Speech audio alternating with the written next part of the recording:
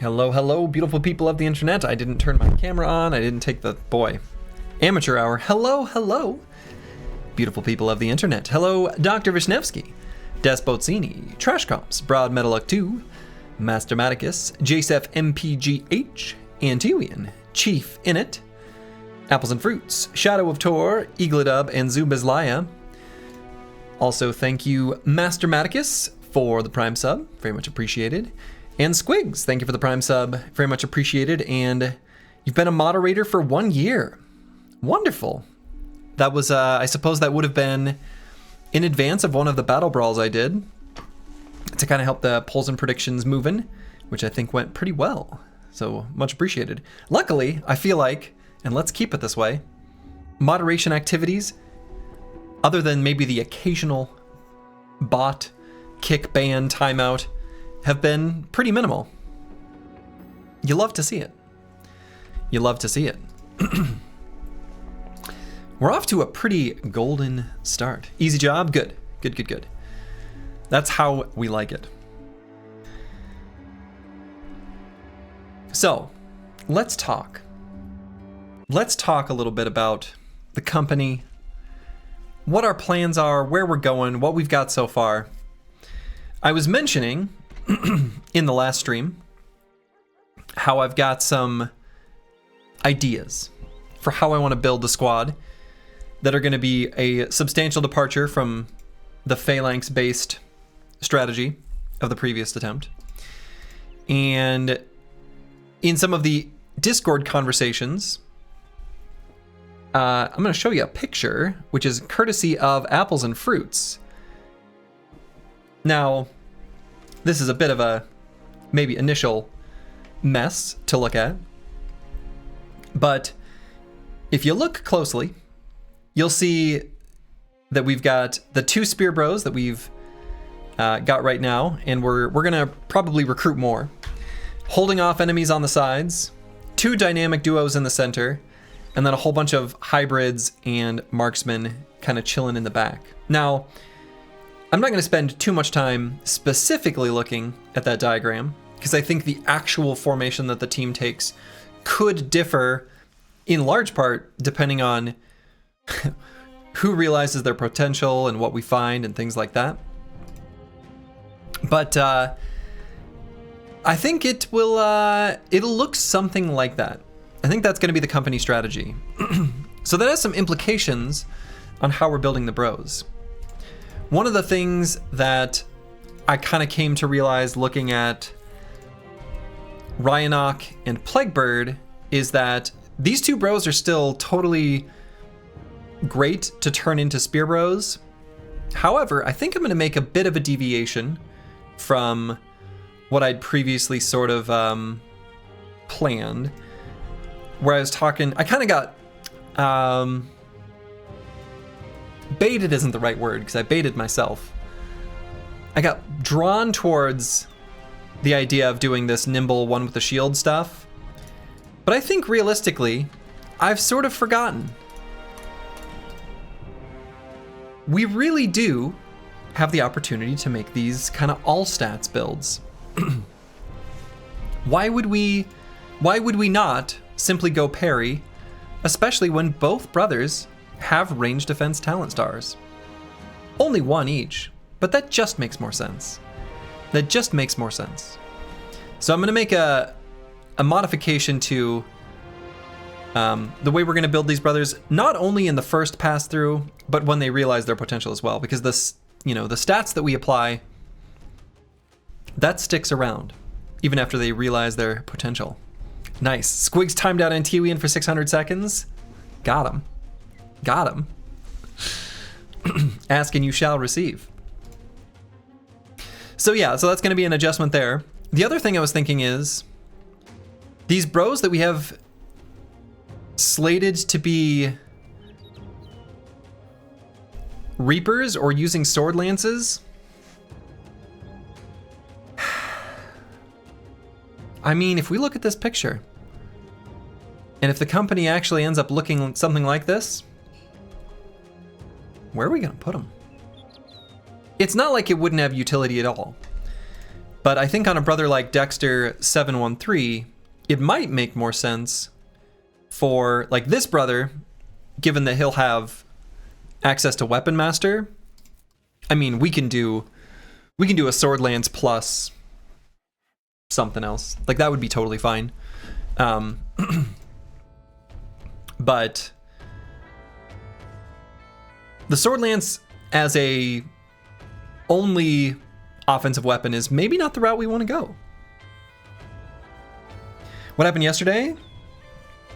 I fell asleep and hadn't had time to watch the VOD. Good stuff. We were able to get a full squad. Things are looking really good. We're off to just a solid start. There wasn't anything terribly noteworthy yesterday. Like, nothing tragic. Just like solid progress. So then like Antiwi in here, I say future Swordlands, but like, I don't know. We might...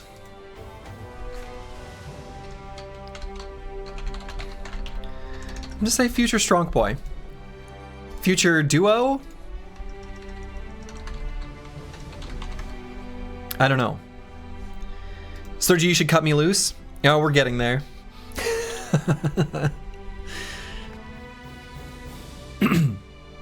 Dexter looks like the perfect bro for the two-handed hammer plus sword lance.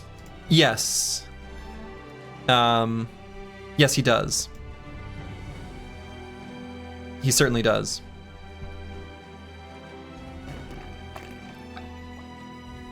Agreed. And interestingly, the way I think we would end up doing it is we would probably do like polearm mastery plus leverage, which would also translate to, after taking weapon mastery, hammer mastery plus full force, and might actually not take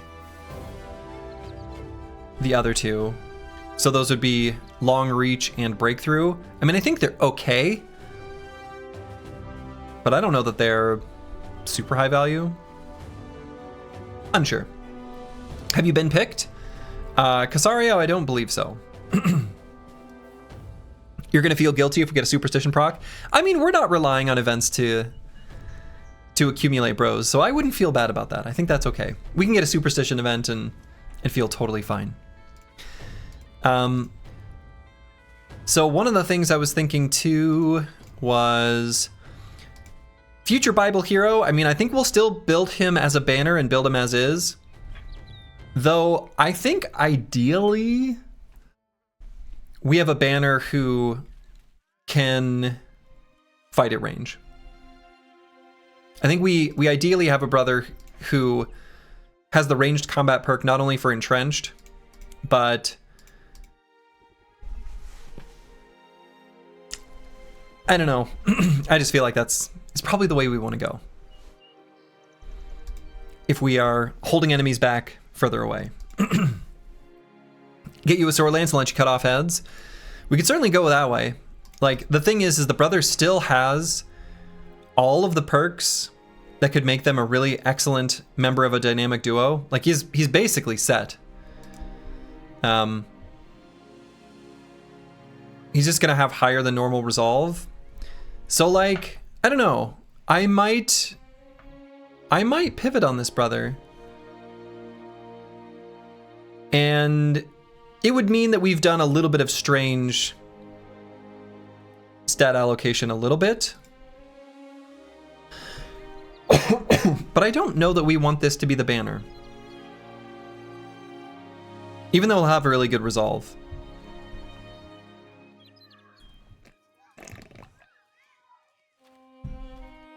It doesn't have Fortified Mind. He also doesn't have Fortified Mind. Yep. Doesn't have Fortified Mind, and also doesn't have heavy armor to be able to take Bulwark, though rarely are we going to find that anyway. So, anyway, those are kind of long-term thoughts. We don't have to focus on them too much. The short-term thought I have, though, is that JSF MPGH, our tempo thrower, I think we've found some really golden boys. We've found some really strong brothers. And I think that might mean that it is time to sadly let this brother go already. Because I think we've got a deep enough roster with 4 bros in reserve that are kind of ready to fight. And probably some more coming up. I mean, I would expect. So I'm actually gonna pay him for compensation for the brief but excellent initial tenure. That also gave us a level. So, thank you, JSF MPGH, for your service. And that made Chorus level up, which is kind of nice.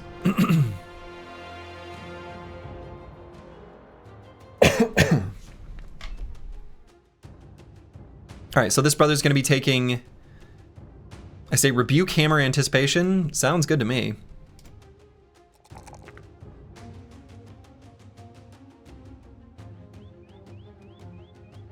And probably still do melee skill. If we roll a max roll, I think we take it. Used to have to work all year for that kind of gold, no problem. I mean, right. One more thing Darkso mentioned on the Discord, we do have the opportunity to see a bro with a leadership perk group, although it's very rare. Yeah, so we mentioned it was what, like a 3% chance? We have not seen it yet, which feels unlikely given the number of bros we've seen. But yeah. 3% for Cripples. Was it just 3% for Cripples and then 0% for everyone else? Yeah, that's what it was. So certainly rare. I don't know that we'll be able to make use of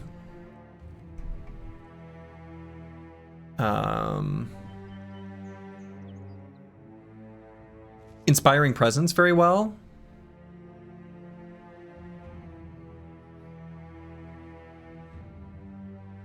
But I do think we'd like to have that be a banner with Rally, because we still do want a bro with Rally. So Decisive is also really nice.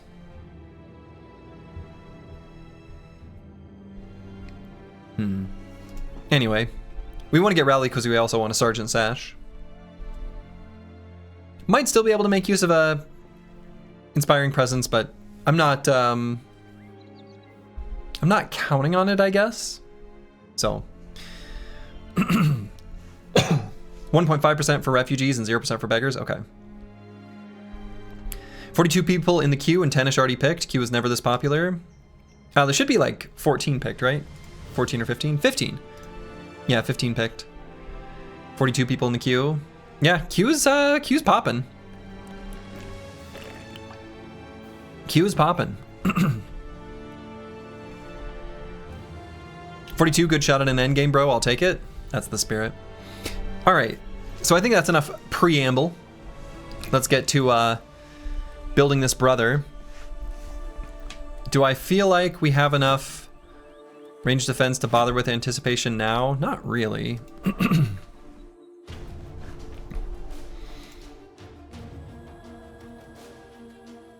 This is a fun challenge because you get a lot of the chat into the team. Yes. Yeah, we do. Which is fun. I do like that quite a lot.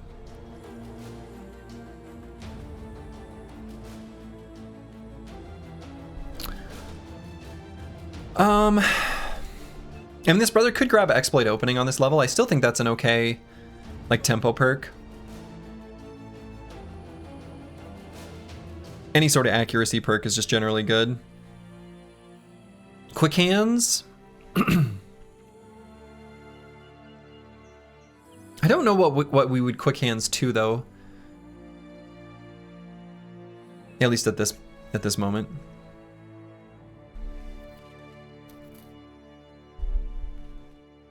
And I don't really care about any of the weapons specifically. I think I might just grab exploit opening. It's kind of the only one that like does anything. Yeah, let's go ahead and grab that. Pretty happy to take that. And then on level 6 on a bunch of bros, we're going to be taking Student to help us with our final build. All right, so we just got here in Rothen. I think we just completed a ambition, yeah, to gain friendly with a place. Is there a new theme this time, or are you going to try Phalanx again? Oh yeah. So for those who may have missed it, this is a picture courtesy of Apples and Fruits from the Discord. But I think the team's going to look a little bit different, where our plan is going to be to utilize dynamic duos, spear bros, and plenty of ranged and hybrids. I love this community. I know, right? You know, normal stuff. Totally normal stuff. Normal stuff.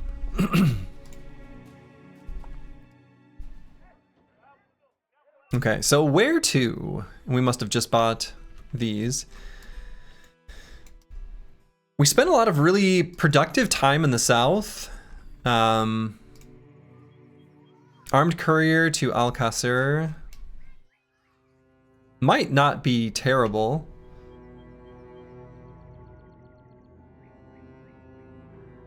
We just completed some contracts at Steinhaven and Weissenstadt. So we could accept that contract, go to Steinhaven and take the boat to Weissenstadt and then walk it down. It probably doesn't pay that much more than we're gonna have to pay in travel costs. Still an okay price. Let's do it, and maybe we'll just explore through this area of the map. No, we're not that strong yet.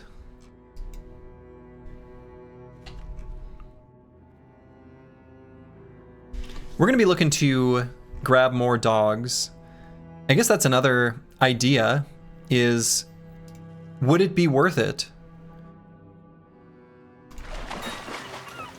Boy, ambush trade routes, ceremonial season. I think we want to sell the dyes here if we can.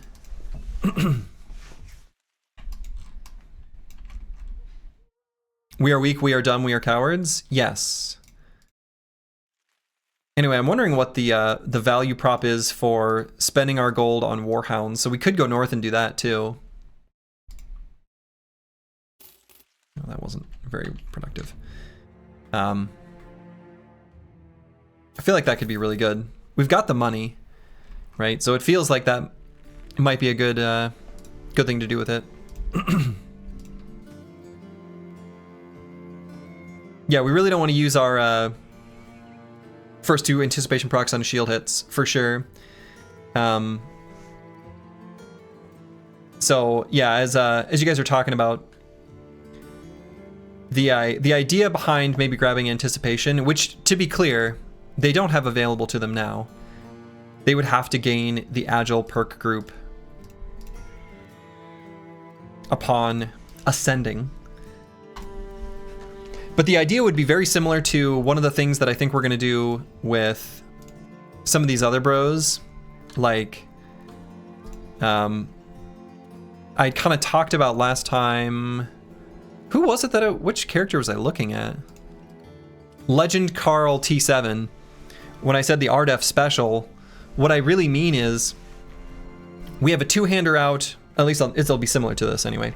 This brother's going to start with a 2-hander out, eat the anticipation stacks, and then swap to a 1-handed to gain the defenses from parry. So it's a way of using range defense to its full capacity. Special tactics. So you should hire the cartographer first. Yeah, I think that's going to be the plan. Cartographer is going to be first, but we just can't get a retinue member quite yet. We're close. This guy's homeless, you would think. But no, he doesn't count.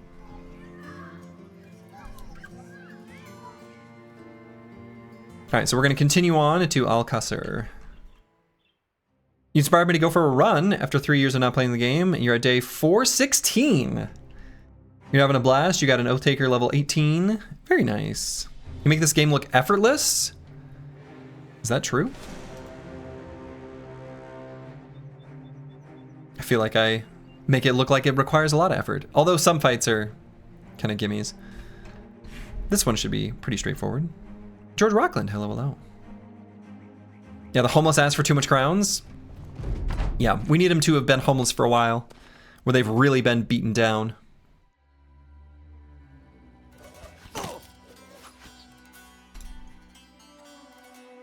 Alright, so we're going to be doing a very similar thing to how we've done like many of the fights so far.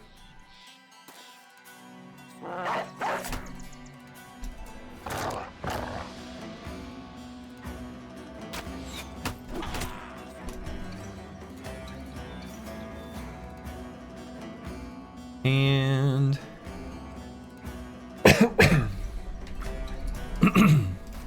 we'll just go here. Is single hand duelist a good build, or do you just think it is? No, that can be fine. I assume you're talking about vanilla. But yeah, duelists are a thing. Using an axe, sure. The specific weapon isn't terribly important. Like it's similar no matter how you do it. There's your problem, axes don't shine. I mean, they're not very exciting, but they still work.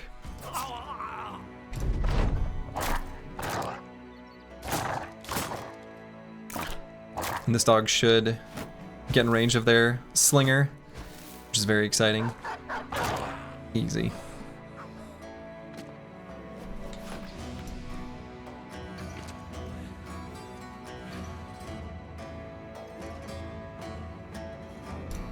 And I don't think we'll be able to dagger this guy's armor down, but we'll try.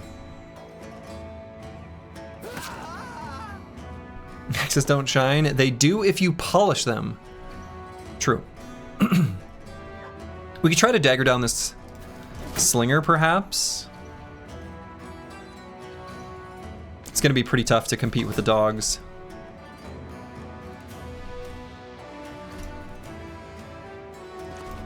We can also have Slurgy try to get him in the head.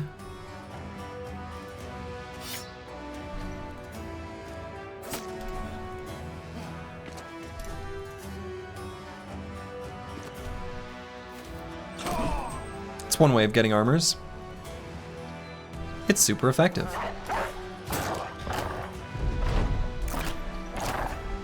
You're a dwarf at heart. If a game gives you an axe option, you're taking it. The bigger one, if two choices, but in Battle Brothers it hurts. Honestly, in most games, that's a good choice. In most games, when in doubt, axe it out is a good philosophy.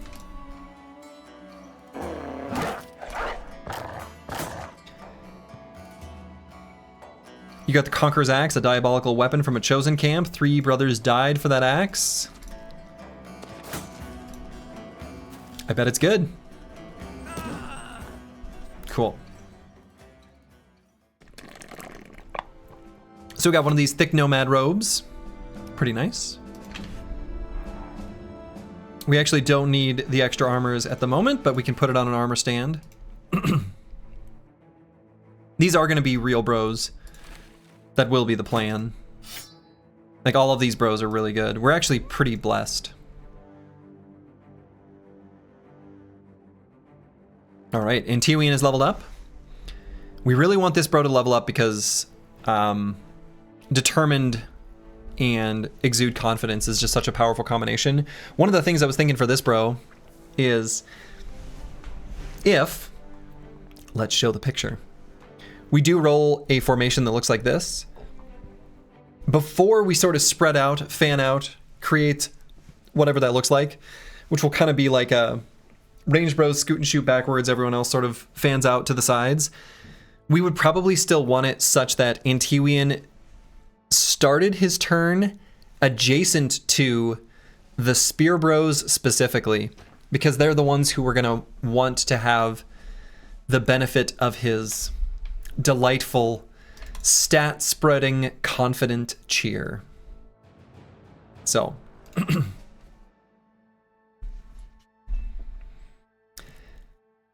How are you today? Are you still alive with a moderately good bro? Corvus, you are still alive, and yes, you do have a moderately good bro. I think this bro is actually quite good. Iron lungs on a cripple, no way. Yeah, so he's got iron lungs, but that's not even the part of this bro I care about. I just love this determined. It's very good.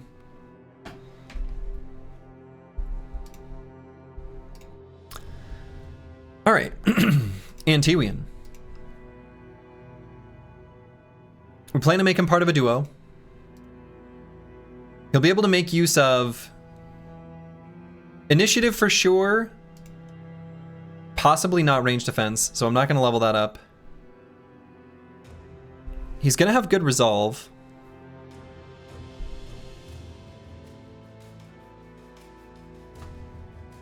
You need some answer for your question. What situation you willing to sacrifice a bro or 3 to guarantee a famed weapon or armor? I mean, I can't answer that in a vacuum, though I feel like there's obviously like a calculated risk of some fights where you might lose bros to get named gear, but generally speaking, if you feel like you're confident you're gonna lose more than one brother, the fight is just not going to be worth it no matter what the result is. Hammerer bro, Icy Cave. Could happen. Yeah, so let's just grab the resolve melee defense melee skill.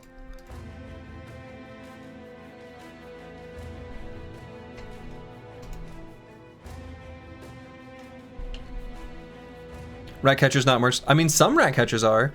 The thing about losing a bro is it's not really about what their background is. It's about, you know, not only their stats, but what level are they, right? So if they're a meaningful part of the overall power of your squad, losing them hurts. Okay. So let's probably do this one. Let's set out into the wilderness and take out a camp. I think the probability of us finding like a weak, piddly little camp and being able to take it out is reasonable.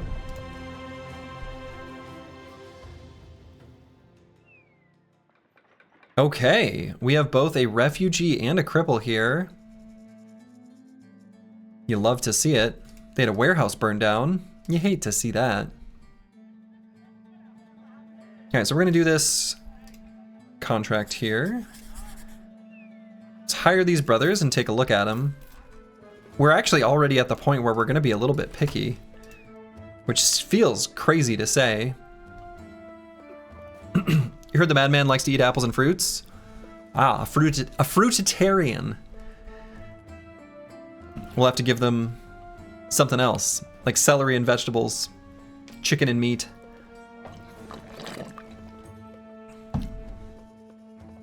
Something like that. Do nomads get dodge on day 20? No, nomads just start with dodge in this mod. So even cutthroats have dodge. Strawberries and nuts? Whoa, whoa, whoa, whoa, whoa. That doesn't make any sense.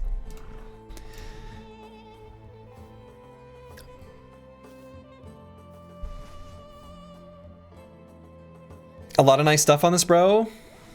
There's some nice stuff, but I'm not sure.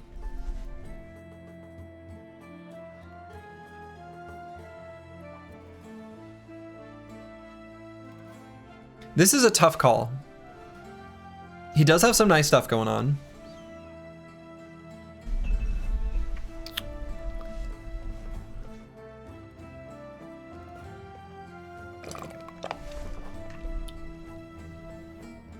Training up a dastard isn't that bad, but since we are going to be able to do some stuff with Antiwian, but looks like a parry defensive bro. I mean, it does. It does.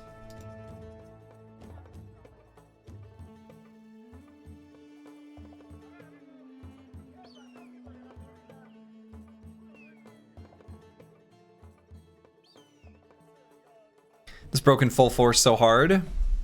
This bro can full force pretty hard. You did not expect to see one of the dregs get a Fancer perk? That's just crazy. Yeah. Yeah, caffeine here.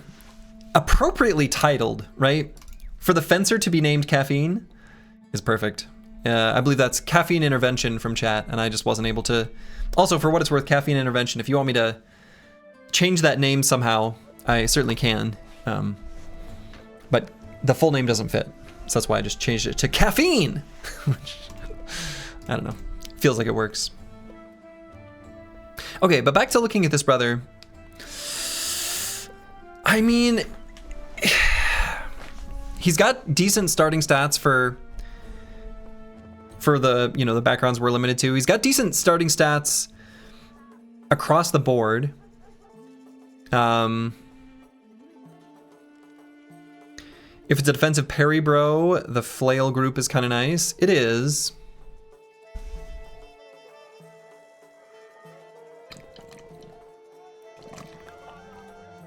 Fatigue is his best stat. It is.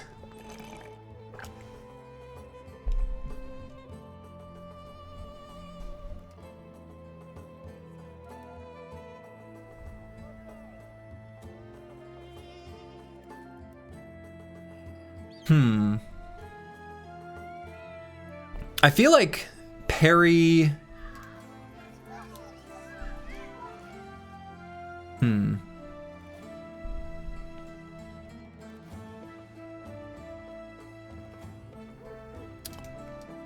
Yeah, he's not gonna have duo. Only one bro from the duo needs duo. Right, only one of the bros from a duo will need the agile perk group, so it's okay for us to consider bros that don't have it, for sure.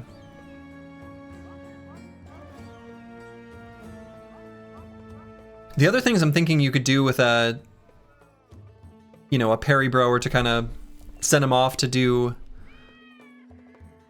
edge of formation, tanky type stuff. I don't know, things like that, but it kind of sucks because we're not able to do that because of Dastard.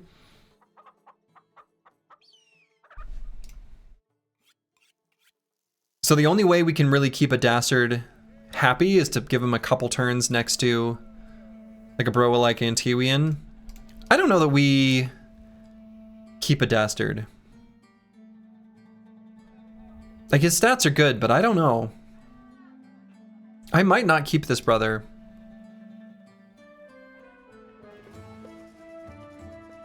Which feels a little bit crazy. Right, we can be picky. The thing is the rest of our squad is actually really good. I think we don't have to keep a Dastard. Oh my goodness. Why did we start with 50 resolve? Holy buckets. Wowza. Whoa. What is even happening here? This bro has 38 HP, but 98 fatigue with 2 talent stars. 50 resolve? What is happening? Max rolls in both defensive stats with a talent star. Low roll in melee skill. Yeah, he's also got team player, which is just fun. What is this? This bro is wild.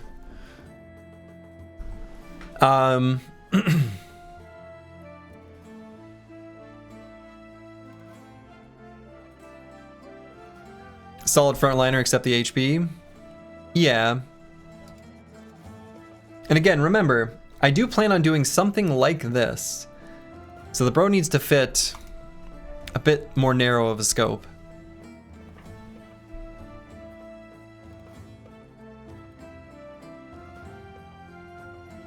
What a wild brother.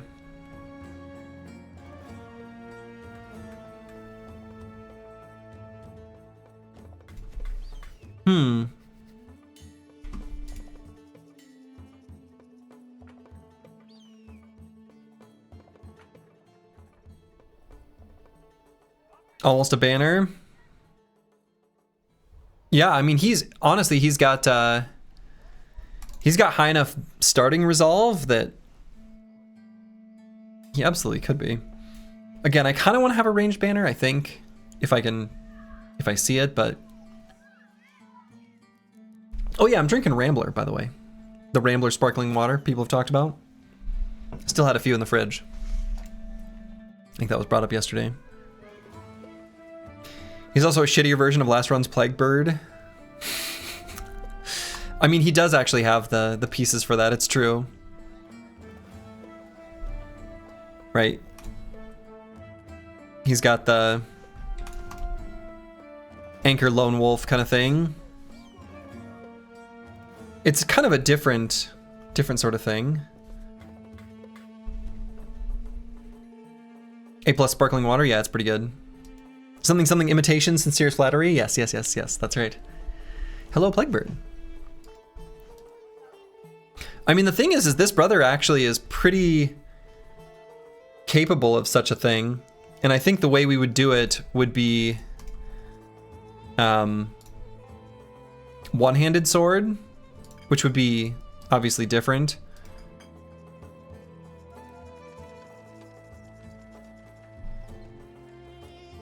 Hmm. 38 HP though is a pretty it's pretty low. It's pretty low.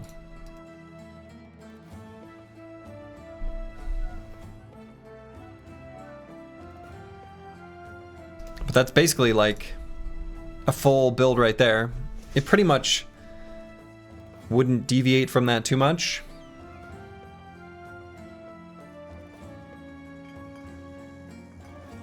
I mean, he's gonna have really good defensive stats.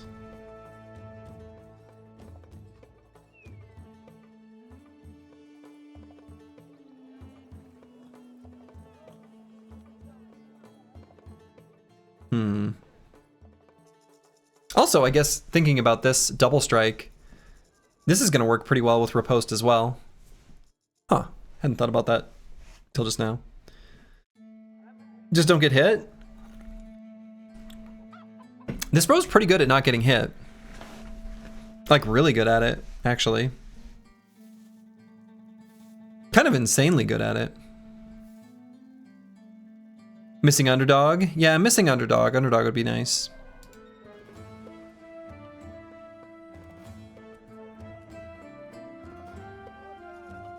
This is just a really weird brother. Kind of hard to assess.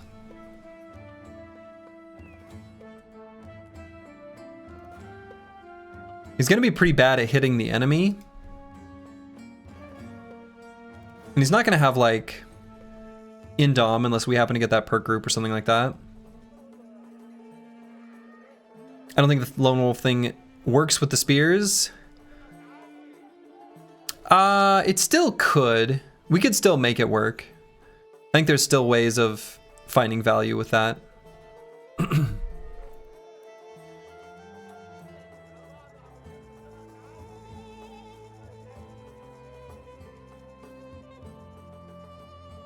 It exists. I'm just not sure if this bro is destined for that. Fast adaptation. I'm thinking about like what is an example final level 11 build. Obviously the first pass through we would grab like fast adaptation. Lone Wolf still increases melee attack, correct? It does. Yep, so Lone Wolf gives a 15% more bonus to melee skill, range skill, melee defense, ranged defense, and resolve. Which is good.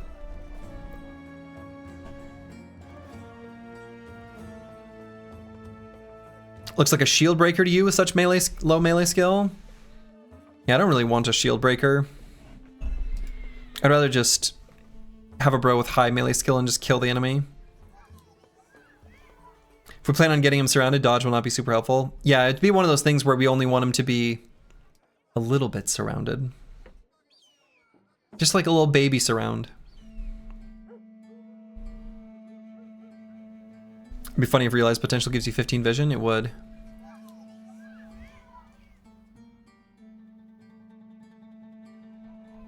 Again, we can be picky. Like if I don't think this bro has a a solid standing for the future. I can get rid of him. He's going to be hard. The problem with a bro like this is even if they can end up pretty good, when they have low melee skill, they're really hard to level up, and they're kind of a liability. It gets a lot better with the plus 15 flat to make up for low values, but when you've got to level them up, it's tough.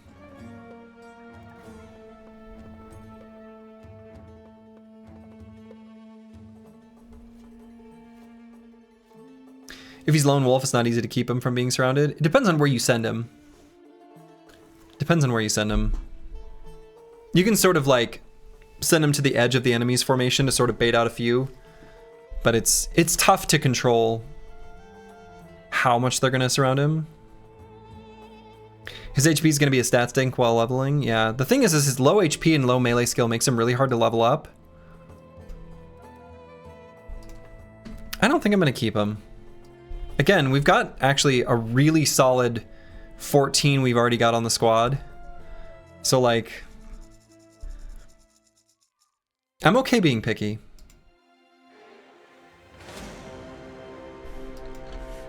Plaguebird got surrounded by those Orc Young pretty easily. Yeah, that was Commander's mistake.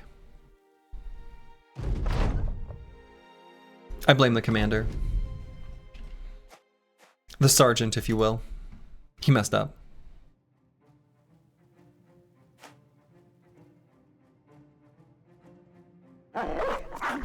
Next challenge run, 12 lone wolves. I mean, that would be something.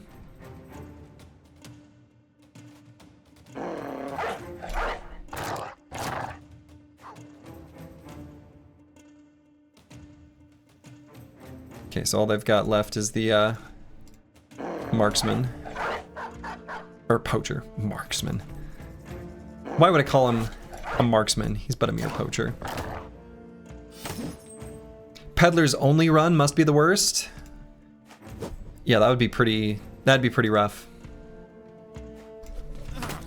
Your chance to hit basically everyone would be very low. Bonk.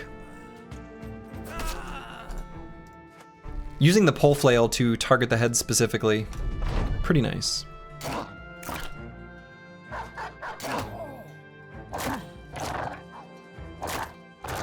Captain is your in-game title, isn't it? Yes. I think in some of the dialogue, I think that's right. I think they refer to you as the captain. Pretty sure that's correct. What kind of bow do you have? That is a boondock bow that we got from a goblin.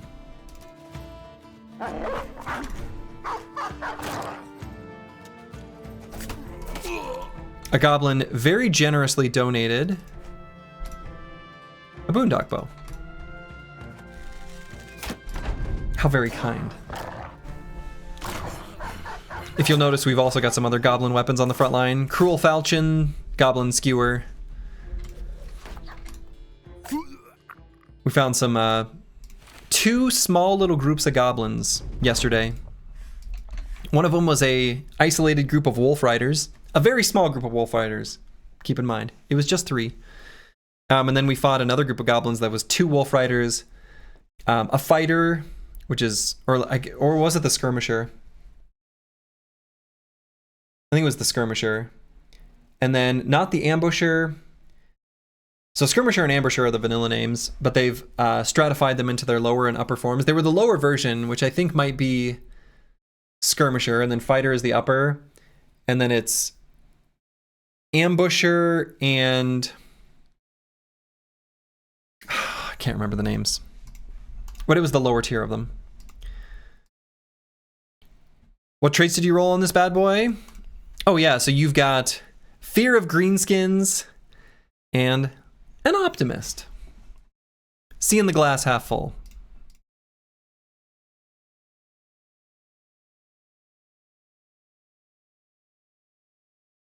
Okay. Dexter 713. Now, this brother is going to be so good.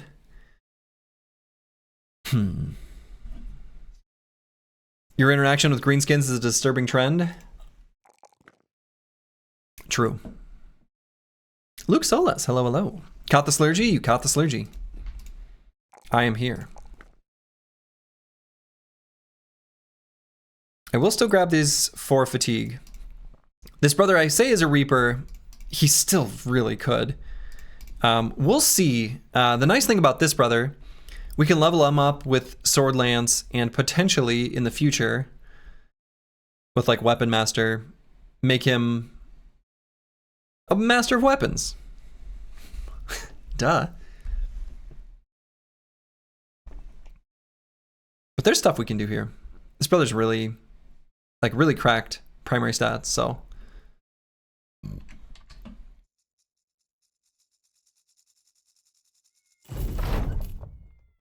Okay. Escort caravan to Steinhaven. It's not too far. First donkey upgrades 5k? Yeah, it's 5k. I think what we want to get first is our first follower. So let's see. We also can do some raiding. I actually already feel like raiding this northern faction is probably totally a reasonable idea.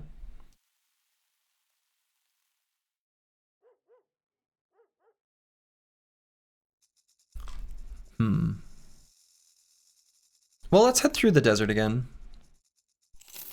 These fights against the cutthroats have been totally fine. Aha. Now I think that Tell Me My Fortune, old woman, can get you a named dagger. Only if it's day 16 or later, which it is. We have a 20% chance of a named dagger if we choose the first option. If we do the second option, we get 75 to 200 crowns. 50% chance of that, but a 50% chance of just getting light wounds. Let's just try for the named dagger.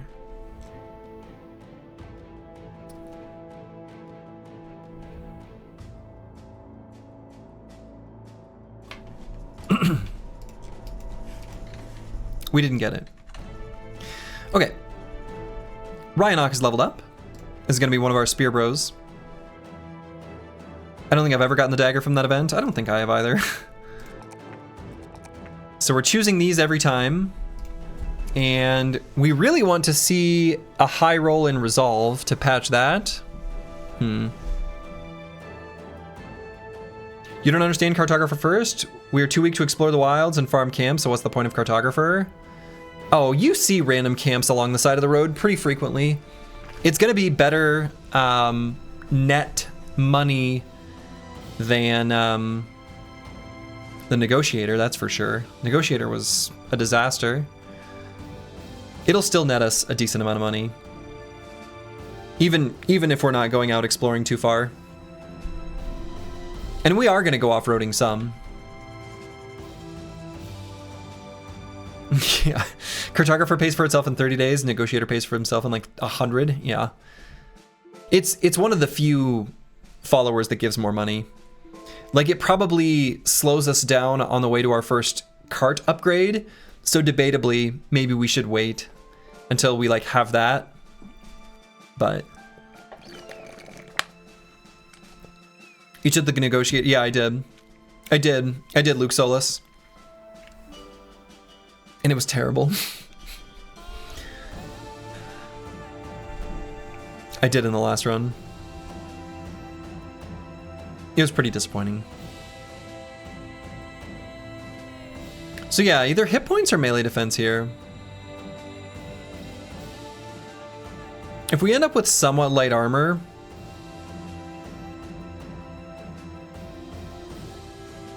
which I think is probably going to be accurate.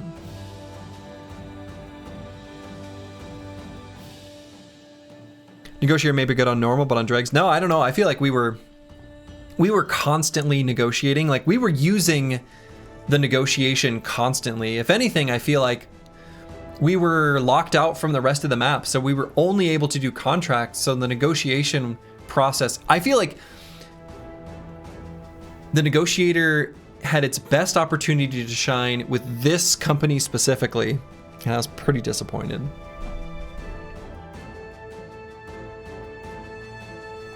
But yeah, I'll probably go with melee defense. Again, eventually I think the bro is going to follow this build. Now that's not how we're going to build him initially. So I've marked in green what our eventual plan is. Maybe I should put that in blue.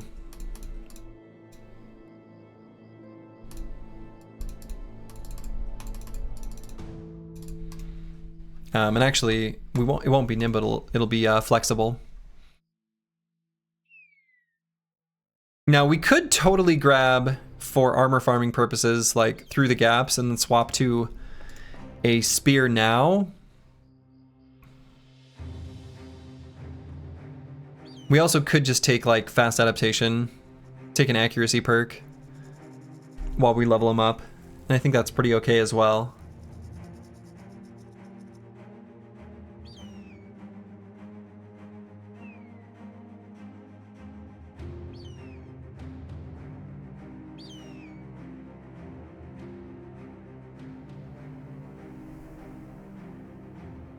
Honestly, even Relentless isn't terrible. That'll pretty often result in double turns against like thugs and stuff like that.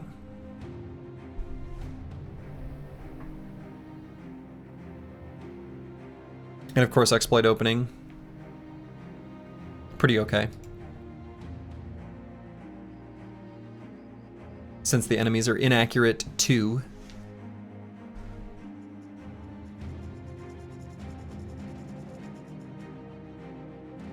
But regardless, I think any accuracy perk is a good idea. Let's go with fast adaptation. I mean, this bro needs it less than others, that's for sure. By the way, working through the win streak challenge right now on Peasant Militia. Oh boy. The tragedy, yeah, Hollow Bones. Hollow Bones. Hollow Bones was a disaster. To put it lightly. Disaster is an understatement.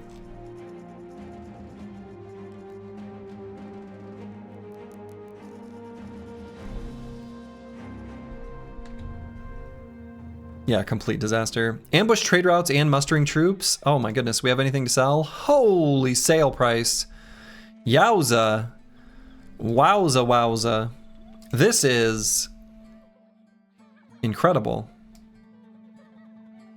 Omar the Hero for 30 crowns.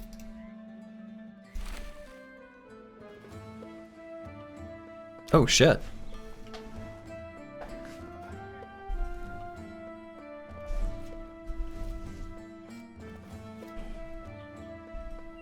Mystic Nemo.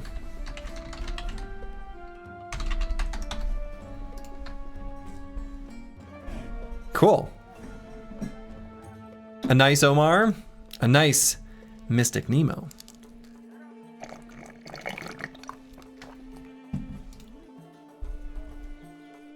Yeah. We'll need to get a different weapon mastery for him later, but that's fine. The Q works? Yeah, the Q's been working. It's magical. Leave the hero part in there. Sure. Yeah, very solid hybrid. Hybrids are kind of what we're looking to add to the squad. It's sort of what I'm thinking. If we're going to use Spear Bros to keep enemies at bay, we can use our ranged brothers to pour out damage. This brother's pretty good.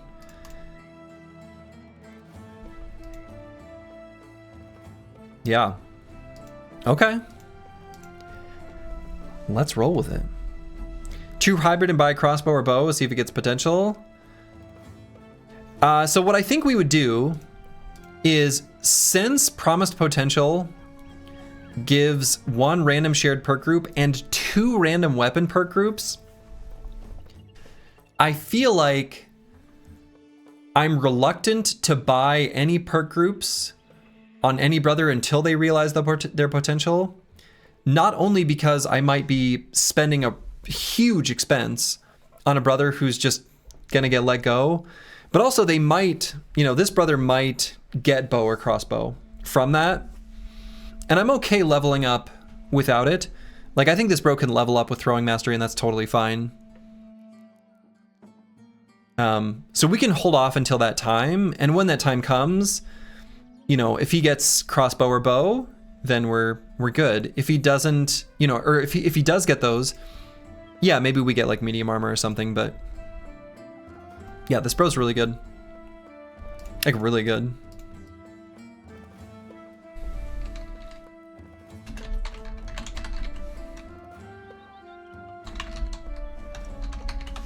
We'll leave the hero title. It's a nice title. And it's funny because he actually low rolled his resolve, so it's a completely average, like completely average roll actually. His secondaries are fairly average, like base. Honestly,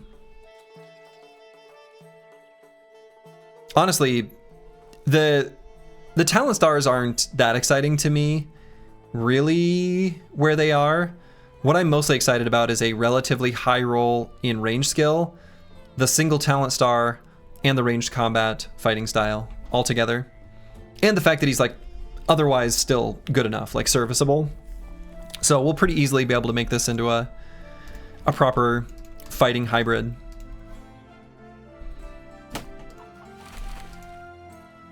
You love to see it.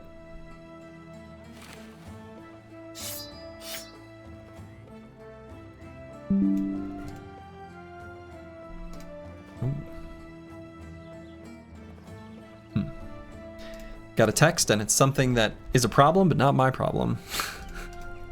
Okay.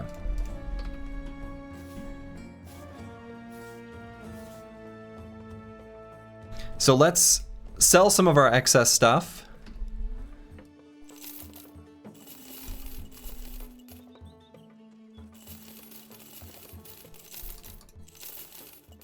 Not very much.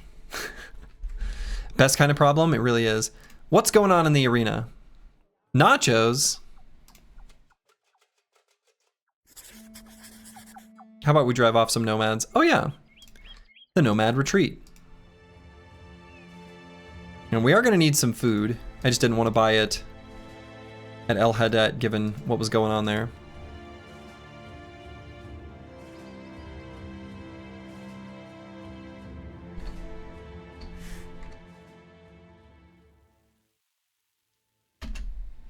Okay, dusk is denied.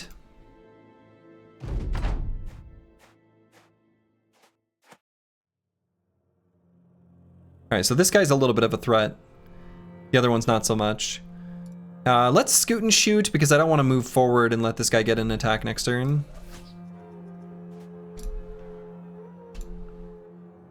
Nacho problem? Nacho problem.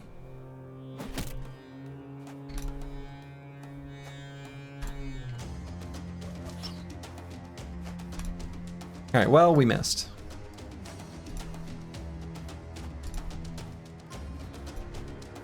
Looks like that's gonna be, yeah, I was gonna say. 2 slingers. Alright, get up here, nerds. Don't make me come to you, I don't want to.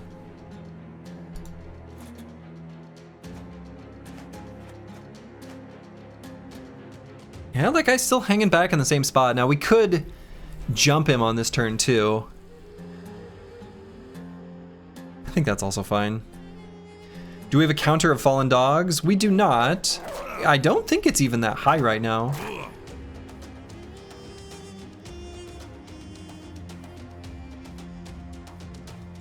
So we could go here and put the dog directly against the cutthroat. I mean, Corvus does have 9 lives, so even if he gets domed, he'll be all right. I think it's like 3. Yeah, so we lost Longfang for sure. We had a bunch of dogs get close to dying, but then didn't quite die.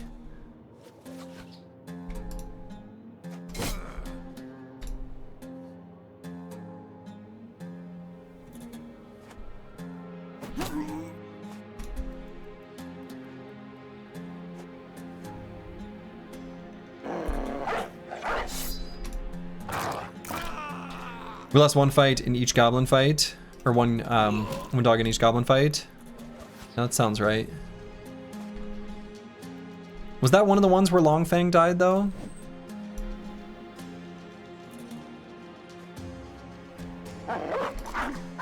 Because I remember The dog's in maybe a little bit of danger.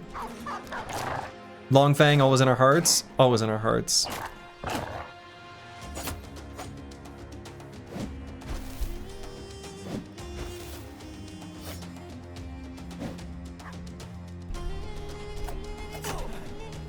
Pretty good dodging.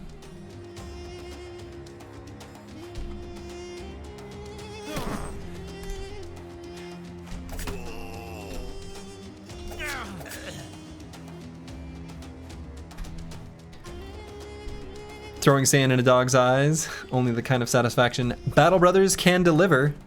It's true.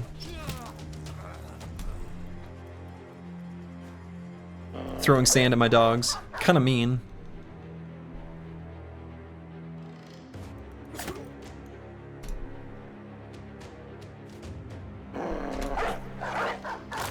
This guy's gonna be crowded enough from all the dogs munching on him that I'm not too worried about him hitting one. Yeah, and I figured that one would probably die between the two dogs that were still gonna attack.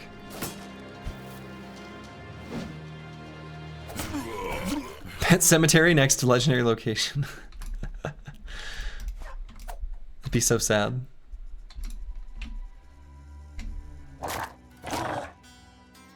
Yeah, and I think the dogs pretty much should be able to take care of him. I guess now they're definitely going to take care of him. Okay. Very nice. So we did get another one of those sticks, these reinforced wooden staves. They're pretty good. I think because Future Bible Hero has long reach, I'm going to keep using this pitchfork though. So let's get Polearm Mastery. One tempo purchase we could make would be to grab a Sword Lance.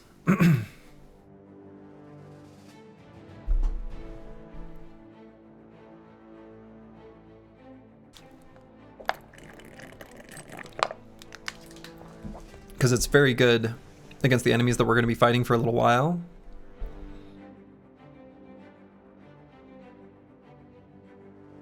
It would be cute if you could give dogs little helmets. If dogs could wear cute little helmets, that would be ideal. No idea what Overhype is testing, but you're hoping for a new legendary location. Here's the deal.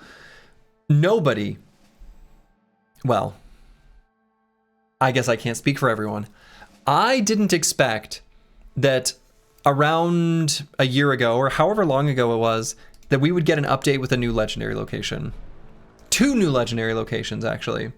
That was completely unexpected. So I'm very curious what's going to happen here, like with whatever update that they're, I think, pushing out tomorrow. Modding communities, beware. Okay, so here's the tricky thing about Future Bible Hero.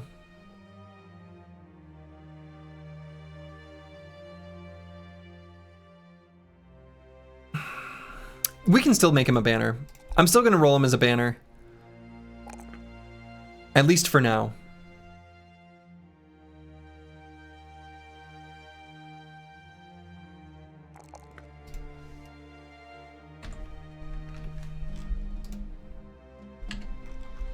And we'll see what happens in the future. He may end up pivoting. And we may end up picking up a different banner. But for now.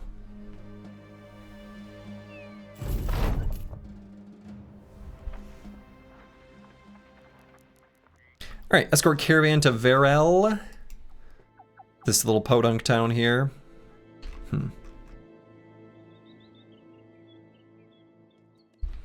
Take inspiration from Menace and add machine guns. They might. Anything's possible. Alright, so we should buy a little bit of food.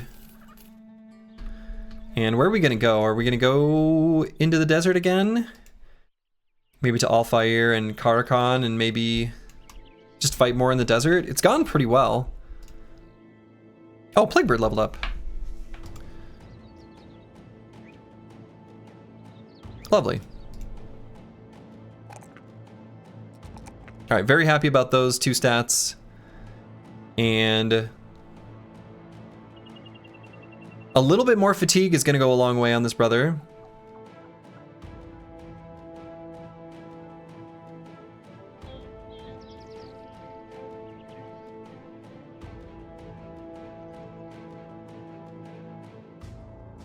We also want resolve here, but it's a +2. And did I? Yeah, I changed these to a blue color. Let's do that here too.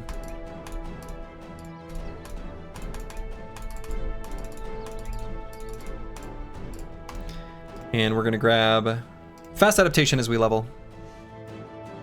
Same idea as Rhinoc. They're gonna probably end up doing, they have the exact same perks available and fairly similar stat lines, so they're probably gonna do basically the same thing each level. True bros.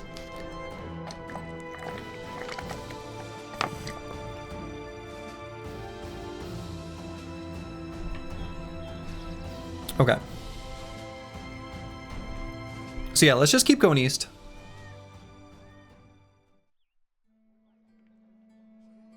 Yeah, still just nachos in the arena. And it's probably enough food. It's probably enough food.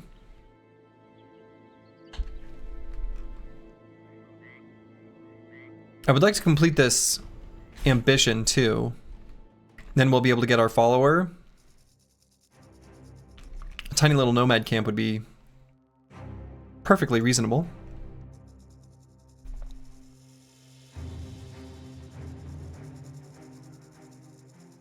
Armed courier to Hewland. See, now that might be reasonable. The armed courier to Hewland, and then we walk through the desert in this area looking for... Maybe we go up here, sweep up, and then go left and look for a little camp on our way. Gets to travel through some wilderness-ish areas. We can take a look at a cripple. See what we got here. Oh, man. Yeah. Oh. Alright, so we're keeping this brother, and I've got a couple different ideas. Luke Solus. You're in. Alright.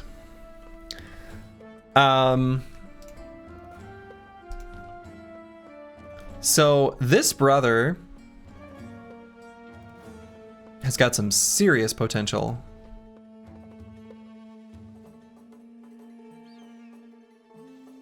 This brother could be two different, there's two totally different routes we could take with him.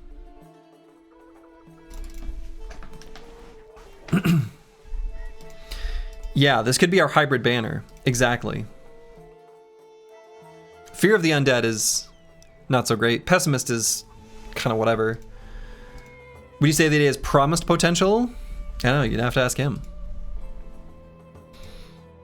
So we have our potential either just straight up hybrid, where he'd be totally fine, totally serviceable, totally great, or we make our hybrid banner. Does he have fearsome? No, where does fearsome come from? Fearsome comes from vicious. Fearsome would be super sweet on this brother though. That would be ideal. And I would take that. But unfortunately it does not. Also ideally, for a ranged banner, it would actually be throwing as one of his weapons. But we could also perfectly reasonably take ready to go and keep 2 crossbows in the pocket. I think that'd be pretty alright. YouTube changing the font on phones, and this triggers me. Anyone know how to change the font on YouTube? No, I do not. I didn't know they changed it. Sometimes they'll roll out like experimental features to like a small subset of users.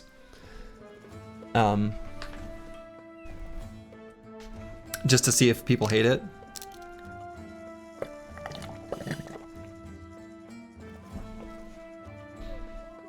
But yeah, Fearsome Gunner after Potential would be pretty cool.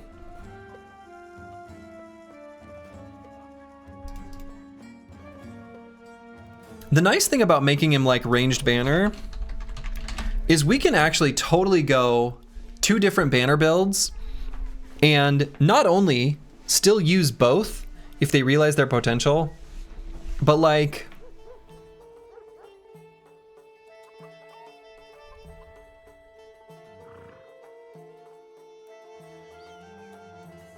yeah, I don't know. It's nice to have the insurance.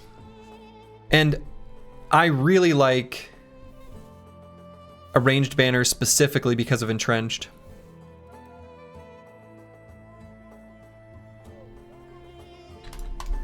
Yeah, all right, great. Throwing is nice for the smoke pot option. Yeah, throwing is nice for, I guess I forgot, I left an incomplete thought there. 1, it's good for slinging potions, the smoke pot specifically, but throw in a daze pot, stuff like that, still really good. And the other option is that you can, with Throwing Mastery, which I guess we'll have to pull up here. Once per round after you use a throwing attack, swapping any item becomes a free action. So you can start out with the banner out, swap to a throwing weapon, throw twice, then swap back to the banner. Your first swap can become free because of hybridization. The second swap becomes free because of Throwing Mastery. So you can always have banner uptime and yet still throw twice. So, hear me out. Shapeshifter legendary location. Every time you beat current form, he transforms into an elite champion orc / goblin / nomad / beast and so on.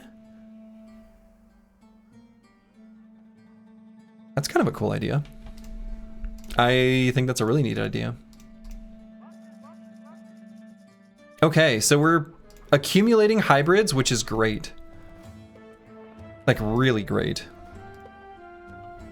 Like, really, really great.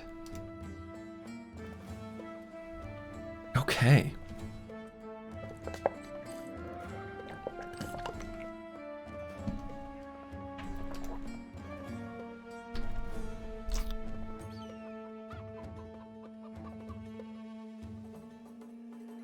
Tools are cheap here, food's cheap here.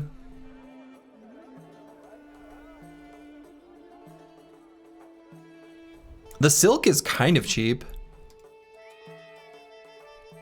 Bonking stick over pitchfork? You know, since we've got long reach and polearm mastery, I don't think so. I like being able to use, or like give bolster and improve the accuracy of allies. I think that'll be better than the stick. Otherwise I would, for sure. Has anyone died yet? Yeah, early on. We lost Erico. And actually, days 1, battles 1, kills 0. Dealt no damage at all. And just died. Left quite a legacy. Yeah, unfortunately a little anticlimactic for that brother. Yeah, sorry. You were kind of a Chad Star of the last run. It can't all be like that. Traded his life for a pile of high quality copper. Yep. Actually, I wonder if I'm gonna take that adventure. I wonder if I need more food than this. We should be okay. Oh no, such a loss for the company. Anyways. I mean, a little bit. Alright, I guess we're not seeing any footprints up that way. I guess I shouldn't have expected to. He will come back on the battlefield under the banner of a necromancer in the far future. Actually, wouldn't that be something? That actually could have been a cool feature for the Undead Necropolis. Which maybe it is there, because I've never done the fight. I'm pretty sure I'd know about it if it was, though. That they add the brothers from your obituary into that fight. Foul Tangle, no thanks.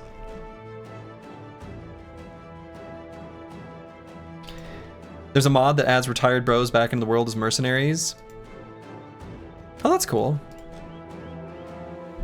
Lost King's Castle. You know, the whole discover a ruin or hostile camp and destroy it. This isn't what I had in mind, in case you were curious.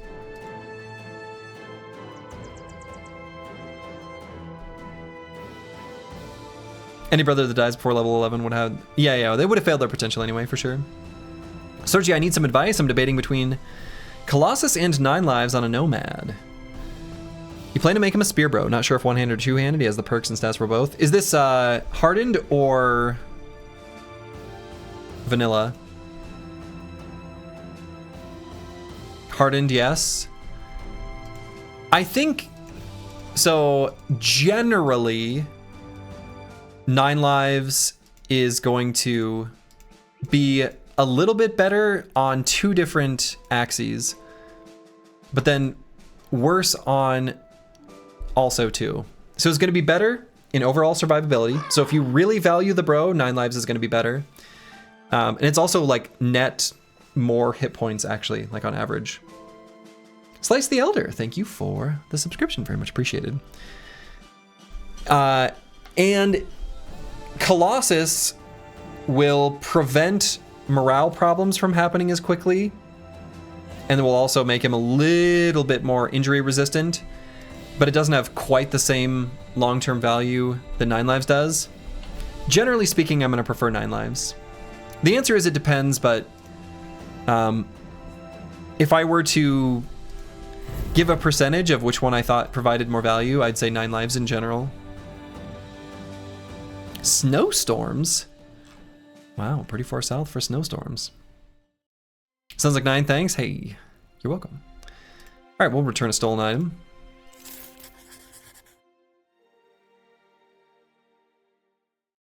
When in doubt, survive once per battle.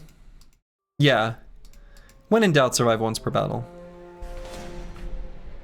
All right, this is a fight we'd like to do at night if we can. And I think it's still nighttime. You can leave the 0 off the name if you become a member again. Okay. Okay, Eric. I can do that. You may have to remind me, just in case I forget, but happy to leave off the 0.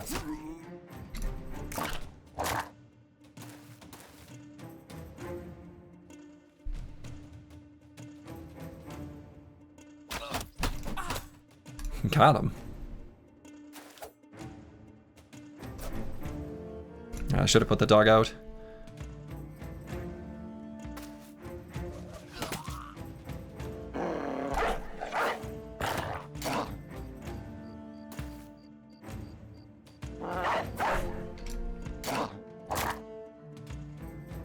These dogs have just been awesome.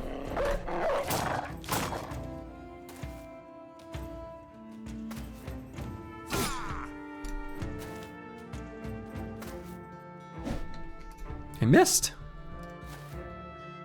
I can't believe I've missed. Oh, Advanced Lightning didn't miss.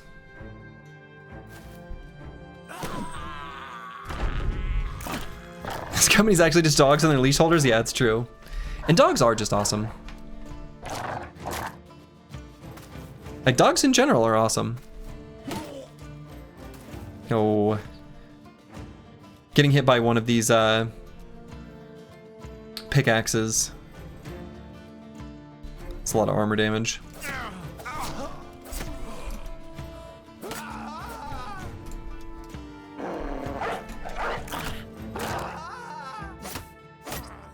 Oof.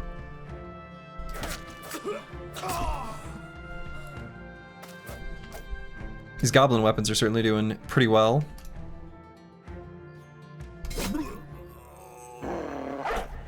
Chihuahuas are awesome. Yeah, Chihuahuas are awesome. Dude, Chihuahuas are such cute, sweet little dogs. Obviously not all dogs, not all Chihuahuas. Hashtag not all dogs. Anyway, but all of the Chihuahuas I've ever personally interacted with have been some of my favorite dogs.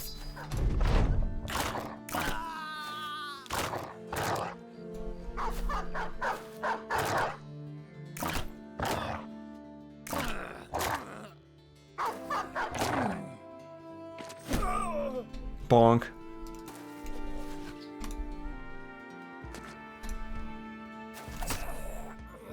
Okay.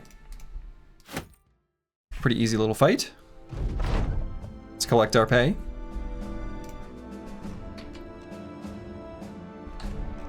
And we're still looking to discover a ruin or hostile camp and destroy it. They're full of hate and go after you for no reason. Also tries to bark random dogs for no reason.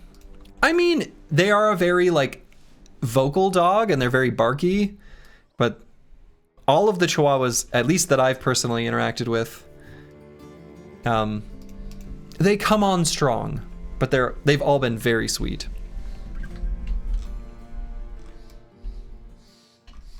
Every dog is going to be different, and you can't always, I think it's not necessarily always true that a dog is a reflection of their owner. Sometimes that's true, but we should be careful not to draw that conclusion too easily.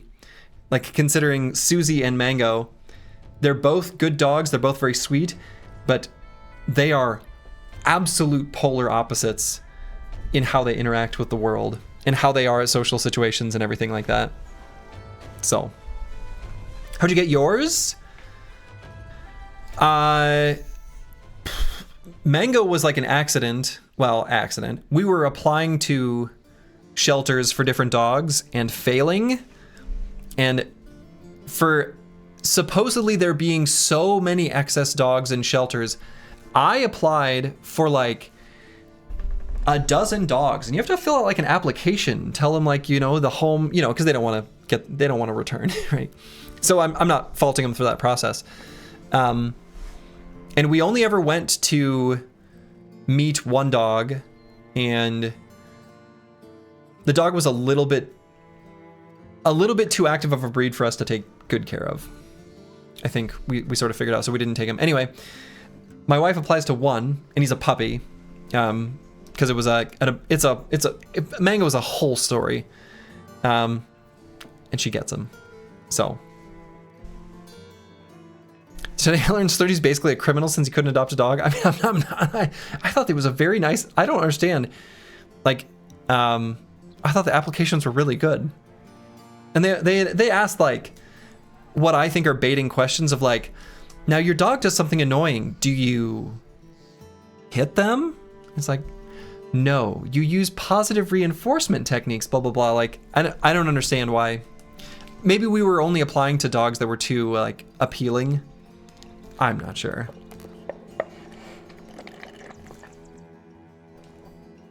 They saw your stream and how you treated dogs in Battle Brothers. That might be true. It might be true. Maybe that is what happened.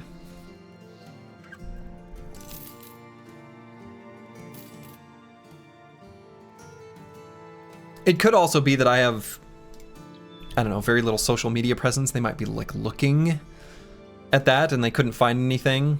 So they're like, nope, we'll go with this other person who we can see posting cute dog pictures on Facebook or something. I don't know. Okay, so I might go exploring up this way, and then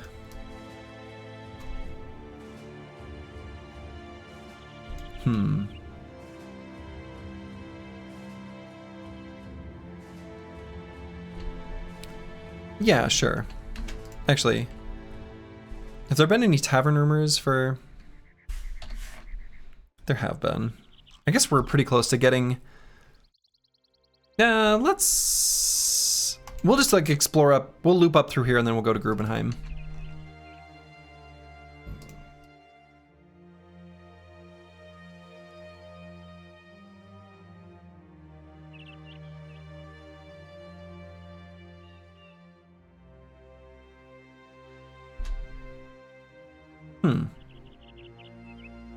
Got more footprints magically disappearing.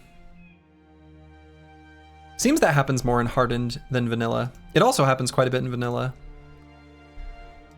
I'd love to see that bug fixed. I would love to never see random like ghost footprints just like walking somewhere. Dark So, if you're watching, if you can somehow figure that one out. I've always found that like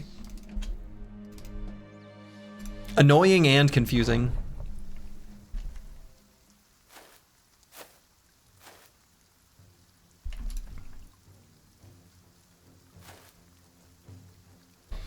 Okay, I think we're just going to charge forward like we've been doing.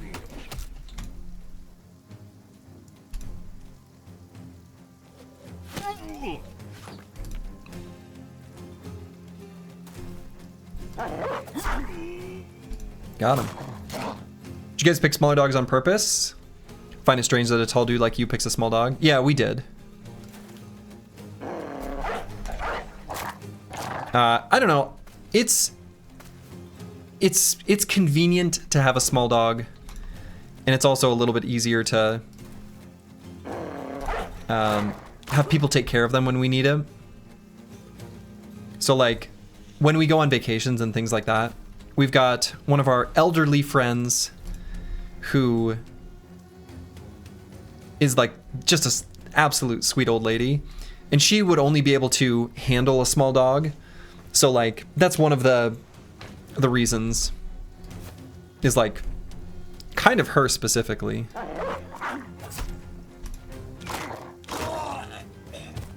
Plus, big dude with a tiny dog is like kind of fun. I don't mind. I'm not trying to be manly, just in general. Like that's not my personality type. You're not a big knower of dogs, but your family's into horses. Oh. Yeah, horse girls be treating them so well, blah, blah, blah. Some horses, especially not castrated, are absolute dicks. They would hurt you if they don't pay attention. Yeah. Horse, you know what's fascinating is that like horse girl is like a thing. And it's a thing. Like it's, I don't know. I don't understand it. But, oh, that guy ran away.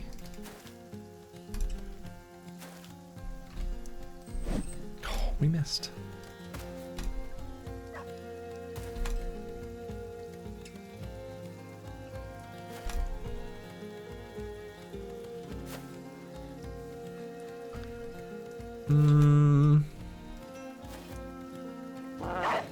Horse girl's not a thing. It's like a lifestyle / cult.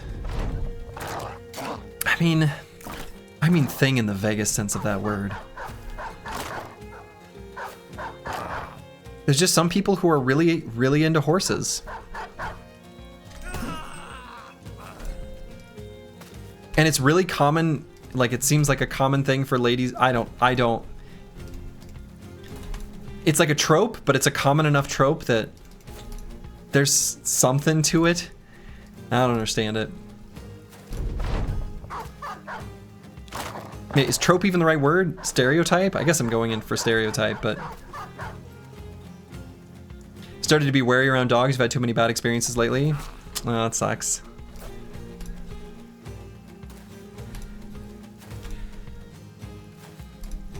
Yeah, one of our neighbors actually... She got bit by a dog somewhat recently. And she was a little bit nervous around like Mango and Susie, even though she sees them regularly. Especially Mango, because he's so excited to see her. He's like jumping and sort of losing his mind.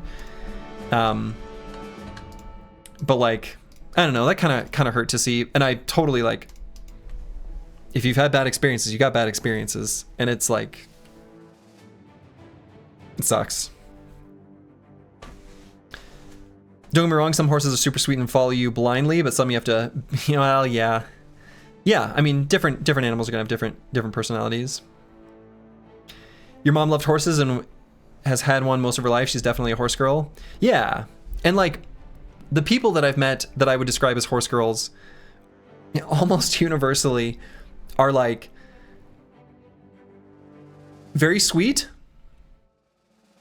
I like them. We have nothing in common, and our interactions have always been super limited. But I've known many.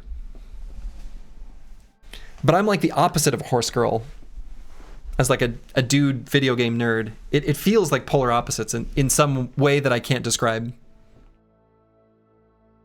Your neighbor's pit bull bit you. Lightly, but still startling. Oh, yeah. I mean, if you get bit, like, you're going to be... That's hard for that not to affect you. So, for sure. Your ex was into horses and 90% of the people were girls, so it's a thing for sure. Yeah, it's a thing for sure. I've never ridden a horse, but at one of my previous companies we worked for, we had like a team building exercise where we went to like a horse stables that does like, I don't even know what they're... We went to a horse stables and we like hung out with horses for the day. It was nice.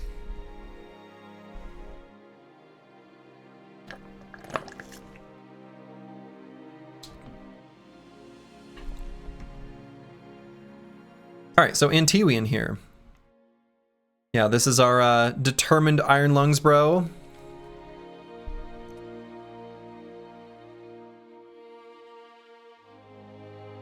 You like to feed treats to the horses, but you're not getting up on one? I think that's a reasonable way to live your life.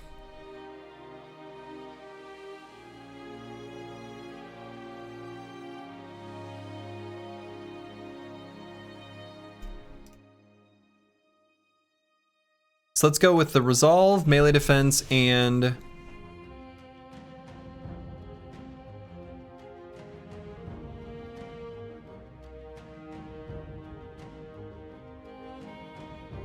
I guess melee skill.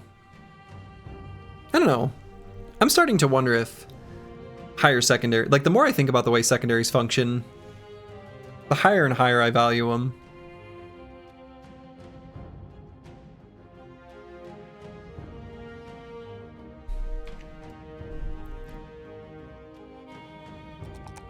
Especially now that I think we're going to go with more hybrids. It makes me want to lean more and more defensively with all the other bros. Who needs to dodge or hit anyway? I mean, right? And so on this level, I think we'll probably just go with Colossus. We've only got 40 HP. Feels like a stray javelin to the face could end Tiwian's career a little too prematurely. So we could trace back where these came from. Determine Exude, bro. Oh yeah. That is a very, very special find.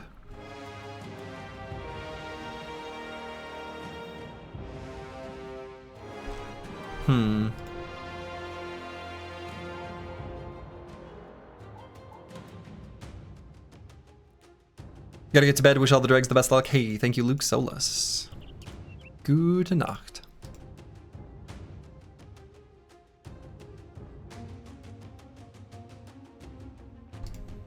Alright, so we didn't find a camp. Oh well. We'll keep mowing the lawn a little bit, just in case. Nope. And we know there's a camp. Oh. Alright. The real Kirby gains a little stamina just by running around. Little bonus stats for the boys. We'll always take little baby bits of bonus stats.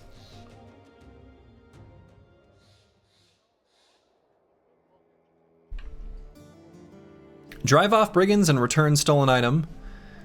Drive off brigands. Bastion of the Exiled. Is that going to be this thing? It is. Okay. So it'll re-roll the camp. I guess that's fine. Good old BS. Bonus stats. Good old BS. Aha. Ooh. Okay. We just had a very, very, very interesting combination of things appear on screen. Generally speaking, in vanilla, there's people who imagine permanently losing named items, and their loss aversion makes them never want to take contracts. Just take contracts. In general. Because the chance of a named item super close to a town is low. However, We know for sure 6 to 11 tiles from here in the plains to the north that there's a named item. It's gotta be here. It's gotta be Bastion of the Exiled. If we were to take this one skull contract to drive off brigands, we overwrite the loot table of that camp, and no longer will there be a named item. So we are not doing that contract. 10% is 100%. 10% has become 100%. Don't take contracts, got it? If you have a tavern rumor that specifically calls out a named item, don't take contracts. That might even be worth taking a peek at to see if it's something we can do. It probably isn't.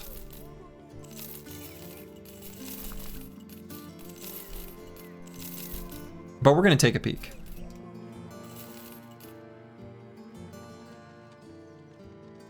Name shield? No, it actually says valuable weapon, so it's a weapon.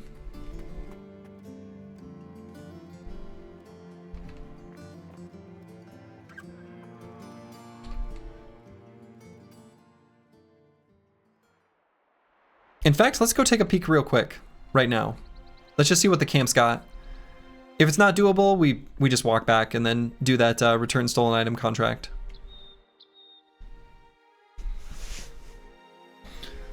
Oh, that feels right on the cusp of being doable, but probably not.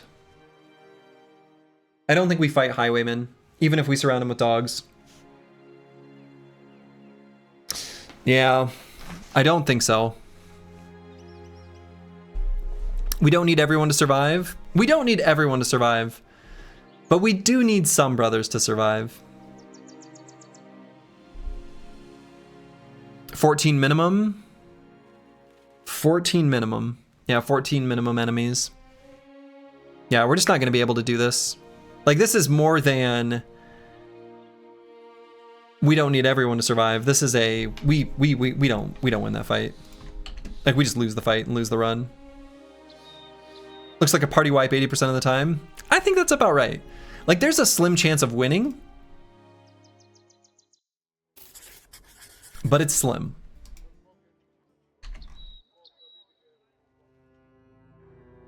%20 is probably, I think that's about right. We have like a 20% chance of winning that fight.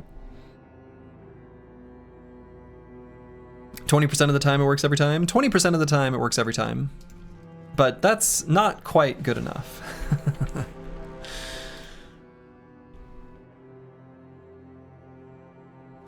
All right, so this fight we kind of want to do during the day, but I don't think it matters too much.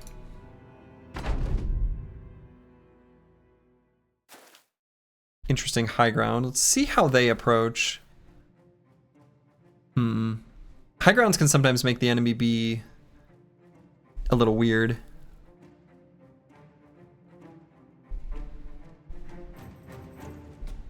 And not approach you in a way you'd want them to or anticipate. Yeah, so we're gonna scoot and shoot here.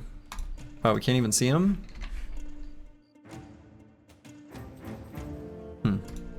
Can't even see him.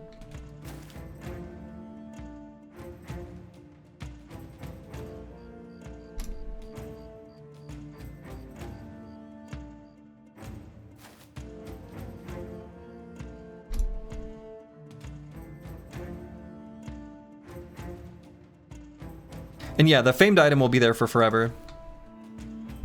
So camps generate their named items like when they're created, and then they keep them for like in perpetuity. Unless you do something that overwrites them. Like take a contract, for example.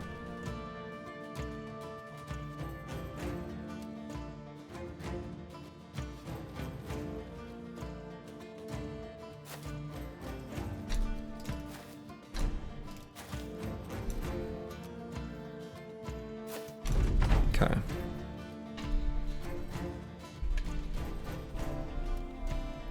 So So one of the things that like people who speedrun the game do is they will generate seeds and like look at the seeds like in debug mode or whatever, and they can know where all the fames items are and then run the campaign, like planning a route. Yeah, camp composition changes over time. Right? Like the game scales up and at some regular interval, new stuff will appear in the camps.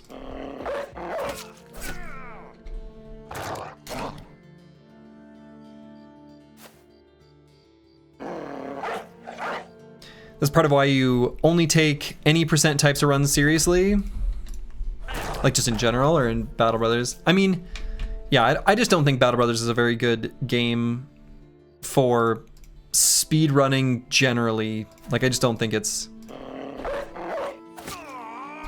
I find it to be more of a puzzle than a strategy game, and I like strategy games more than I like puzzle games.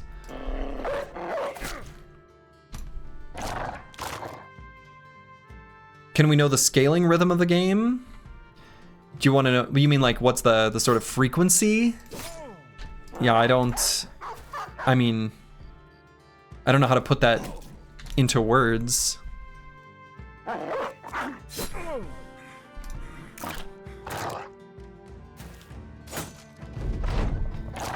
You'd be interested in watching you playing the opposite kind of thing, playing a run on the worst map we managed to generate? Boy, look no further than the Northern Raiders map from the Win Streak Challenge. God, that thing was an absolute nightmare. Northern Raiders with a split map was trash. Pure trash. It was confusing and difficult to get down to the south. And then I think when we got down there, it was like 3 little towns in the southernmost faction, and then just like the southern city-state. And it was awful. It was a really bad start. Like, really bad start. So, Battle Brothers is not a very good game. No. Battle Brothers is a great game. But I agree, I like day-limited challenges. But time-based challenges you wouldn't have much interested in. Right. I like day-limited challenges. I think that works well for this type of game.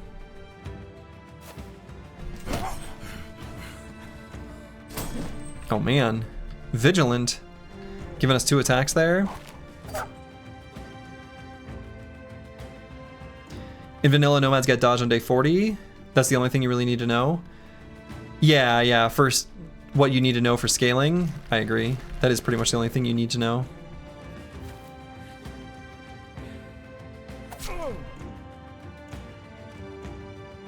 Why does Thursday have 14 AP? Because we saved it up.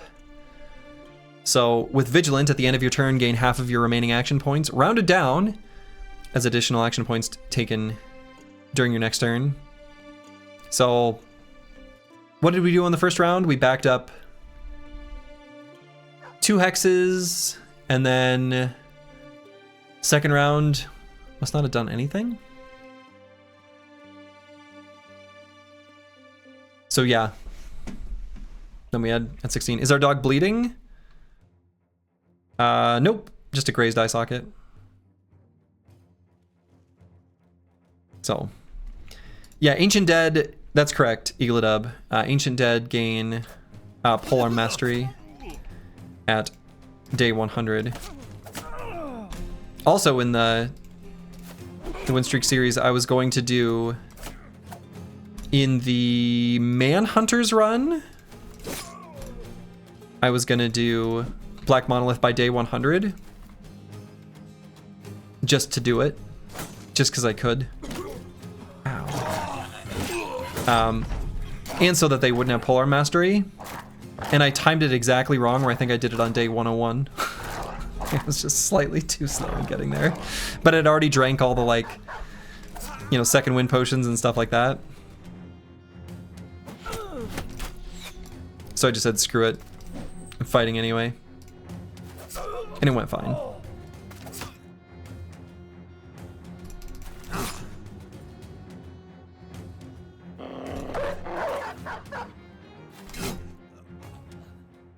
Okay, so we did have a bro get, yeah, Plaguebird. Plaguebird got fractured hand.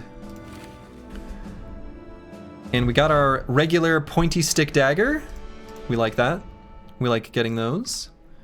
We like that quite a lot. So let's pull out Plaguebird. And we'll put in a different bro.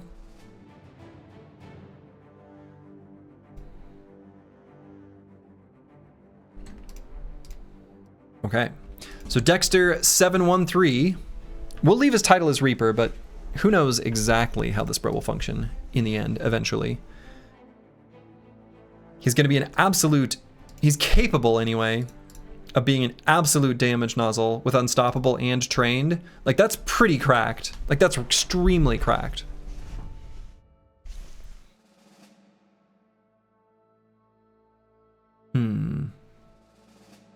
Hello, Dexter713.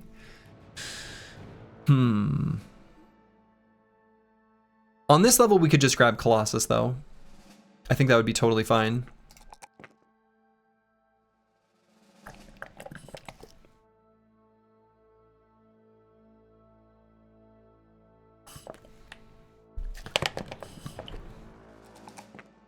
Let's grab the 3 resolve. Now we've got 69 HP. Nice. Underdog Anchor Lone Wolf. Only missing sword for a Postmaster.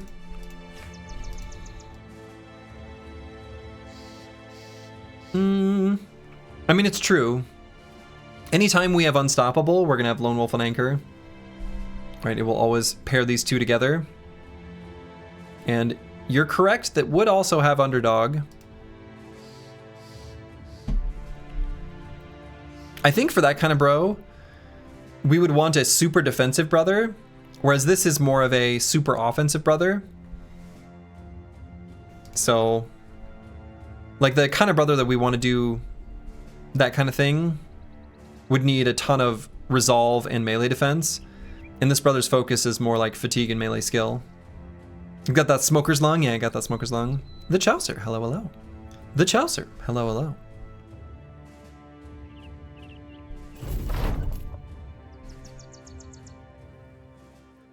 All right, so we are not taking this Drive Off Brigands contract. And in fact, let's write it down. Grubenheim, Famed Weapon, North,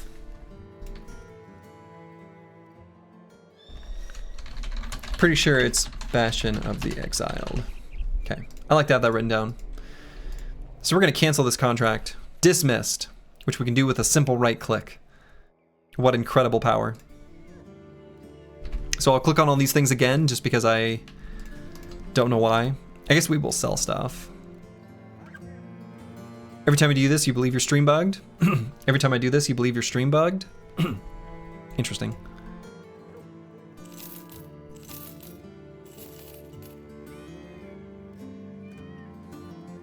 The tree limb is a really interesting, like, actually genuinely potentially good option for a very specific kind of brother. Actually, the cudgel or whatever, where we have rebuke and mace mastery. Because what I was thinking would be really good actually would be bone breaker. And then you just injure the enemies that try to attack you. Kind of makes you tankier. I feel like it's a cute idea. We could buy a proper two-handed mace for 3k. I mean, we can. I feel like the weapons that give the best bang for the buck, though, as an early weapon purchase, are those with AoE attacks against the enemies that we're going to be fighting in the early days of the campaign. So I'm actually more interested in, like, a sword lance. I'm especially interested in upgrading our donkey. So let's keep moving around on this road to buy a little bit more food. What's the last axe on the weaponsmith? I didn't see it. I'm not sure. Early Gooner? What? Are we gooning here? Let's try to play some Battle Brothers. Moldy Shelter? There we go. That's going to be a discover a ruin or hostile camp and destroy it kind of situation. Hell yeah. More attack rolls from an AoE attack mitigate our terrible attack stats. Better than a single attack from a mace. Definitely. This is a great fight.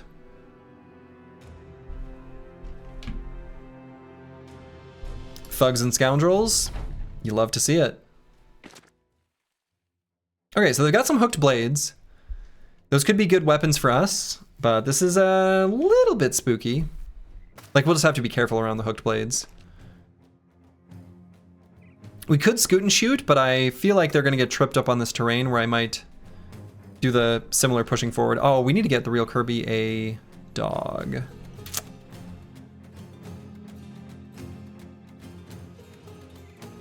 But we've at least got 9 lives. Let's actually go here and then wait.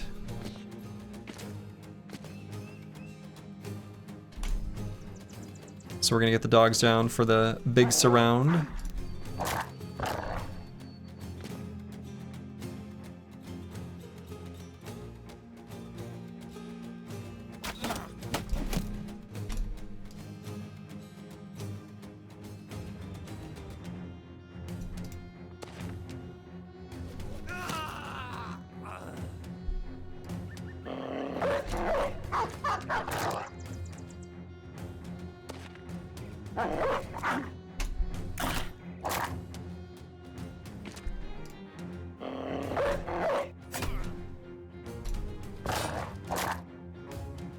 Okay, we've got our dog bro frontline combo.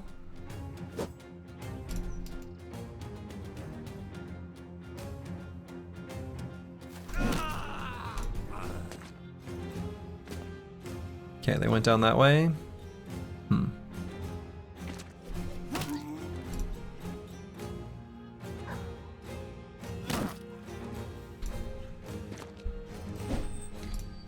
I missed. So I think I shield wall on Ryanok and Corvus. That's not shield wall. Well, it's still more melee defense. It's actually kind of okay.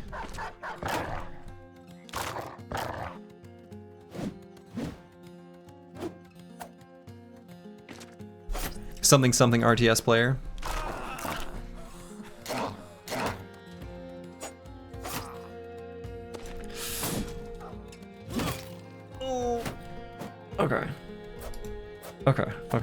Okay. Costly misclick.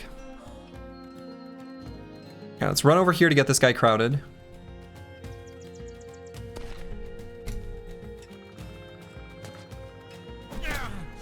Let's go here and move out of the way so Slurgy can attack.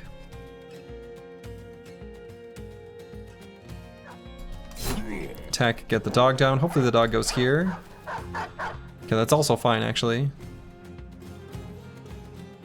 And then we're gonna attack this thug. Excellent.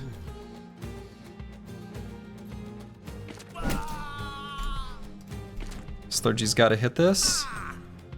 And does.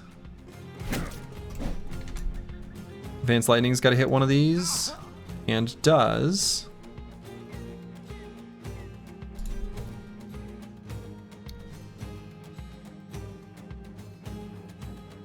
Okay, so we can survive one turn without the bandages.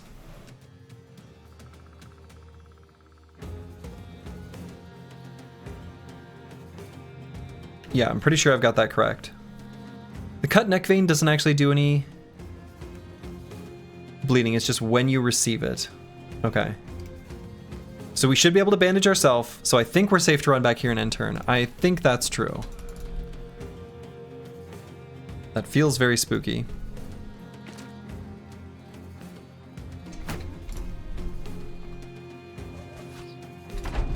We just need to remember, when his turn comes, we must have him apply bandages to himself.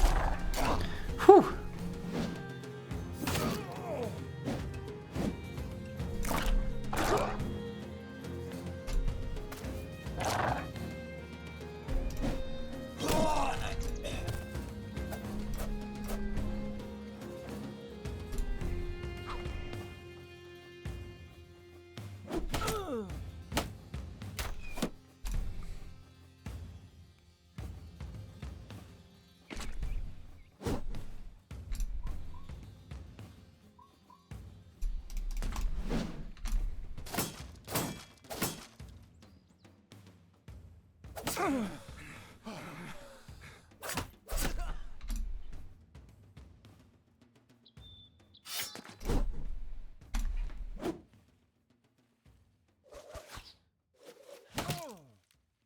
Okay, bandages.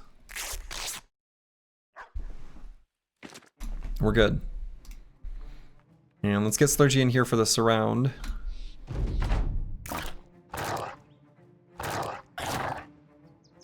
Spooky moment, though.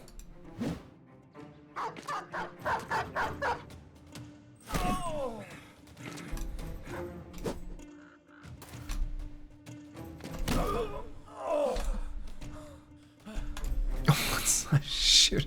That's not what I meant to do. I did not mean to recover there. I pressed the blue skip turn button.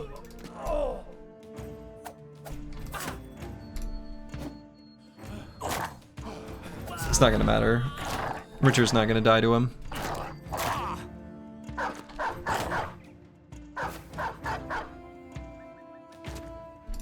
RTS got Slurgy, everyone.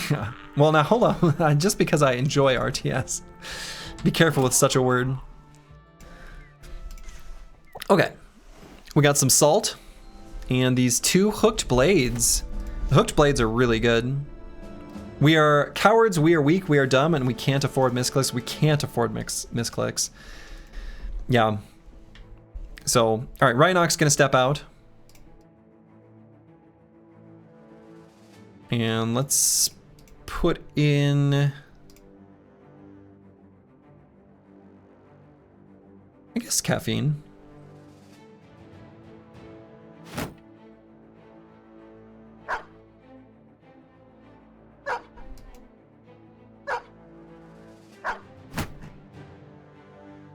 And we'll give him a spear.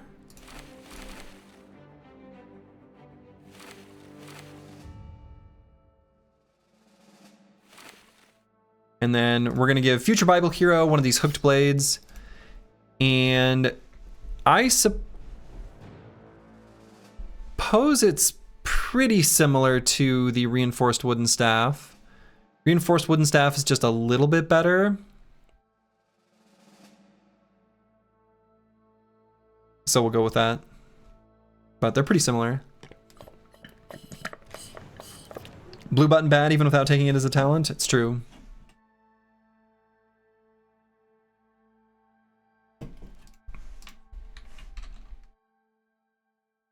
Cool, and that should complete our ambition. There it is. Another challenge conquered. And so this does give us an opportunity. We can get the cartographer now. I think that's gonna be the plan. Now, as previously discussed, the cartographer is not gonna pay us that much right now. So there is, I suppose, an argument to be made for, excuse me, sparkling water is very, very bubbly. Yeah, ASMR drinking stream, but yeah, not the burps. Those I should avoid. Anyway, we could do, we could get the donkey first. Do we want to wait for the retinue ambition first? We could. Time to get the goblin clearing ambition so we can have it for 100 days.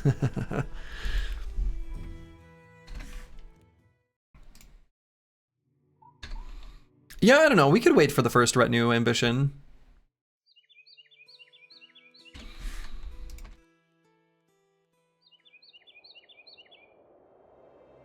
And yeah, donkey first is solid.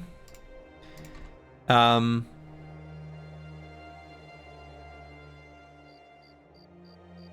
feel like donkey first probably helps us more.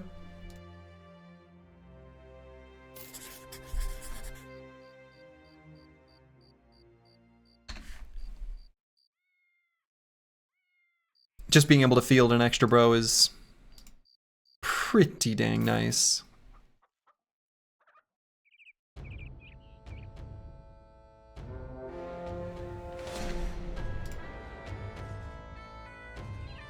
All right, just thugs and poachers. Get over here.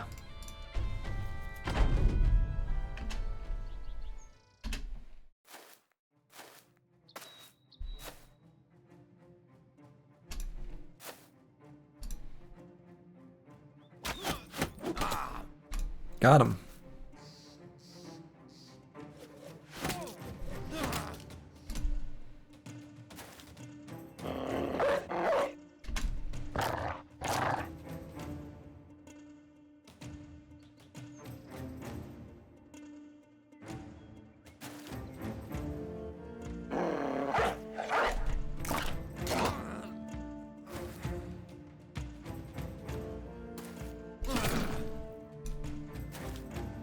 Nice hit.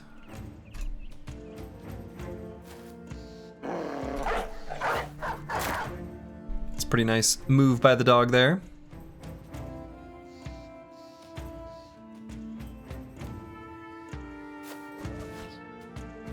I missed. Can't believe it.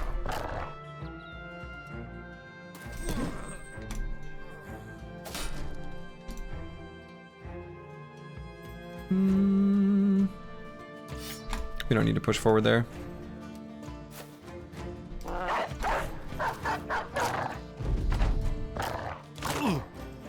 Yeah, these dogs have been just crazy good.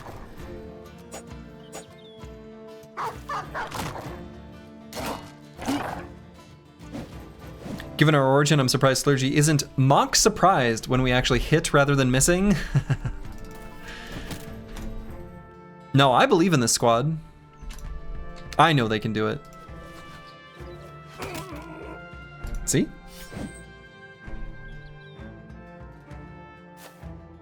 They're just a little slow to figure it out.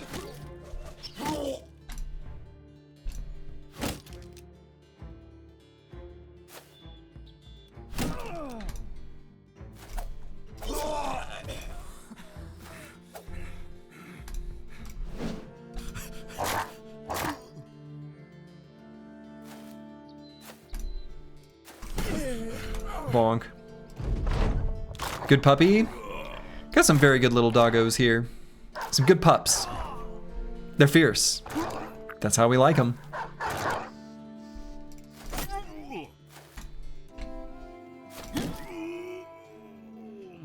All right. Looks like we gained a level. Got one of those delightful little up arrows.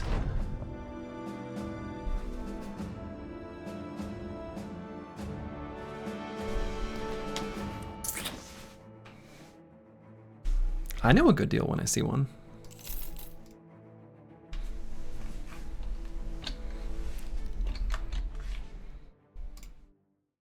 All right, Twitched Gvoth has leveled up. This is going to be a absolute baller hybrid, a monster.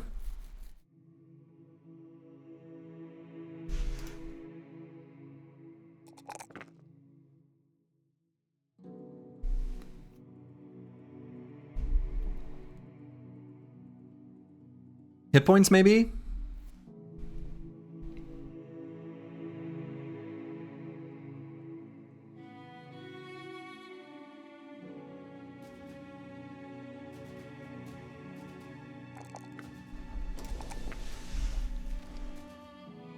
And I'm more concerned with his range skill than melee skill. Like, we kind of... I wonder if I don't take the +3 and actually go with...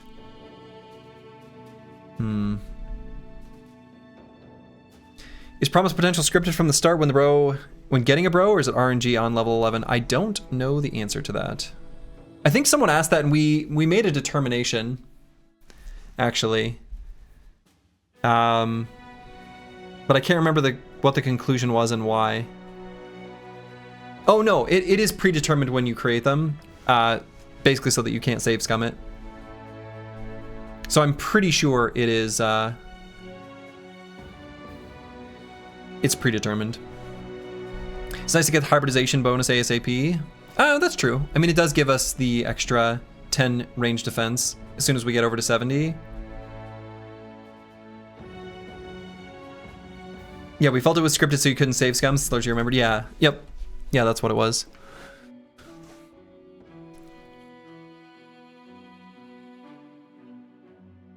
Scripted the moment you take the perk? Okay, yeah, that makes sense. That makes sense.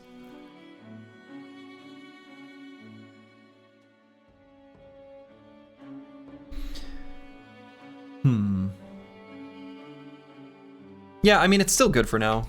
Let's just go with this.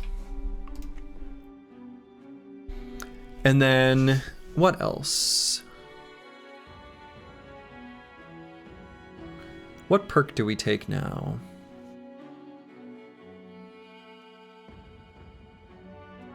We could grab Throwing Mastery, which would make the Nomad Sling hit harder now, and I think that's an okay option just in general.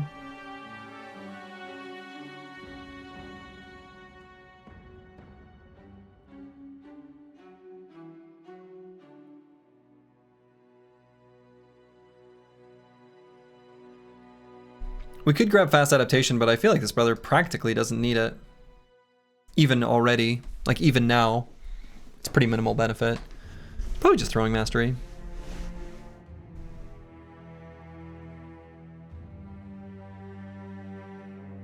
We like doing 30% more damage on our first attack. Big hits hit hard. And you know what? Let's get ourselves a donkey. We're now able to field another brother. Oh, Rhinox over his injury already? Wow. Treating it goes hard. Feels kind of crazy. So let's get another brother out there. Do I want more frontline beef or do I just want another thrower? Honestly, kind of feel like we've got enough brothers up there just sort of helping handle the dogs, basically, is all they're doing. I feel like we've got enough surface area we could just bring in another brother here. Bring in Mystic Nemo.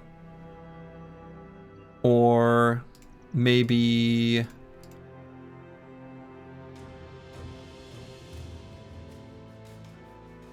guess it really doesn't matter. We're the dog squad? We are the dog squad. And actually, let's get Future Bible Hero more central because he's got long reach. Maybe put him there.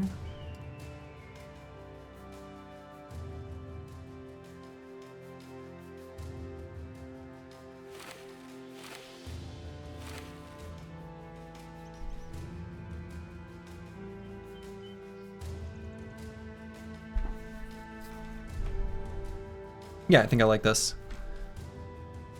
I guess we could take this road north and see where it goes.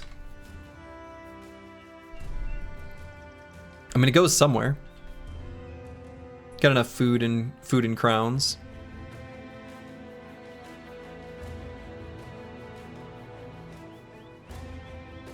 I don't think it's ever possible for there to be a road to nowhere. I don't think I've ever seen that.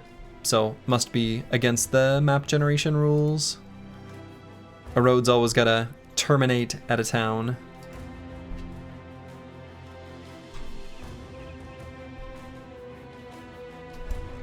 Let's see, we got a cart from Rothenbach. What do they make there? Ooh, dyes? Mead and wine. I don't think we want to go aggressive with that faction anyway. But I thought I'd look. I think if anything, we want to maybe be a little aggressive towards that far northern faction. Schwarzwacht.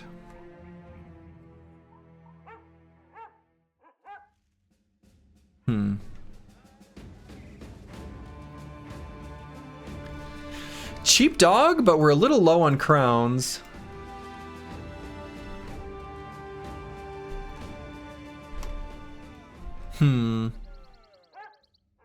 So we pay out 76 crowns per day.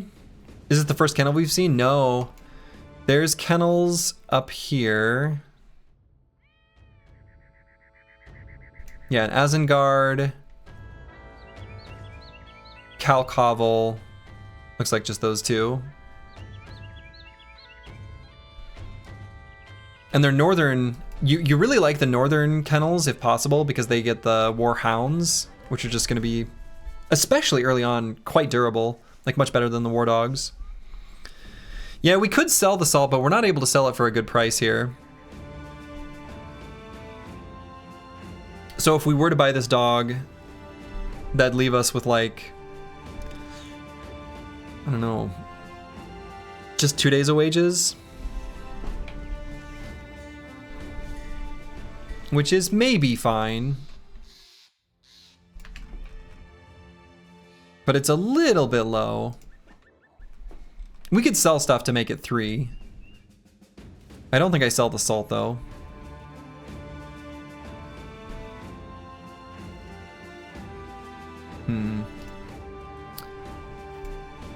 Ammo's cheap here too, but we're not gonna buy that. We don't need it. Is that the last town of the noble houses?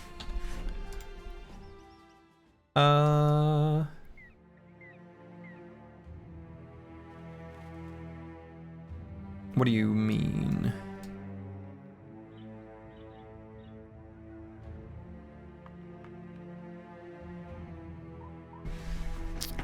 Like, have we discovered them all? It feels like there could be a road going west of here. Possibly one this way. We would have to, we lost some renown. Otherwise, I was gonna look at the minstrel.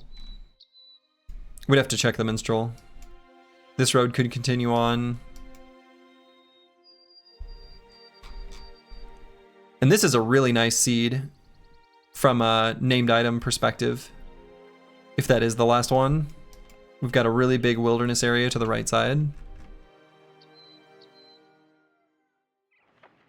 All right, I am gonna buy the dog and we're gonna sell stuff to get to 3 days worth of wages.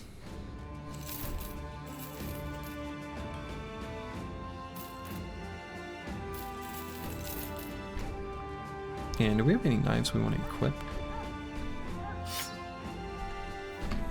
Good enough. All right, 36, or excuse me, 3 days crowns. 3 days worth of crowns. Blah, blah, blah. Is this also a weird seed because it's so good?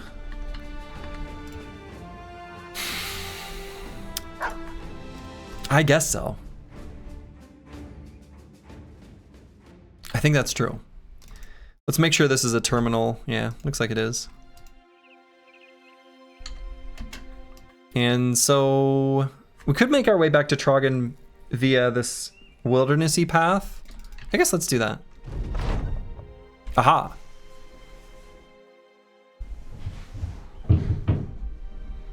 Oh. Heard my wife drop something.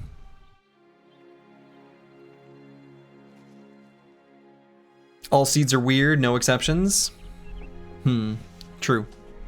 But they germinate into something beautiful.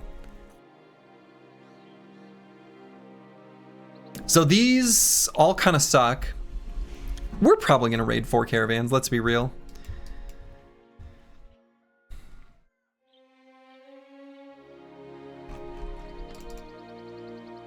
If we do raid the northern one, we do cut ourselves off from warhounds. Which I don't really want to do. You have an annoying seed with the only road north is a far eastern edge of the map. Yeah, there are some that like, they're almost outside the draw distance even. Like you click the pathing to go north and your character almost disappears. With a road that's on the very, very, very furthest most hex. Super annoying. I've had that happen. Could raid the middle faction again. Just this Red Sun. They don't really have practically anything. You once saw a seed that had only 2 southern cities? Yeah, I've heard about that. I don't think it's happened to me.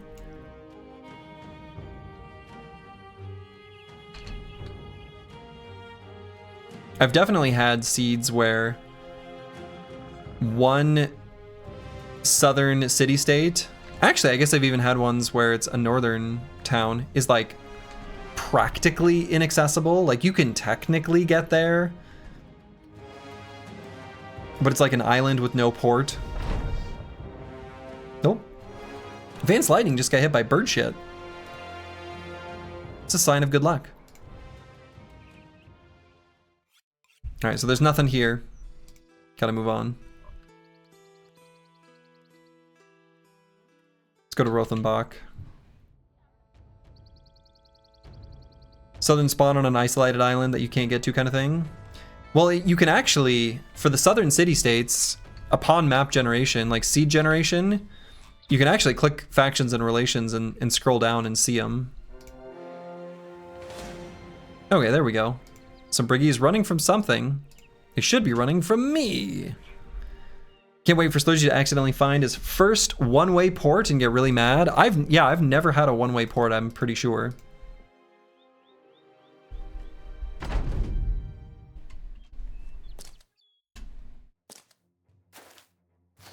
I've heard of people saying they've experienced it. So I guess it's a thing, but so far I've been immune.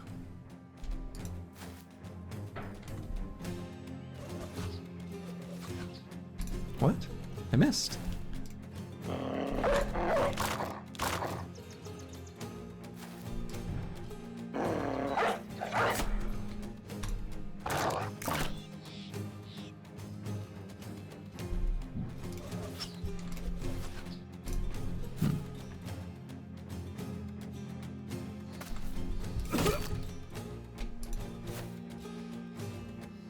You think you got that once and you were very confused? You thought you did something wrong?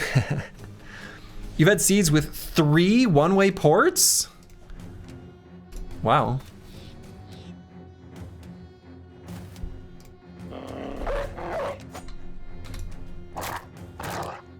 That's pretty crazy.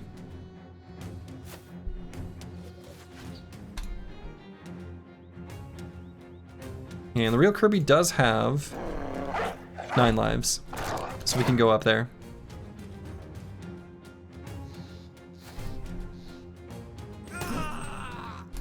Bonk.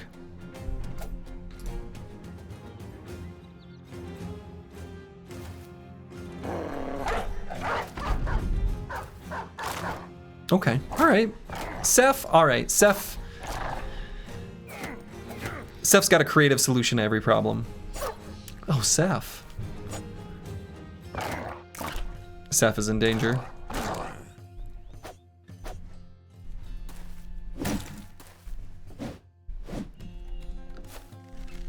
Seth just got shield pushed. That was unexpected.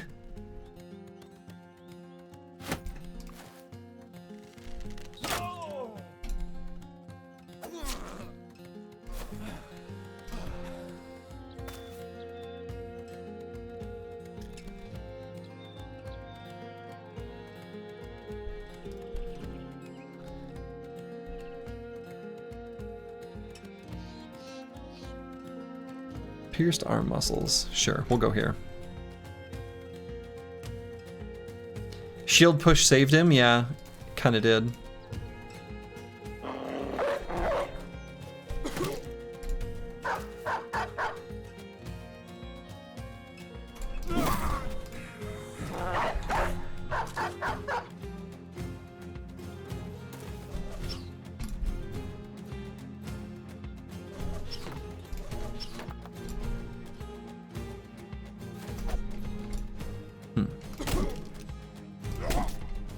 Stunned him.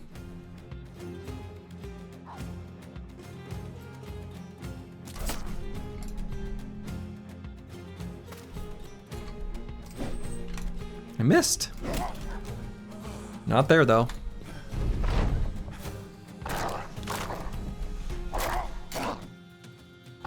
The dogs are chewing him up. Hey, can you explain how to play hybrid and what's the point of them? Like if your guy throws, he's probably nimble, so you don't want to put him in contact with the enemy. Why would you use melee if you can just shoot? And I assume, are you asking from the perspective of vanilla? Because the answer is very different for if you're talking vanilla or modded. A lot of it kind of goes into the fact that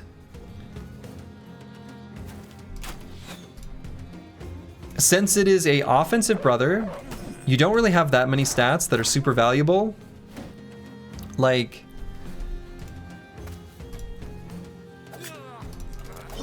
you take range skill, and then you have enough fatigue to pour out the damage. And it's a little bit of like, and then what? Reforged? Then I don't know that I can answer. Are you playing Hardened or base Reforged? Because I've never played base Reforged. But there's a lot of enemies in the game, like Necro Savants that will jump your backline. Orcs that will push through, right? So a lot of the most dangerous enemies in the game, in the most dangerous fights, if you're not able to fight with a melee weapon, you're in danger, right? Like it's a good idea. And it's kind of like a little bit of what do you do with your stats anyway? So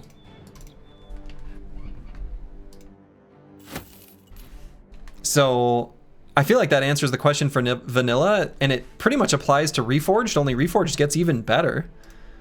Assuming that hybridization works the same way in Reforged, so. 14 unholds will also push through? Uh-huh, sure will. All right, we hit level 5 on apples and fruits. I think we'll go with throwing mastery here most likely.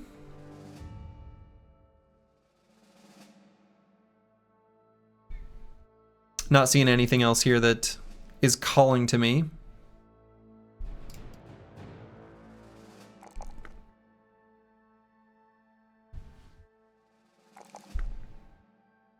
So we're gonna go with the fatigue and range skill for sure.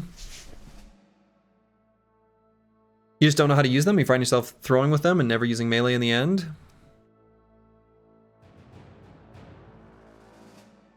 You've never fought Necro Savants or Orcs? Honestly, even long slogs against zombies and stuff. I don't know.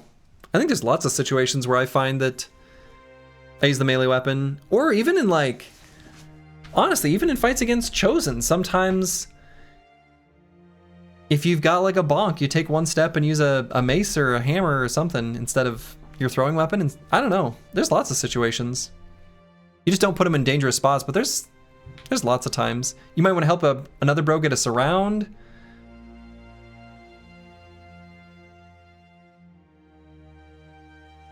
Having quick hands with a pole armor 2 range weapon is nice. I think in that case you'd rather just throw. At least in vanilla. In Hardened slash... Yeah, that's right. The Brigands and Nomad leaders will line break. Ancient Dead have line break. A line breaker. Throwing weapons aren't endless. Yeah, there's like a bajillion reasons. I struggle to imagine that you didn't find yourself in situations where a melee weapon wouldn't have been the correct play. If you built a hybrid. You're going to use your ranged weapon as much as you can most of the time. But you said you're going to make a lot of them in this run, so you're looking forward to seeing get inspiration. They're mostly going to be using their melee attack in this run, but excuse me, ranged attack in this run. But we'll see.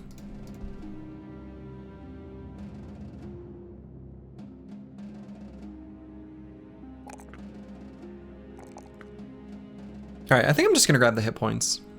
Hit points are cozy.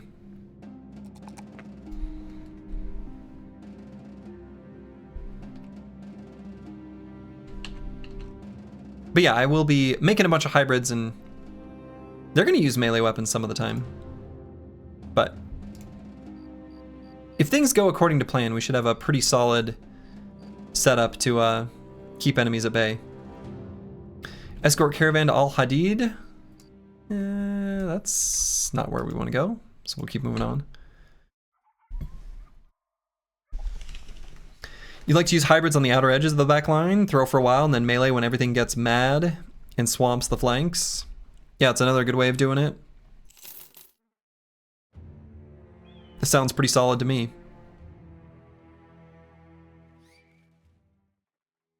All right, let's do this return stolen item contract. We need money, we need food.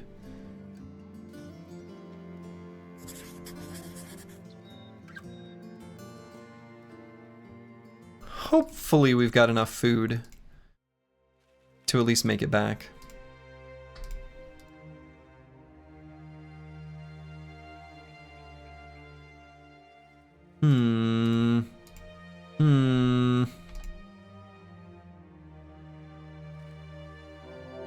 Okay. We're fine.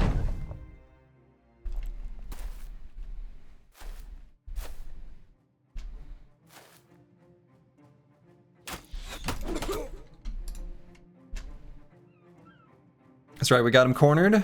Sure do.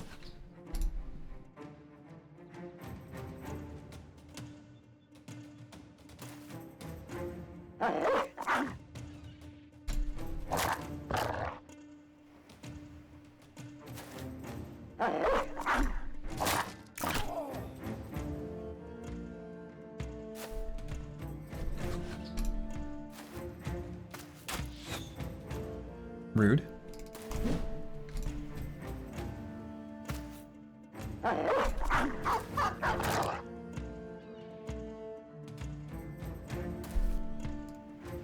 Oh, this brother's got a regular... Shoot. He didn't have the goblin staff, he had a regular staff. Or staff. Why would I say staff? That's a spear. Staff. It felt weird.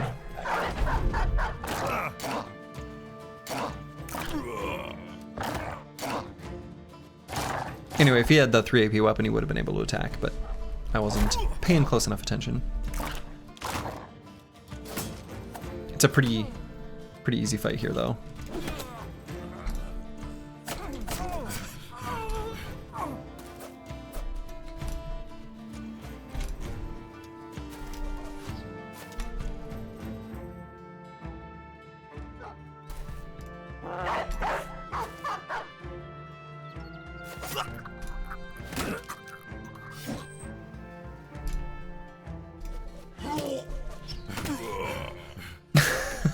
Okay.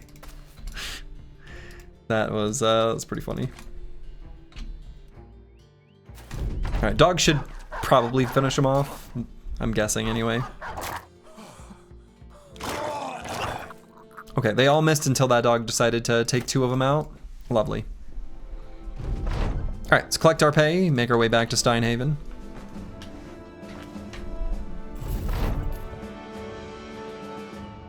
And we could buy food here. It's been raided. What I might do is take the boat to Weissenstadt, depending on the cost. 220. Yeah, and then just buy a little bit of food there. Hopefully we'll have a contract or... Oh, I guess the food is a fine price here. Still take the boat. Ambush trade routes. Very nice.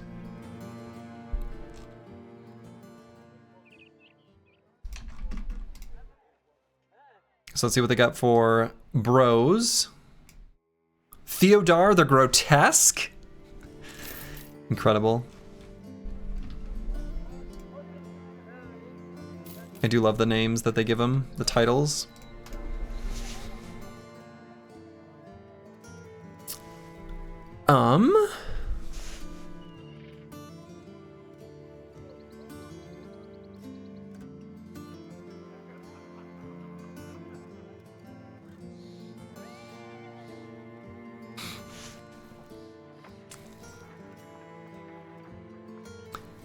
Theodore has flesh that smells partly cooked, his eyes wincing with every step he takes towards you. He explains that he once sang as a minstrel, but when his voice gave out mid-song, a lord had him brutally tortured. To be honest, you'd rather hire a child, but apparently people look down on that so here we are instead. Wow. If his lung worked, you would have said flail, bro.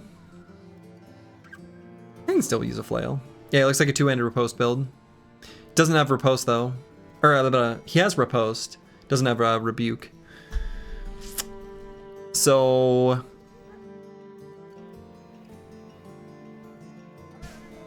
that last line is amazing. Yeah.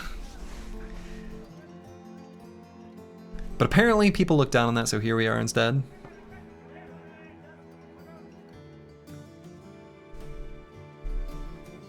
But yeah, I don't see any future for this other than 2-end riposte build.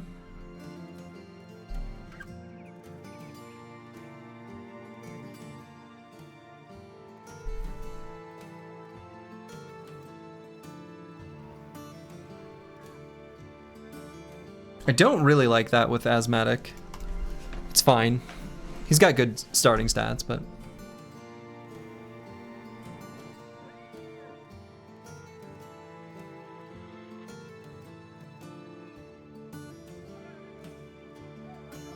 It's a pretty good 2-end riposte stat line. Yeah, that's fine. Mixed emotions with this cripple. Yeah, like he's okay. Like, don't get me wrong.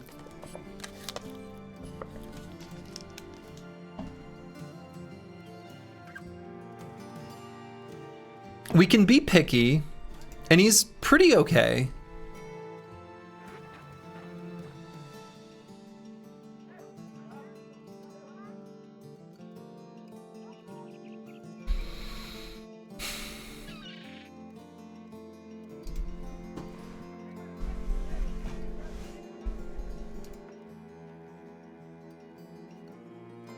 I do like that he's got Death Wish. Death Wish is nice. No morale check triggered upon losing hit points is pretty good. How much fat does it take to riposte with a 2-handed sword? I think it's still 15. So he's always able to riposte neutral.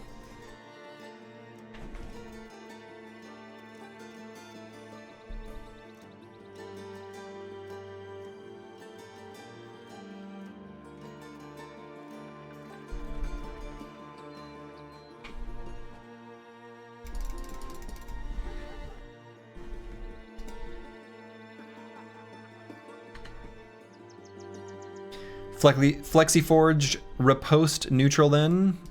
I mean, that would be his fate.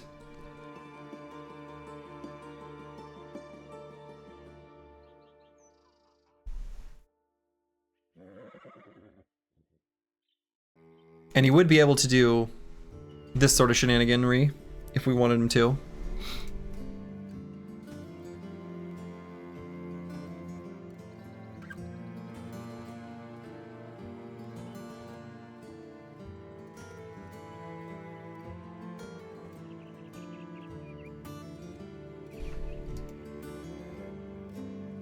Yeah, he's pretty okay.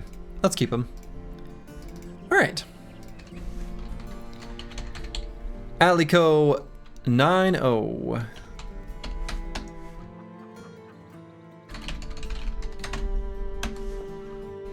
Would really like trained for underdog. Ideally, yeah. I don't know that tough is really giving us much of anything.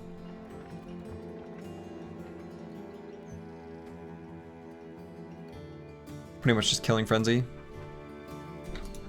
And even that is questionable because I think we'd rather just take more defensive perks.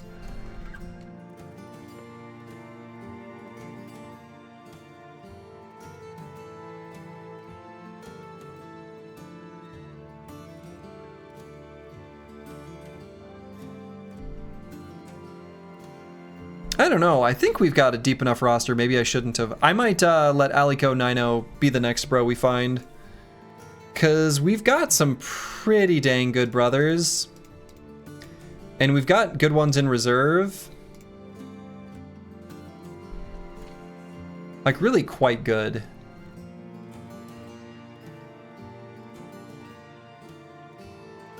How many defensive bros do we have?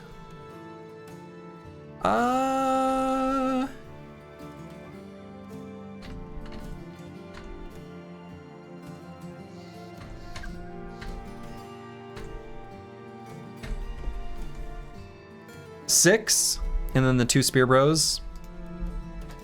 So kind of up to 8.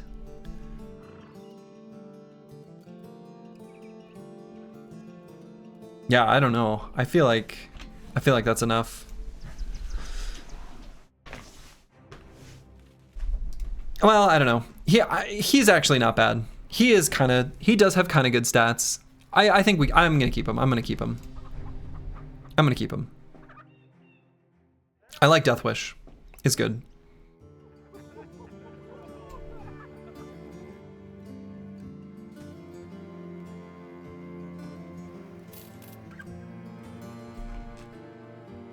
All right, so let's do this drive off brigands.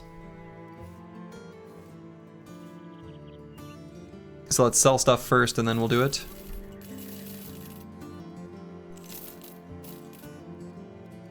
Actually, let's keep that. Max roll of HP is really nice for a cripple. Yes. It's really good for a squad like this. Oh, let's make sure. Got bandages.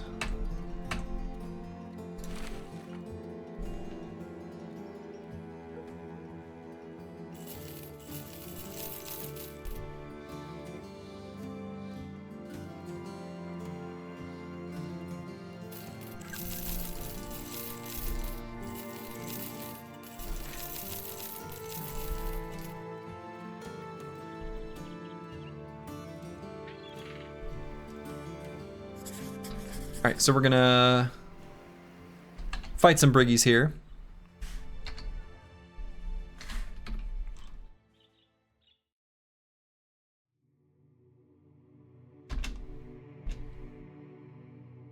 We'll be fighting them at night. 12 enemies, so I'm guessing mostly thugs. Might even be exclusively thugs.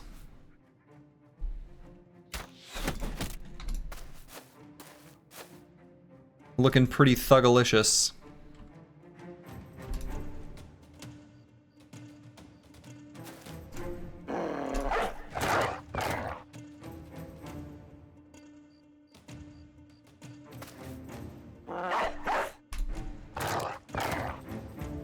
Though there's 3 slower enemies that might have waited, so that could be...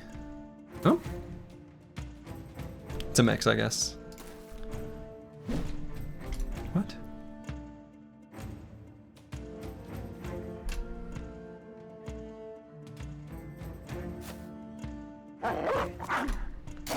Thugalicious, almost a Boondocks reference. It was also almost a Beyonce reference. It was close.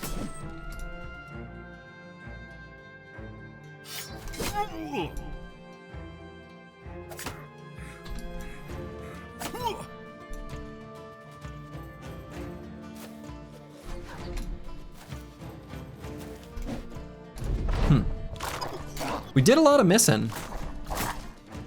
Can you believe it?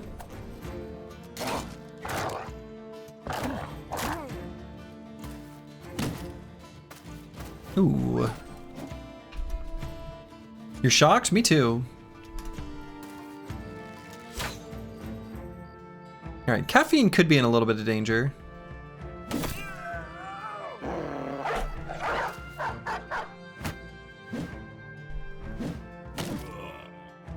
Okay. Glad only one of those hit.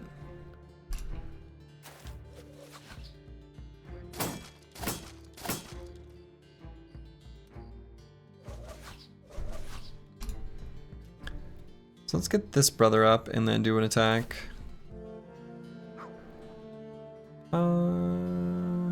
Here. That was good.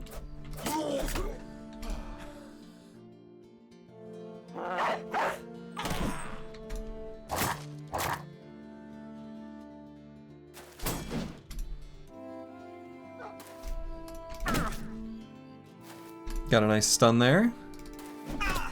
You love to see it.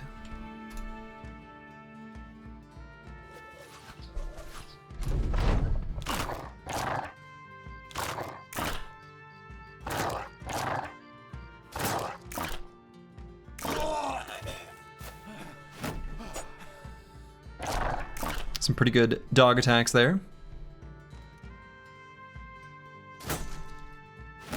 Alright, so let's shield wall here.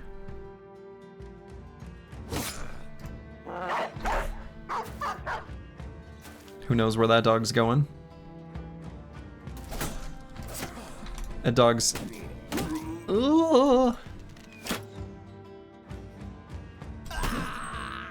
Okay, that was important.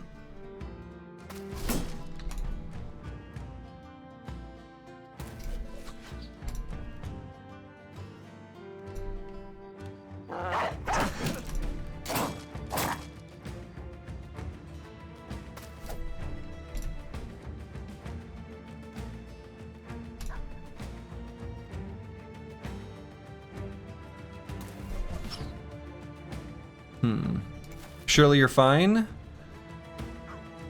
Yeah. I mean, the answer is probably yes.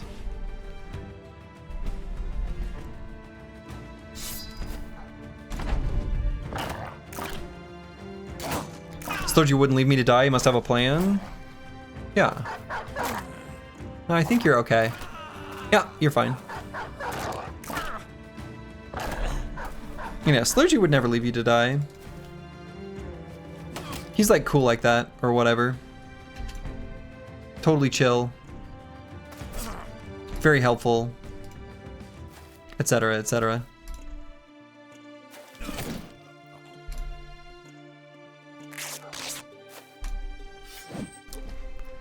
Little bandage action. Slurgy would, but the dog's got your back. True.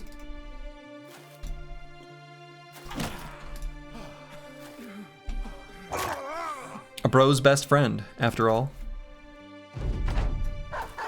You're no ananas? Oh man, boy, yeah, I dropped the ball there.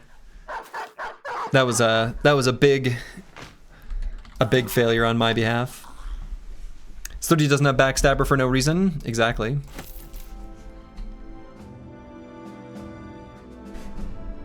A lot of yellow up arrows there. Wow. This is great. All right. Dexter 713. Let's get rid of those.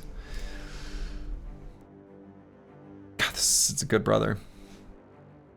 So how do we level him? I guess I sold that other hooked blade. I could have kept one potentially. Maybe given it to him. You can just switch it to Dexter if you want. Consider it done.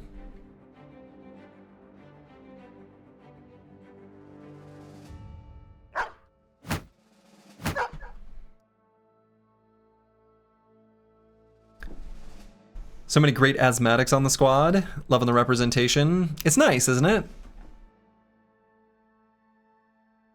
I guess we could give this brother Shockwave and a Bludgeon. Did I really sell all the Nomad? Oh, no, we got one right here. I feel like that could be pretty handy. It's a nice way to level up.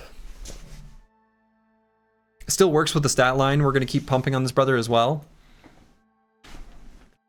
Because we'll want lots of fatigues to do stuns. Yeah, good for tempo and control.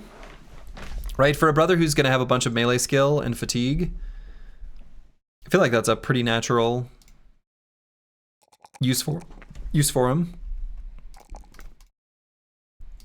Let's do that. I like it.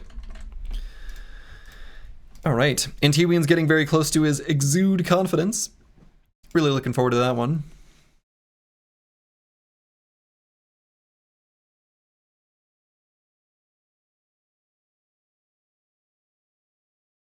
Honestly, could even grab rotation, sort of in anticipation of getting exude confidence next level. If we want to reposition confidently.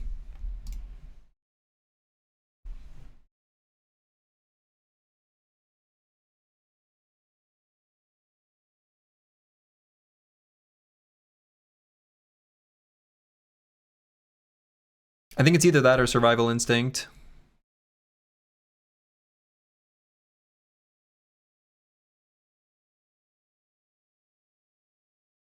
Let's grab rotation. Rotation's pretty handy. There's lots of situations where it's good. And we probably grab +3 HP. All right, Mystic Nemo. We'll grab Promise Potential. And this is going to be a true proper hybrid. Let's grab the 4 HP on this level. Seems good. Don't let win streaks slow you. Hear you say rotation is good. I mean, Vanilla and Hardened are just different games. I also would say this. Bows are good. There. Did you hear those words? I mean, the thing is like,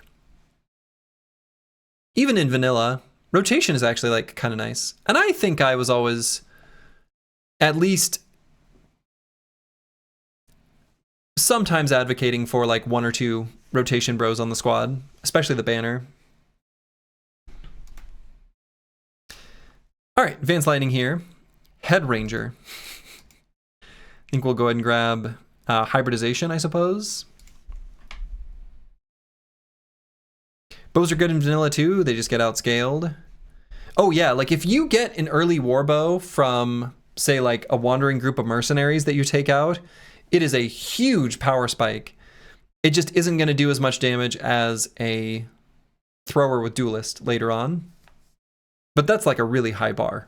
So, and it's something that you can't even do till level 8. So, do we need hybridization on this, bro? Not long term, no.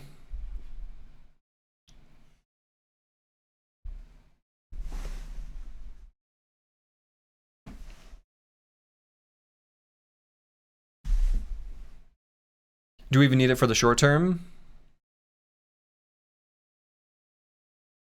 We might want it in the short term if we find a crossbow, but even then, maybe we don't. I guess the only other like damage perk would be Battle Fervor.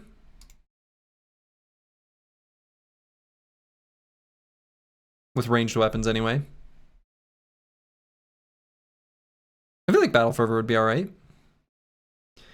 You would say even in vanilla, a really well-rolled famed... Oh, yeah. Famed weapons throw everything out the window, though. I mean, every base weapon with a well-rolled fame is good. Including warbows in vanilla. Absolutely. A well-rolled famed warbow is pretty cracked. Like, extremely cracked. You take Battle Fervor on every brother that has it, the perk is insane. I don't know, it's kind of not that good. I think this one is misunderstood though. Do you, all it really, here's what this perk really says. Gain 10% more resolve. And then, while steady, gain the stats as though you were confident. So if you're confident, it does nothing for you. If you are wavering, it does nothing for you. If you're breaking, it does nothing for you. If you're fleeing, it does nothing for you. It's like really specifically only giving you bonus stats at steady to give you the stats as though you were at confident. So like, I don't think it's bad, but I also don't really think it's that good. I think I'll take it here, though. So, make of that what you will.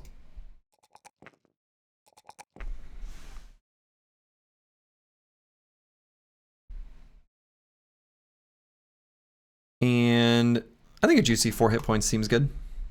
We like that. Blue CX More C. Hello, hello. Good evening. But I could be misevaluating it. There's lots of perks that I've changed my mind on over time. So, really nice on a bro. Yeah. So if you got a bro with it's a picture of a chicken. What's it actually called? Insecure. Yeah. So on a bro who has insecure, I agree. It's really good on an insecure bro.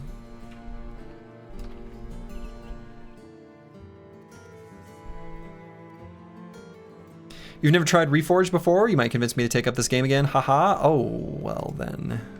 If you need an easy to download mod list, there you go. Follow on down the line. You can get the exact set that I'm running here, including all the quality of life ones and everything.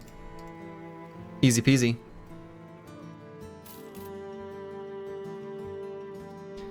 And I think the company's at a point where we can grab a few nets, and that might be an opportunity, or like let us do a little bit of strategic daggering.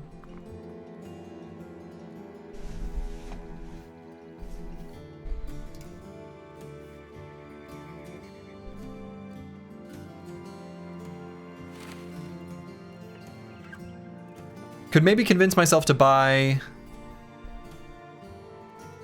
padded leather.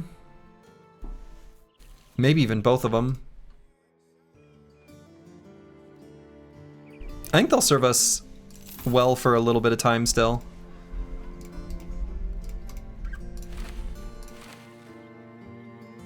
Actually, what we should do... Oh, well, those are both at 58. That was confusing. I was like, my right click didn't work. Might be the time to head to the conscript department store. That's why we picked up these throwing nets. Exactly. Exactly. I mean, our ambition does say it wants us to raid some caravans, and, well, here we are not currently raiding caravans, you know? If we're being ambitious, we should be raiding some caravans. In fact, let's get more nets. Screw it. Consco? Wow, that's incredible.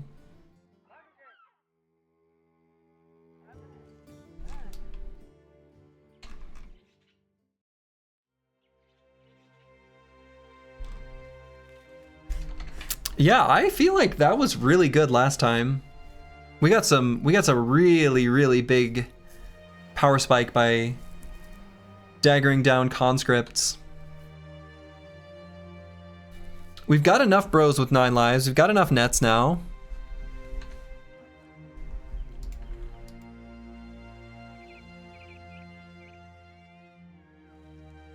They've got good weapons too. Yeah, they've got really good helmets, really good body armors. We've got sufficient brothers added to the squad now where I'm not so concerned about ruining relations. Yeah, we've scoured the southern recruit pool. All right. I think this is all pretty compelling.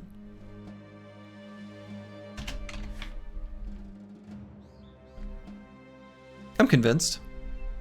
It worked well for us last time. Say we do it again. Where are the rondelles? I mean, they're not such a bad price that we couldn't even buy them at the weaponsmiths and stuff. Whoa. Look at Chad talking Slurgy into mischief. I mean, they're making a good suggestion. You couldn't do a full clear for such a long time in vanilla on Expert. And then when the first time it happened with no casualties. Ooh, very nice. Only like 8 permanent injuries? Okay, well, I mean, you know. Some of those fights are hard. Don't feel bad about that. They don't call Slurgy the broadcast Briggy for nothing. That's true. And yeah, I think this is a nice fight. I agree. Brigand Robber would be an opportunity to... Can those have rondelles? I think they can.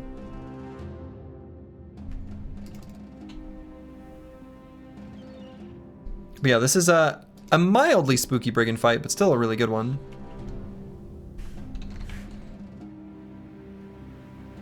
We've got the dogs for it.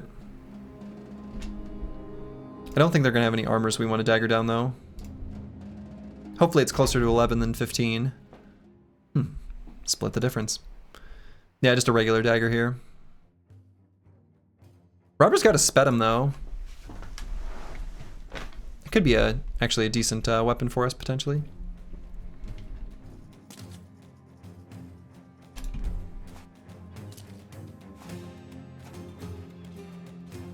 We've got kind of an okay high ground here, so I might... Well, we'll see. Let's see how they approach. I doubt we're going to scoot and shoot.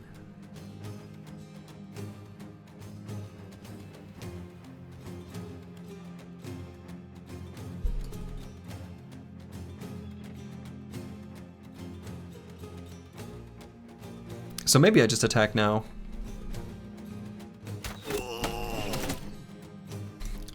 Just like we drew it up.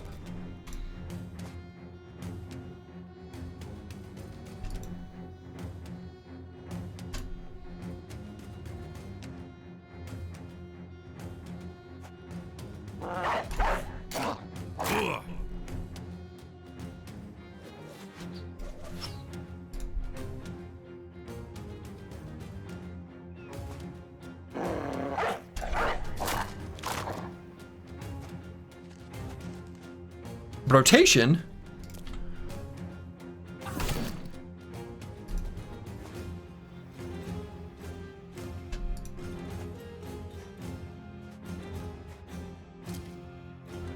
That guy ran all the way up to the dog.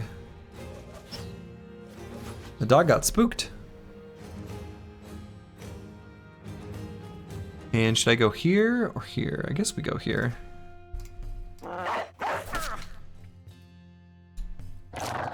Is that allowed? I don't know. Kind of feels like they're being mean.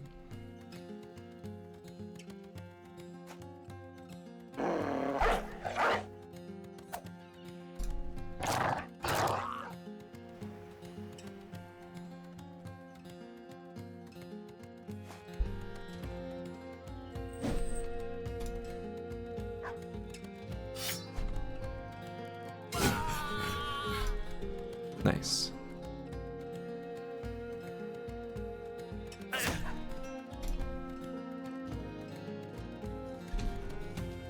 Bro's got Shockwave,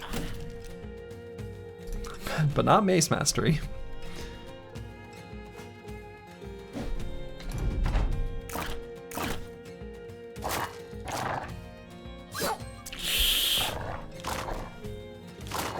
Seth is in danger.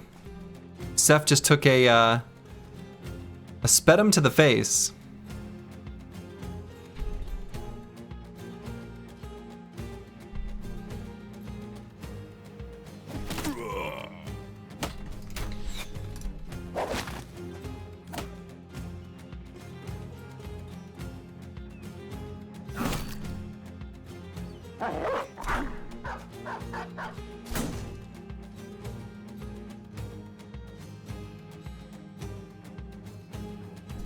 We're gonna wait there for a moment.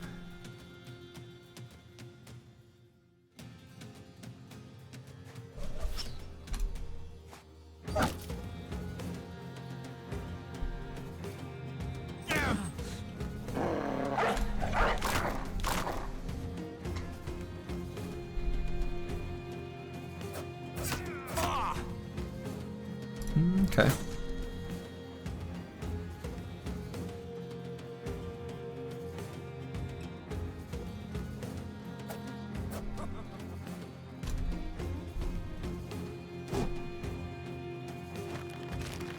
Dang. Here we go.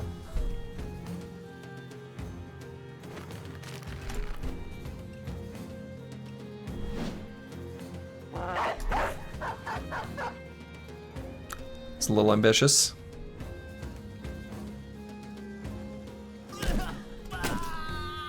Okay, got a little shockwave action there. Ow.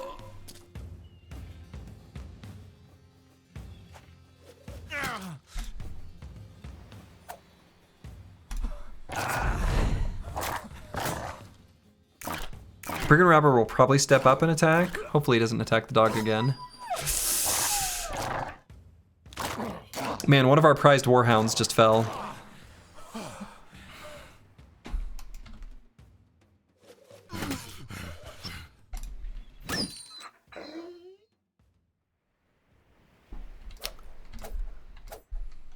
And one of our regular dogs too.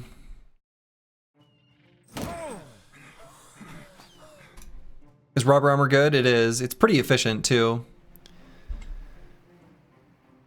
So if we're able to get like a good surround going, we can get him crowded pretty quick. Dagger him down.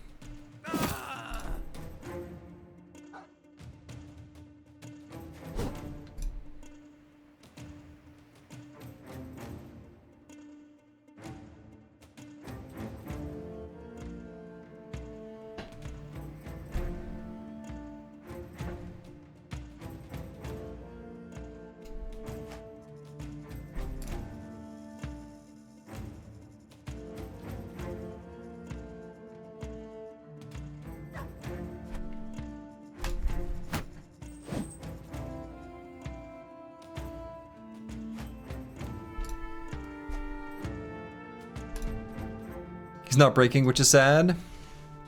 He's not breaking, which is sad.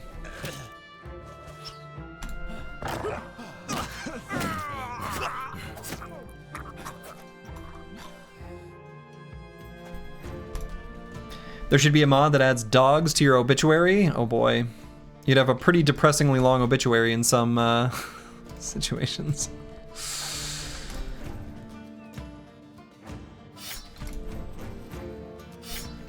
We're gonna try to dagger him down. We've got him surrounded enough.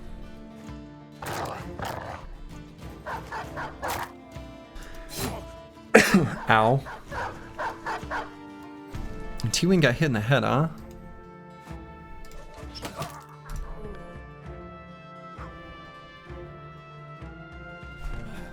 There we go.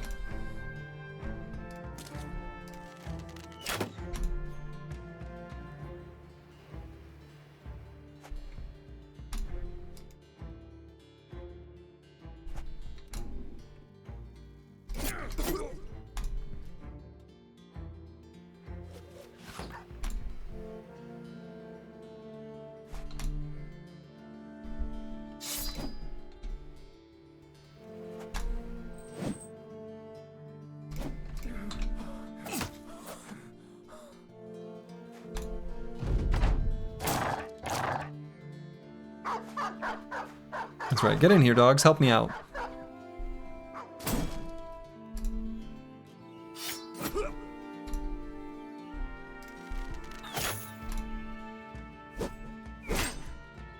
Ah! Oh, I thought he had a dagger equipped. No! Shoot.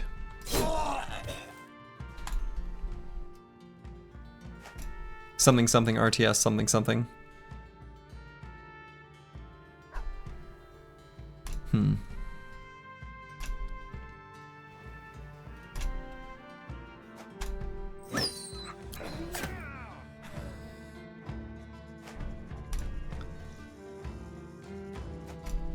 Boy, that's 3 dog deaths in this fight.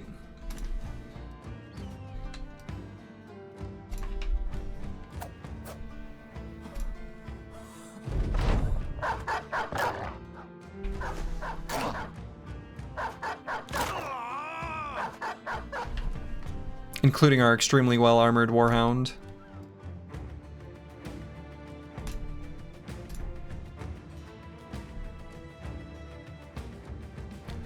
-3 dogs is rough. -3 dogs is rough.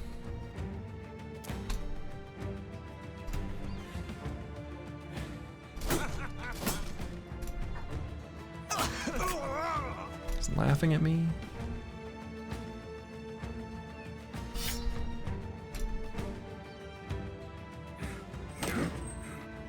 Ow.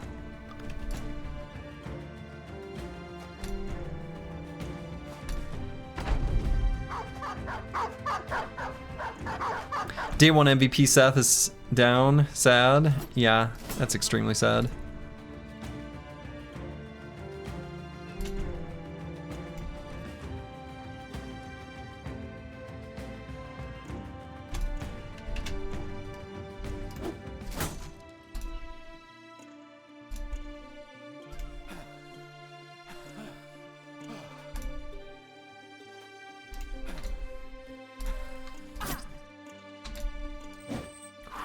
Okay.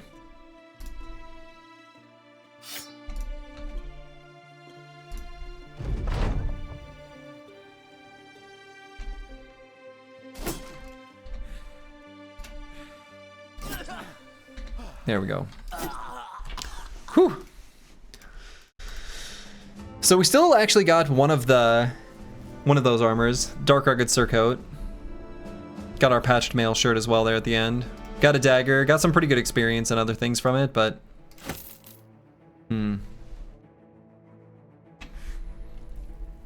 Picked up a bunch of injuries as well.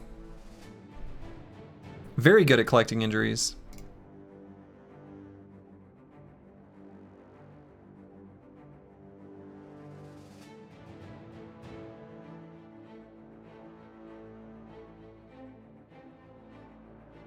Well. Real throwing axes, didn't get the Spetum. Yeah, we got real throwing axes, that is nice. Yeah, there's some good stuff we got from that.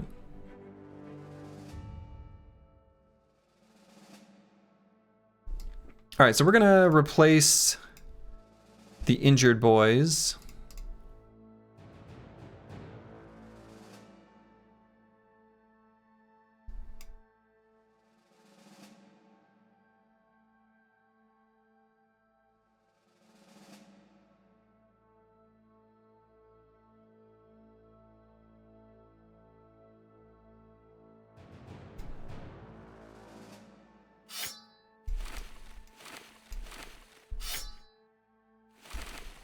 Oops, wrong one.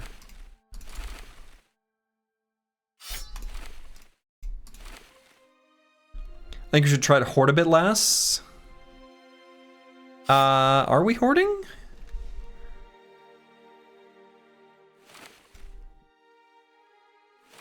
Hoarding for injuries doesn't... Yeah, we are hoarding for injuries, that's true. Maybe we should avoid that one.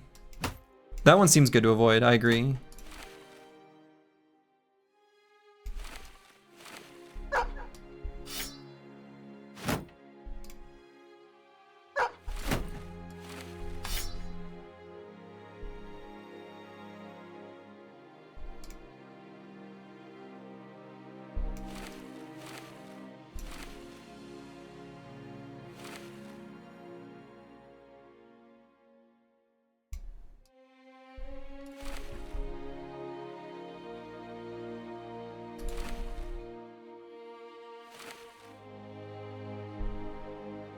You were confused because there's so much less goblin hoarding than an O-Towns run.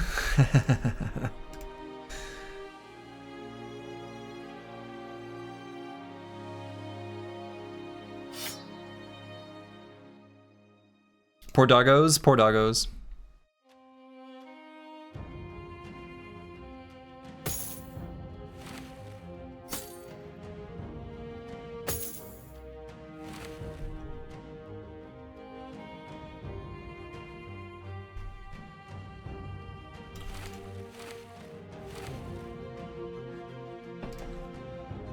I'm just about done moving gear around.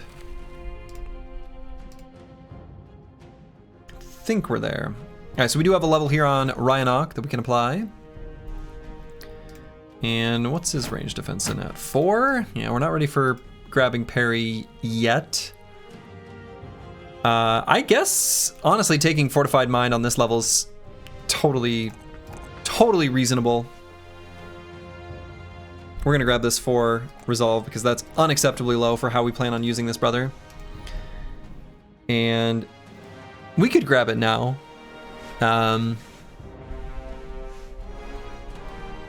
We could give him one of the spears and give him through the gaps, which would be fine too, potentially for armor.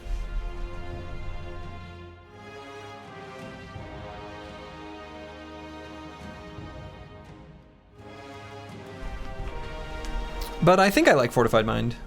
He's only got 28 Resolve. That feels like... It's nice to not have Resolve be that low.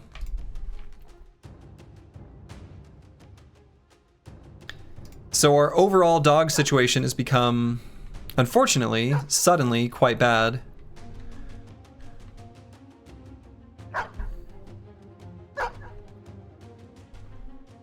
Yeah, we're down to 5 total. I don't like that.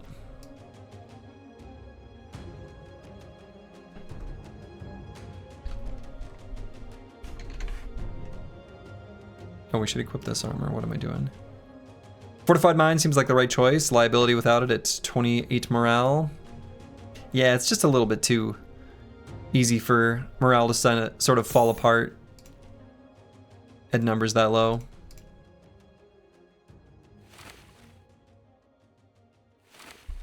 Got plenty of decent armors on our armor stands,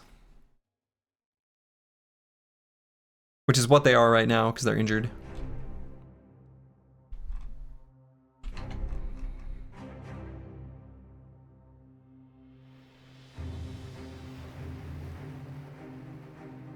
Where's the nearest kennel? Nearest kennel, I believe, is up here in Schwarzwacht. I don't think there are any other ones down here.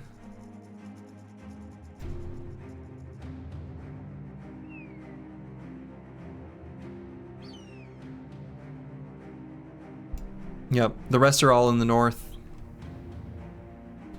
We could go up to the north and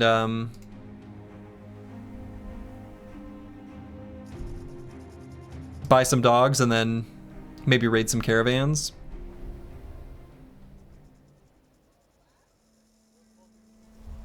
Call them net holders, yeah. I mean, that is often what their job is. Okay, that's actually a pretty decent price for a dog. I'm gonna get it now, just to make sure it doesn't fall off.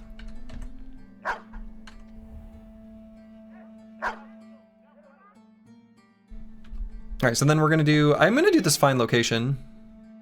Fleeting camp, 6 to 11 tiles. That sounds like a baby one. So we should be able to do that camp.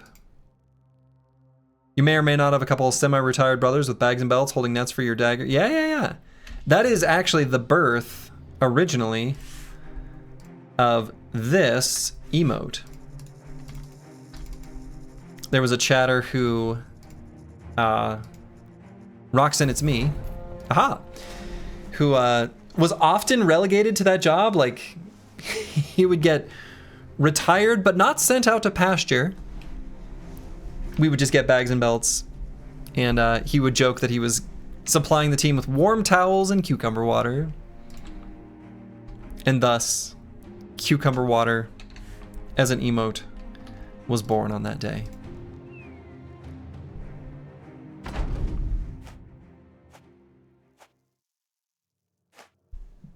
You assume they're being paid? Ah, I see.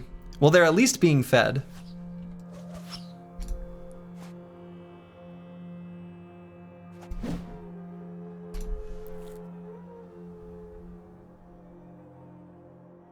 Interns.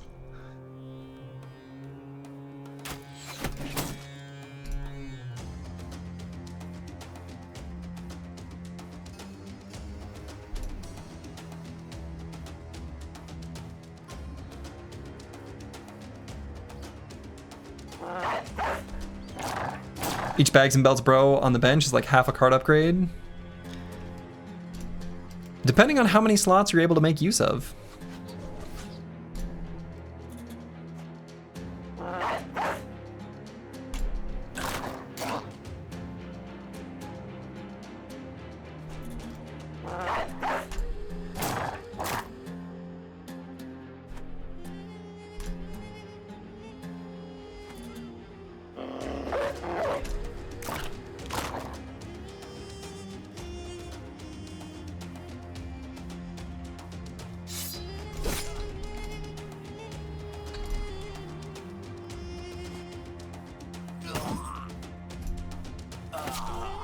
Die.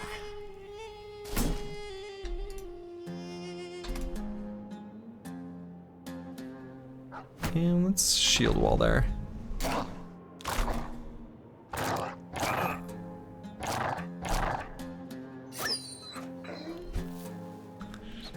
Boy, that dog died fast.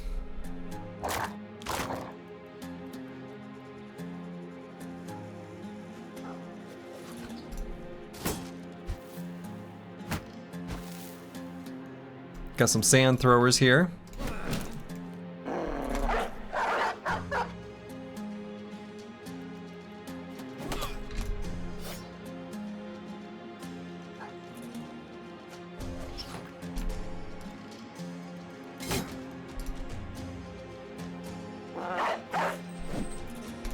I missed.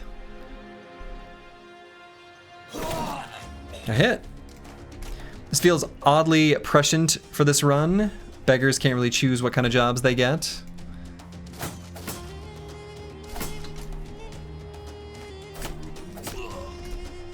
They can't even choose their own potential.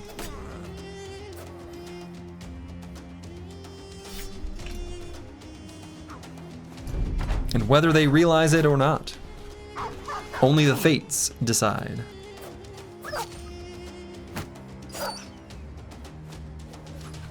RNGesus, who apparently has spited Slay the Spire 2,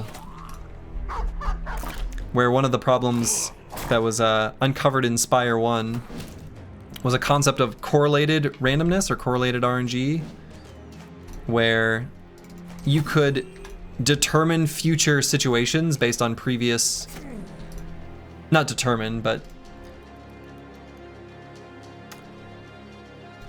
you knew that the probabilities were being altered by previous results, is a better way of putting it.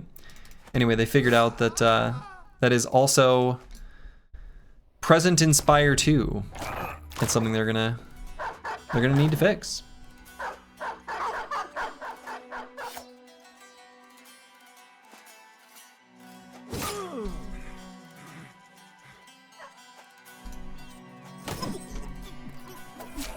Okay.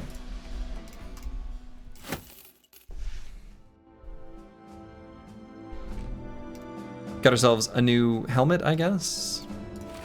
Nothing else from the fight we really care about. I guess the shields. You got something other than Dreamcatcher for the first time ever in the Find an Old Relic event? Yeah.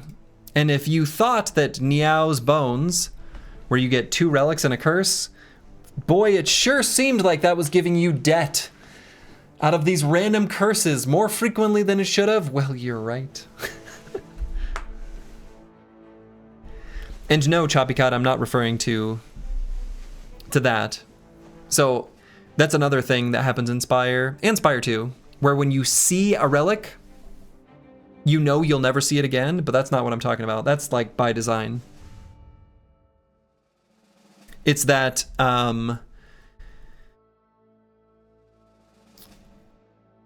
for example, what was it in Spire 1? If you saw Cultist in your first fight, you knew the next question mark would be an event or not a hallway fight. Like there were a few things that were like actually like deterministic, which was, and you can't unknow that once you know it. Like once you've learned some like basic heuristics, you can't just not, you can't unknow that knowledge. I don't know. And then it kind of ruins the equal randomness that you're hoping to see. Yeah, not even guaranteed outcomes based on seed, because technically seed determines everything, or basic, I don't know. Whatever is predetermined by the seed is what it is. What I mean is, while you are progressing through the game, you see something happen, and then you know how that's changed the results of something you have not yet seen in the future. Or changing the probability of something in the future, maybe is a better way of putting it. So, your mom always said you could easily unlearn what you'd already learned, but maybe that's just because you're special. She called me that too. Yeah, you were special. All right, so we just got our first level 6. I don't like how I capitalized that L. Yeah, the seed for whether or not a bro realizes potential is generated when you take the perk. Yeah, though I don't think that's using the word seed. Most of the time when people use the word seed, they're referring to like this number. But I suppose that works here too. All right, so on level 6, I think we're going to be taking Student on a bunch of brothers. And the reason for that is that Student will essentially does nothing for us. It's a totally dead perk. It just refunds itself when you reach level 8. The entire reason why I want to do it is that when we realize our potential, this one is not refunded and still advances our perk tier, letting us have more build flexibility to grab things later in the tree or later in the, perk level if we desire. So it is purely for build flexibility. And I don't want to grab it on level 7 because on level 7 we're gonna have access to like nimble and flexible and stuff like that, and we're gonna be taking those. So that's why I'm taking it on level 6, and I'm planning on doing it on most bros. So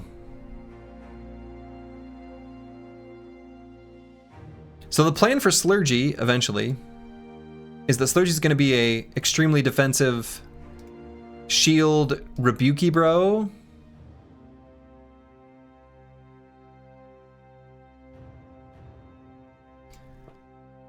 Yeah, tempo L, build flexibility W, exactly. Surprised they didn't keep a minor EXP bonus in the perk.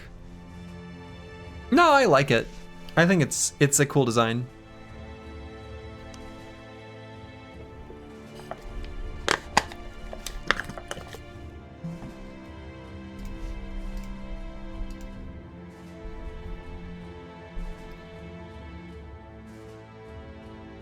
Slurgerok nonsense. So the plan with this brother eventually is we're going to be grabbing Nimble, Brace for Impact, one with the shield, and then wearing the, and Shield Expert, wearing the Idrok helmet, and using a heater shield with just like scraps. Scraps for body armor with an attachment. Have we seen a team player event proc yet? No, we have not. We have not. I don't think so. And this brother's going to be like a defensive, hold the line, nimble frontliner. May not be that good.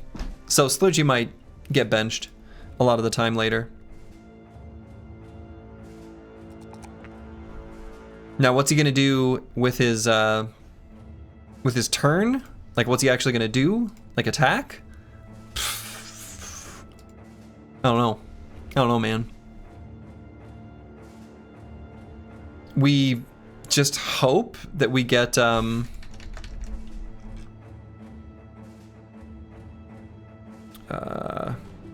vigorous.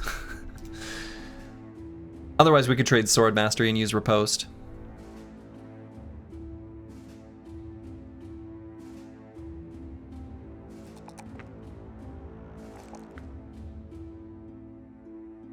And I will grab a fatigue because if we're part of a duo, we're gonna be able to recover on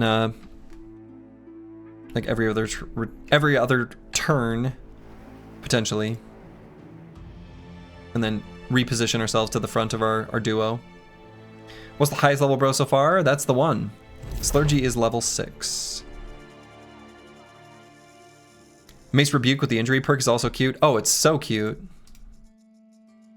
Right, so I think that's like really good actually. So if we get the opportunity, we'll certainly do that. It also could be a good way of using fatigue too, right? If we grab the other mace perks and we just go for a stun and that's all we do, I think that's pretty good. All right, we got a Hunting Beasts contract. Now, I think we're finally able to maybe do those.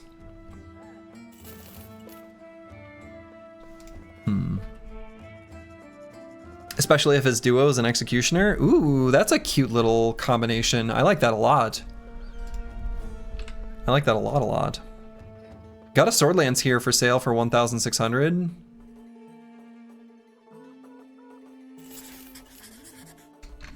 A 1 skull contract.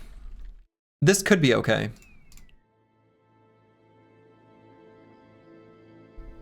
If it's Serpents, we just cancel the contract. If it's like 1 or 2 Serpents, we might be able to do it. No, 4 to 6 Hyenas, totally fine. 1,600 is a deal. Oh, it's a super good deal. And it's 4 here. That's really good.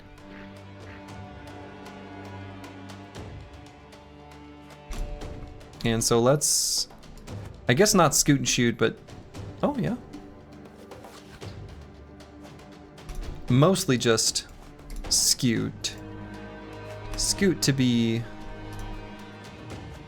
better positioned to meet him. Maybe I could have moved these bros a little further back.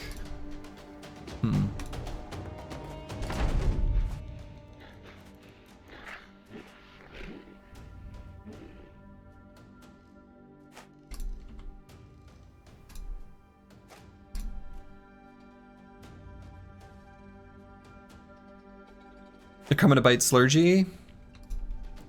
They might be.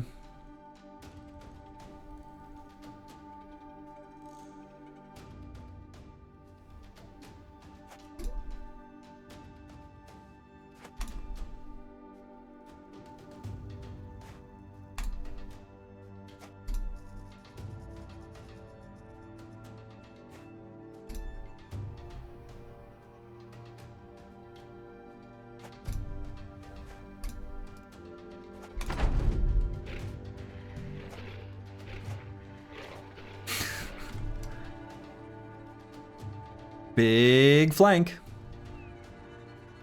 I mean, I guess we're in a fine enough... Oops, that is not what I meant to do, and I guess this is where we're gonna be.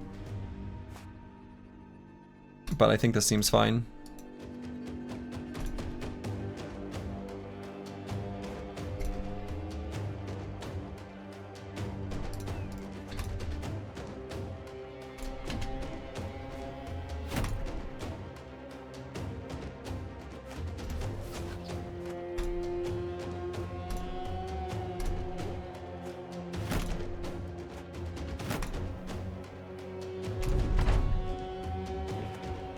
Oh, come on. Hyenas, please. Please. Stop. Just get up here.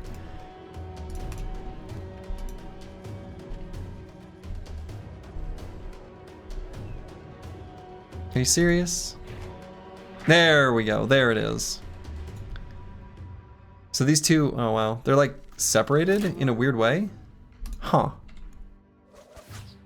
They believe they have ranged advantage? Like, these cripples can't hit us. Oh, Slurgy's got a... Actually, Slurgy can attack here. Slurgy can put down a dog and attack.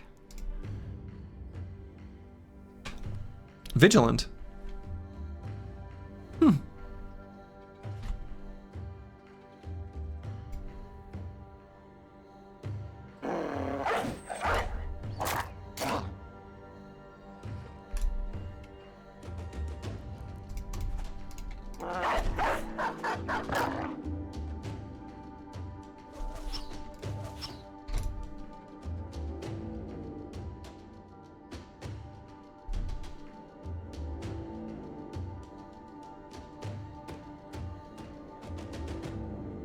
Put the 9 lives brother in a position where he can get attacked. Not the one without 9 lives.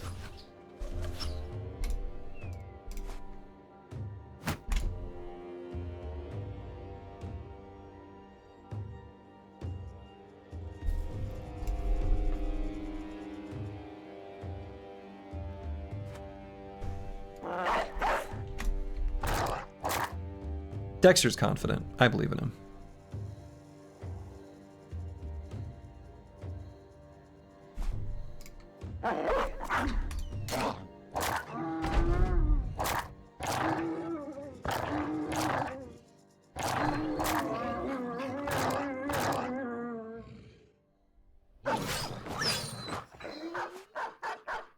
Cat Chaser just got wrecked.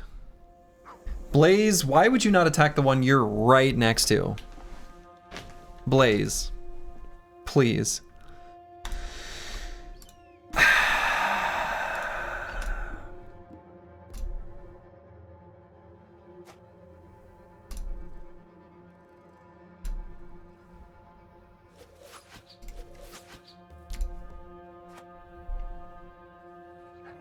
Feeding dogs to the wildlife? Not intentionally.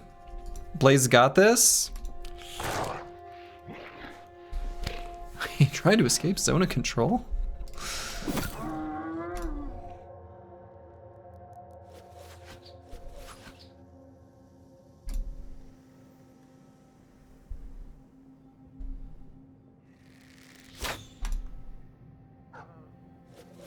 The whole dodge thing is making it kind of hard to hit him, huh?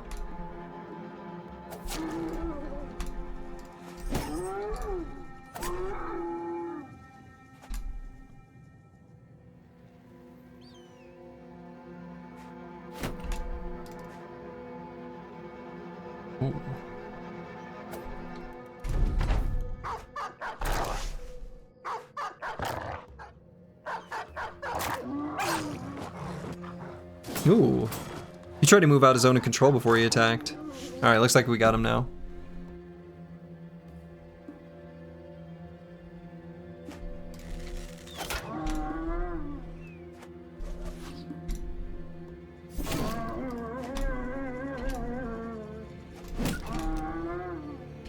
They make weird sounds. Like the sound when you attack them.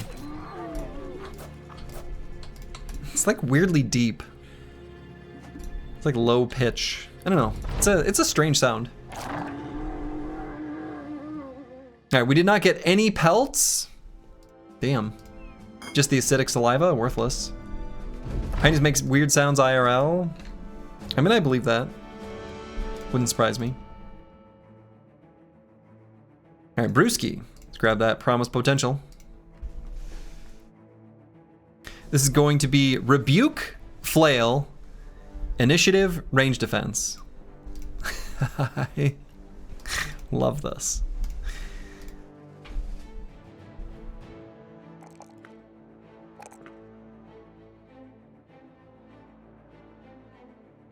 Sturdy told me hyenas keep eating his dogs, so I asked how many dogs he has, and he just said he goes to the kennel and gets a new dog afterwards. So I said, it sounds like he's just feeding kennel dogs to hyenas. Is that why I couldn't adopt a shelter dog? That's why I had to get Mango. He was still from a rescue, but not from a shelter. He was still a puppy.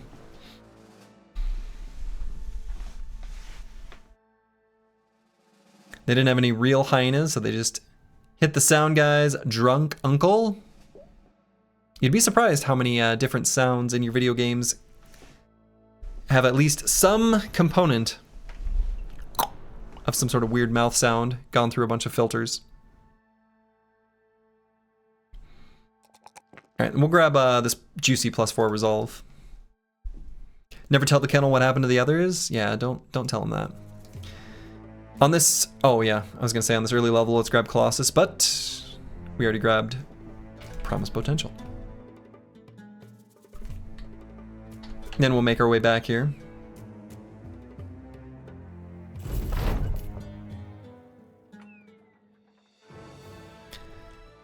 So they've got a wildly good price for a Sword Lance, but unfortunately, it's still too rich for our blood.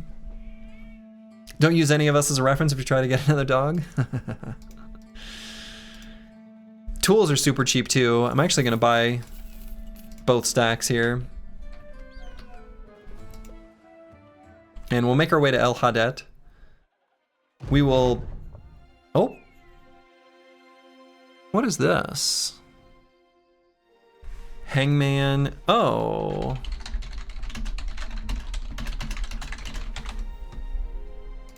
This is the... Yeah, creepy guy. If you say, all right, I'll go and find them. You just gain a bunch of crowns?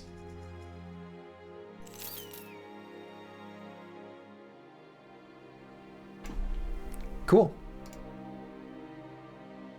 Oh, that's just gonna put us shy for the Sword Lance. We'll come back, we'll come back.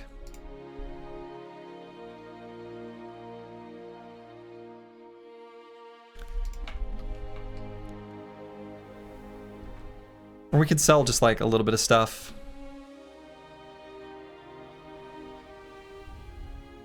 Nah, we gotta sell too much. Damn tools, damn tools.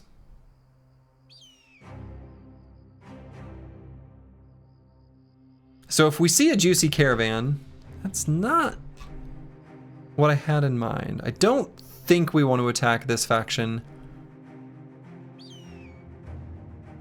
Or do we? I guess that's an interesting prospect. What if we did? Cloth rolls, workshops, fruits, fish, workshop, amber, amber dyes. It's not terrible.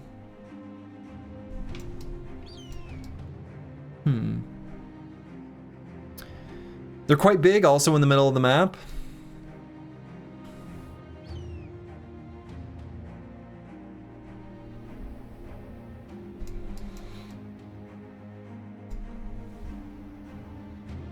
Yeah, and I feel like Hewland actually is a pretty good place to sell stuff in general.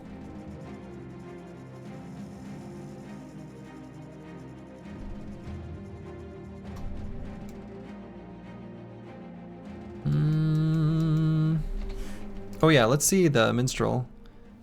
Oh yeah, we don't get to see the total anymore. This used to display the absolute total. I keep forgetting. I keep wanting to go check this. Yeah. You only have to visit 15.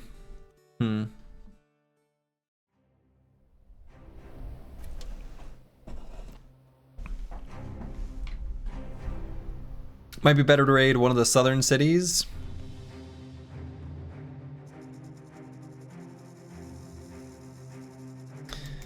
Yeah, the split map thing kind of makes it annoying too. Because we're not able to like raid caravans moving through friendly territory. Like if we go hostile to this faction, it makes it really hard to even get to the south comfortably. Also, it's kind of wide and spread out.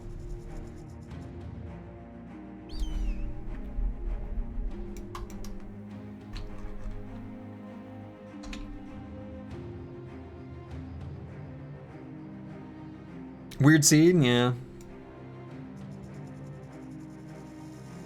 Yeah, the rightmost one is a base for camp for exploration. It really is. I mean, it could also be this one potentially, but...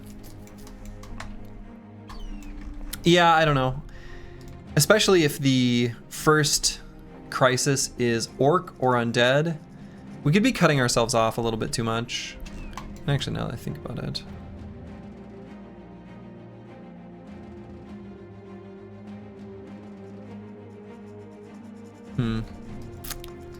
Yeah.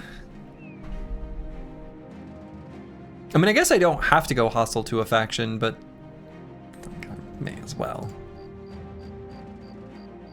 Hunting beasts, drive off nomads. Drive off nomads.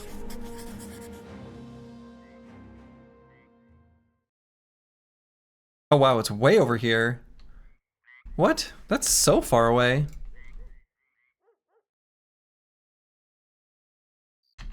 Was that really causing you problems, El Hadet?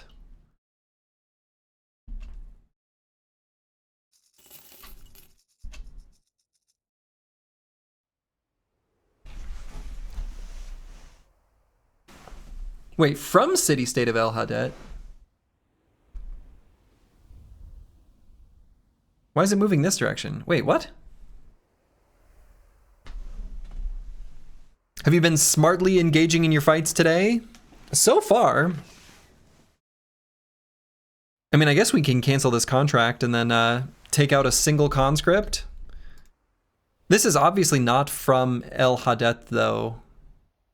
Darkso, do you want my log or save file? Because this is traveling from one of these two locations. It is not from the city-state of El Hadet. Unless it just always says that at the bottom. I swear before it would say the name of the, like, village, though. Known issue? City-states sometimes spawn their caravans in their villages. Oh, so it is actually from El Hadet.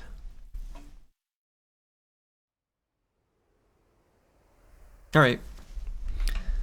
If you know about it, I'm assuming you don't need my logger save.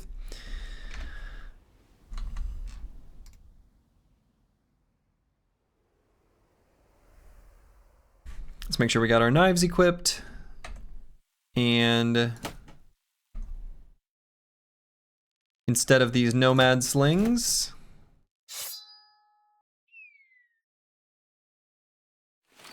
let's equip some nets.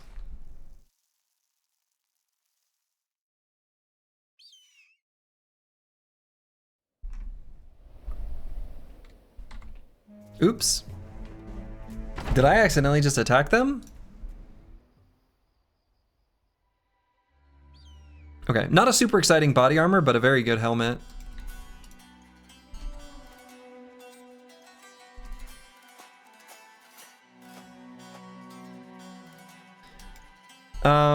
So scooting and shooting won't do anything because we can't throw to there. Though I suppose we could just scoot still.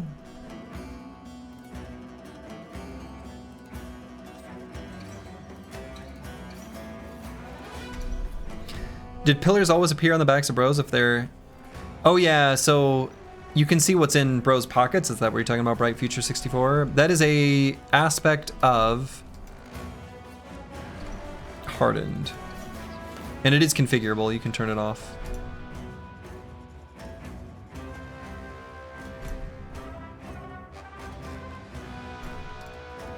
I think it's called like armor silhouettes or something.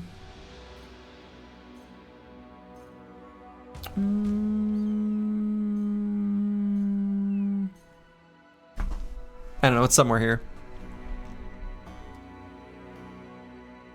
Maybe it's Reforged. It's cool, yeah.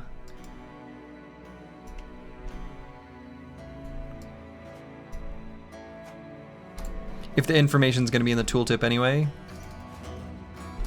may as well appear here on the battlefield.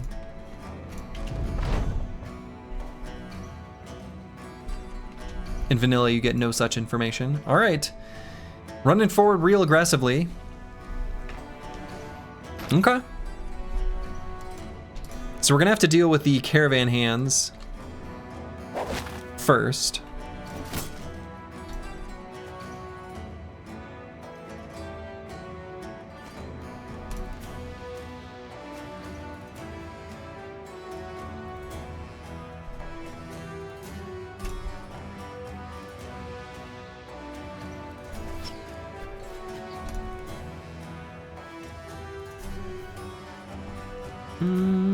I don't think we put Brewski here. We could bring Rhinoc all the way up. So then Brewski kind of just does nothing. Might be what ends up happening there.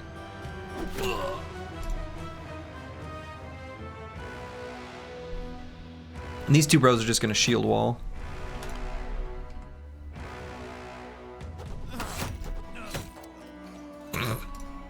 Okay.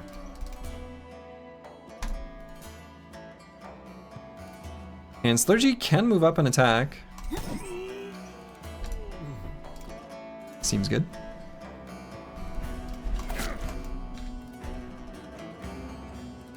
So I'm sort of tempted to go for a stun here. 71% hit chance is not bad. It would daze everyone. I mean, we already have a bro who doesn't have, he's not shield walling. So that would be his target anyway.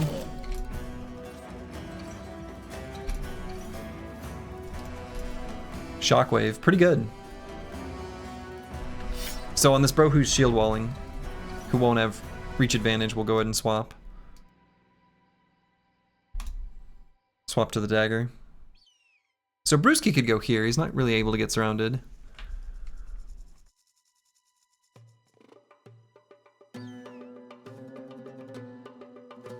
I mean, I guess they could get two around him next turn. Yeah, maybe I don't.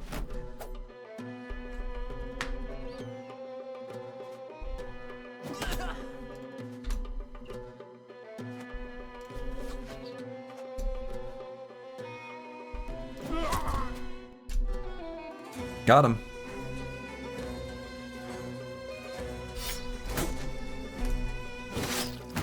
Ow. And we are really hoping we get this scimitar.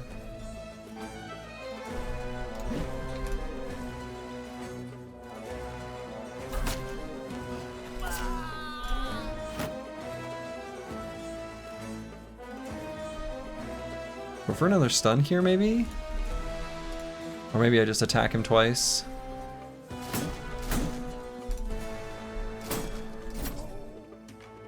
Ooh. Pierced arm muscles, that's really good. It's gonna lower his damage potential.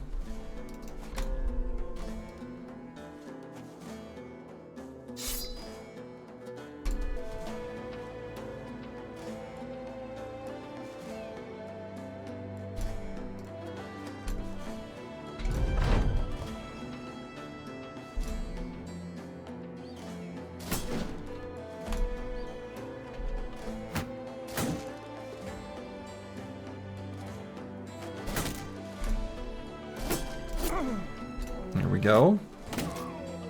Ow.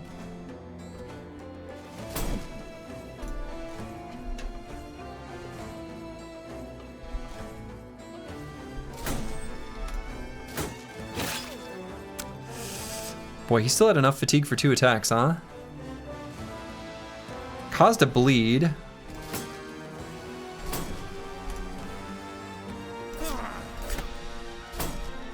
Man.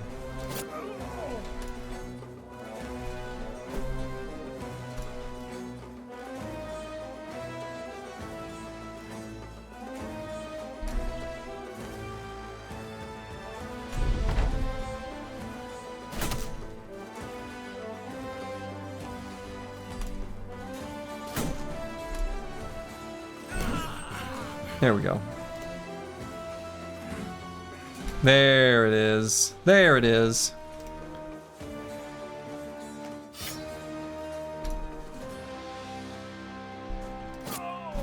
So it's just regular bleeding, not from an injury.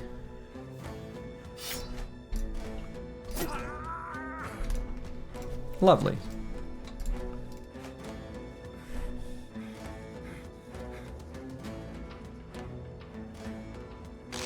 Save the 3 hit points, I guess.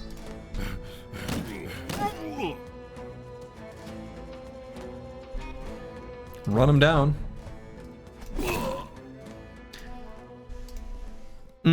Alright, so we got the helmet. We did not get the scimitar, but getting the helmet is pretty great. Linothorax, of course, is nice as well. Unfortunately, El Hadet has decided they hate us.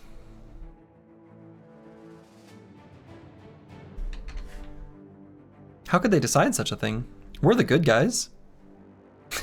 You know? Everyone's the good guy in their own narrative. But in our case, it's true. That's mean of them? Could be.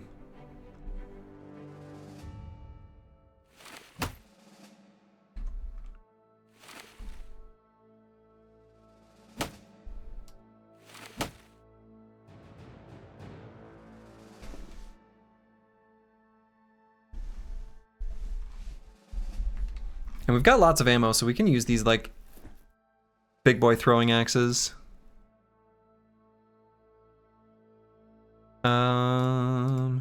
Guess we could put them here. Advanced lightning seems fine.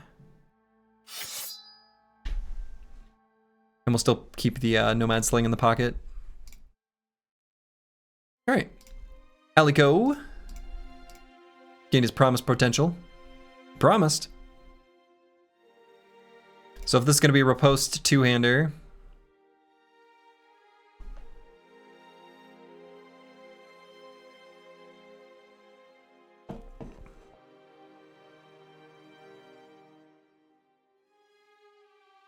let's go with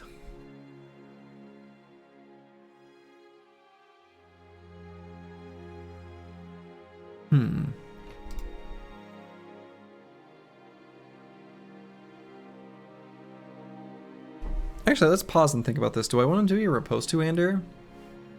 Because we don't have Oh no, okay. We can always riposte the second wind. I was thinking we don't have a way of like attacking, triggering sweeping strikes, and then getting riposte. Have to be posted. We'd have to be fast though. Like really fast.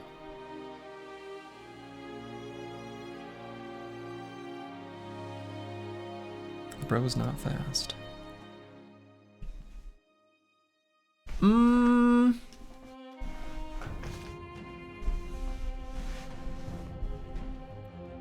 Riposte two-hand without being able to apply sweeping strikes first feels incorrect.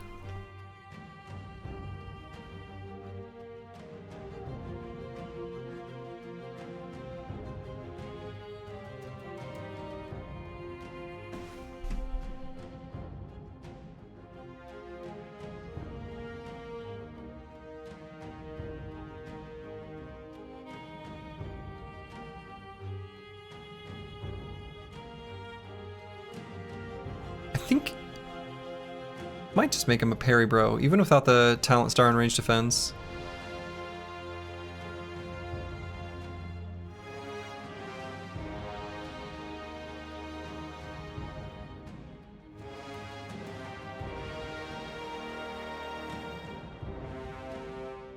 Yeah.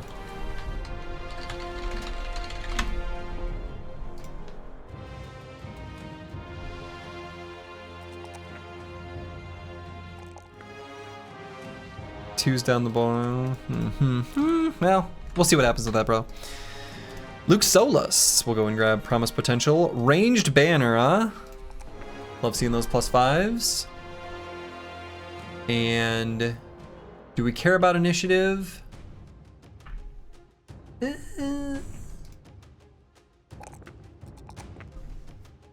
Maybe I take the 3 hit points here.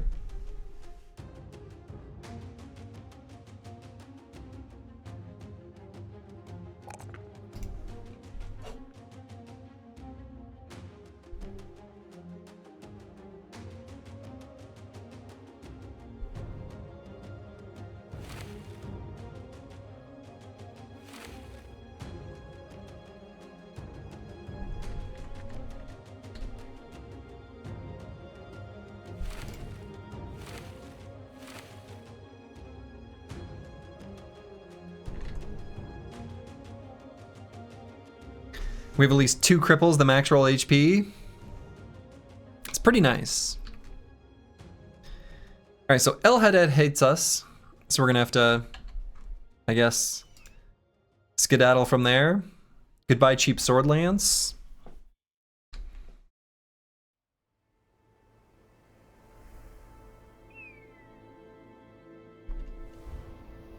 I'm not gonna bother attacking the citizens though. The reward is very minimal.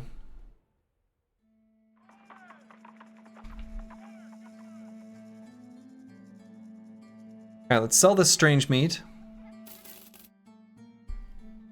They've got a sandstorm going on here, so stuff sells for more. And we'll do a return stolen item contract. Shepherd convention here. Seems to be 4 shepherds, an anatomist, and a dayteller.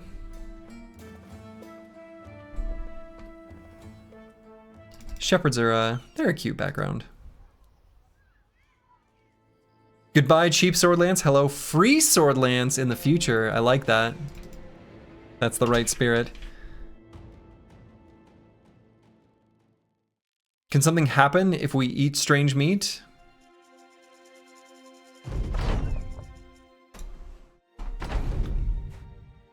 Can something happen?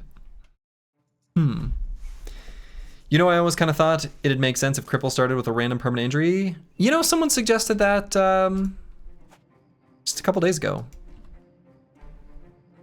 Was that you? Bright Future 64? It's a cool idea.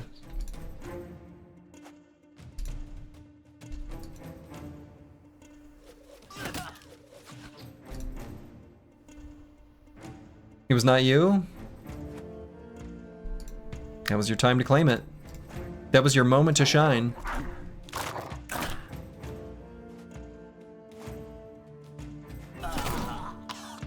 But you feel validated? Oh, that's... There's no finer reward than that.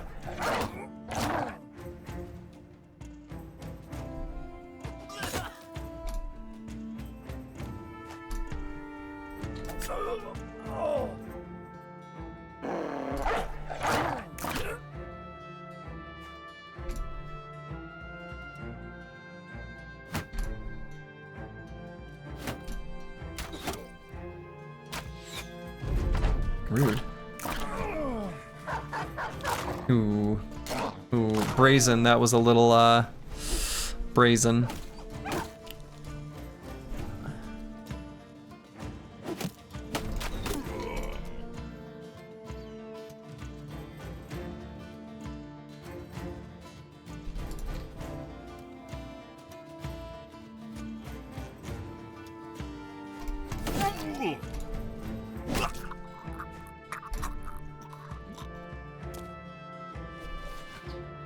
Uh-oh.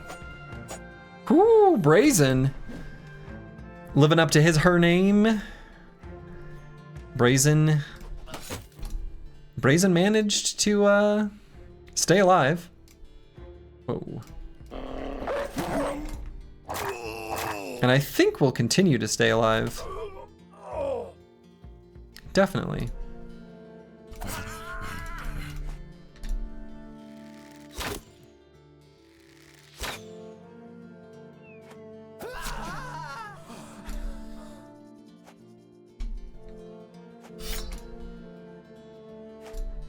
Run him down.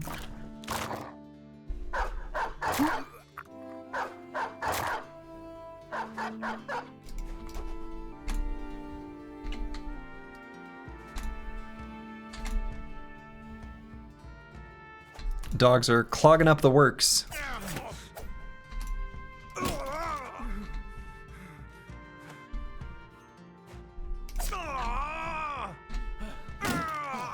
Adios.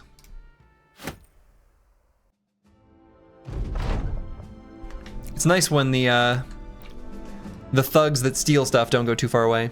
All right, Corvus has hit level 6, and I think this brother is probably just gonna grab Student.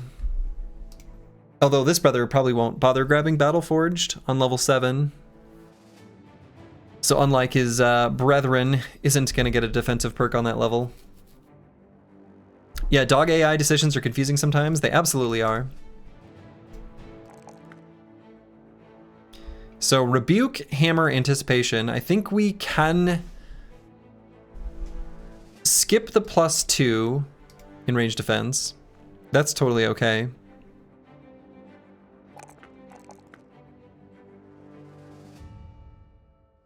It's going to be part of a duo. And even though dynamic duo is going to give us a bunch of resolve, I still feel like we could take more.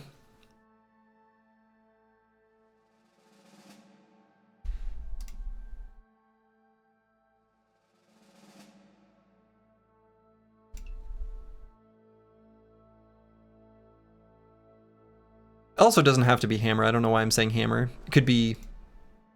There's lots of things we could do here.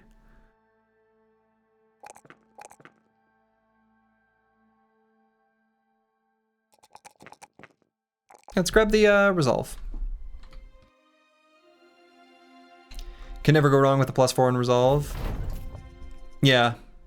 +4 in resolve is pretty good, huh? Still got our Shepherd convention going on.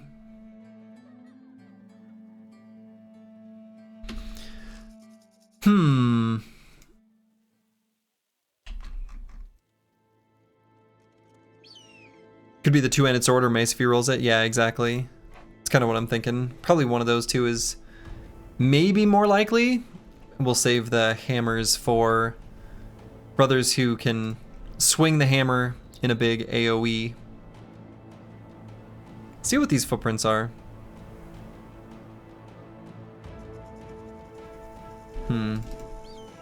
So I suppose from this watchtower they're gonna send out a patrol at us. Yep.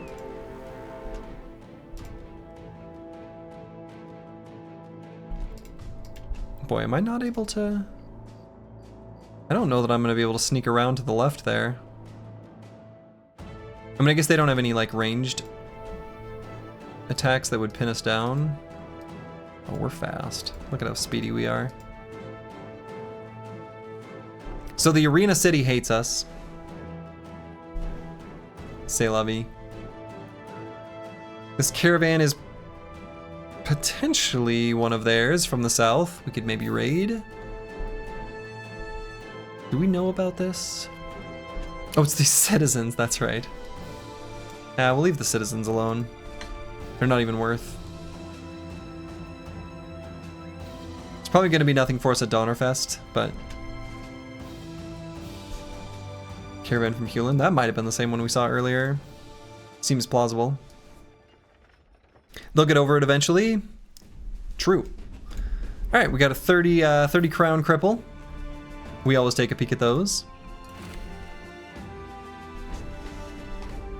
Oh, whoa. yes, but holy, right, good.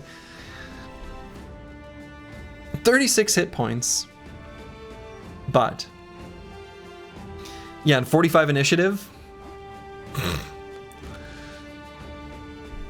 Certainly not getting any value from medium armor.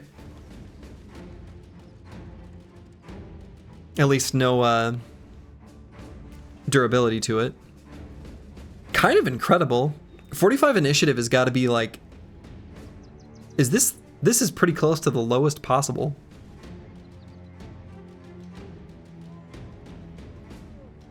But he's got 10 melee defense, 10 starting melee defense.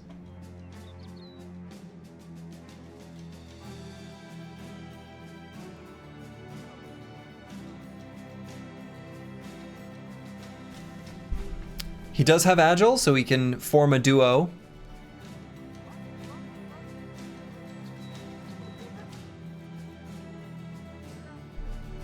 Reading his background, it's hard being a minstrel. It is. A Lord Adam brutally tortured when his voice gave out mid-song. Orpheus himself here. Doesn't have rebuke or swords. It does not have rebuke or swords.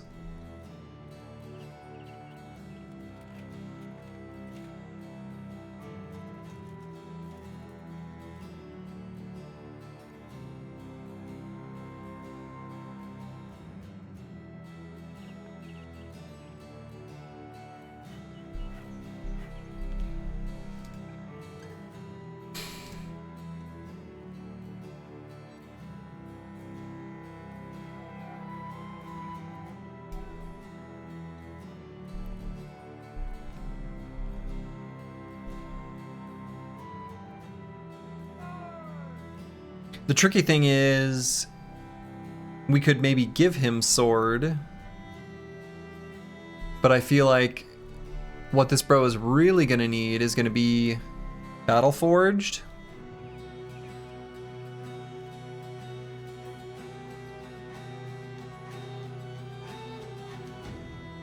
I wonder if I don't keep this bro.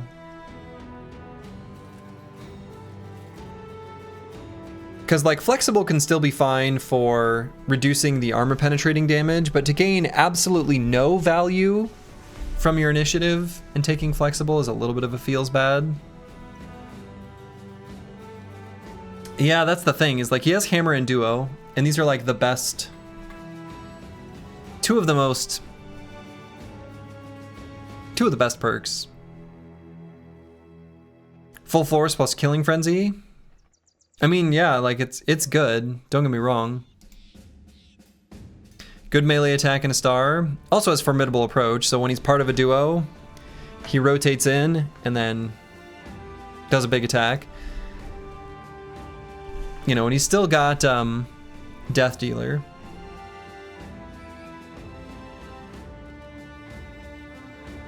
He's just gonna be a little bit more vulnerable than I'd like. I mean, he's got 10 melee defense. Maybe he'll be fine.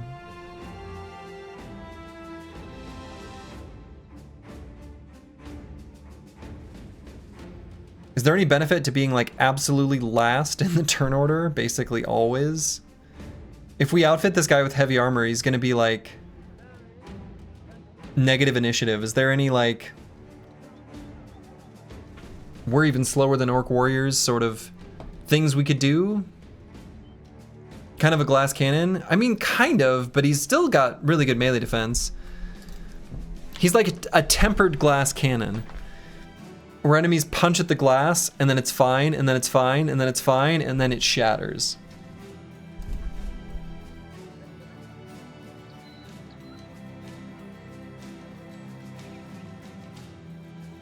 You could slow down anyone with sword mastery? That's true. The disrupted flow would apply pretty much always. He could be the guy to save someone in a bad place.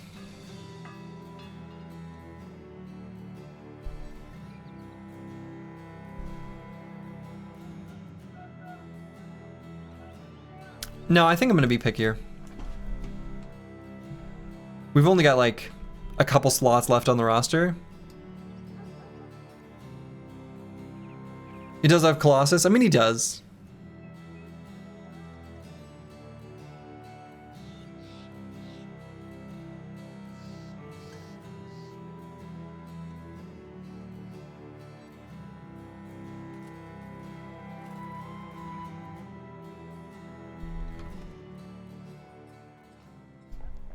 Okay, so let's purchase Drake, the dog with armor.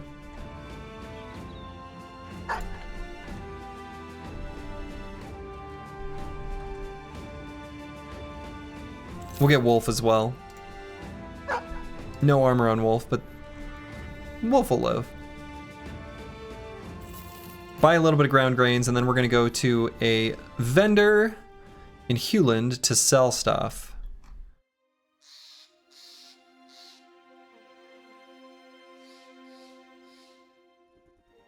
And then, oh, Brigand's having a snack. Wait till they complete their snack. And then we'll go fight him. And since they are in combat, we're gonna spawn all the way over to the left. So no scooting and shooting for us.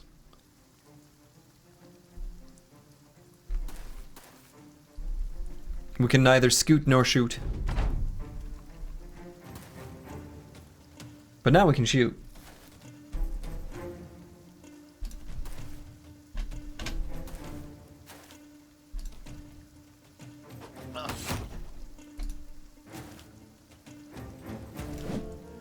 You missed.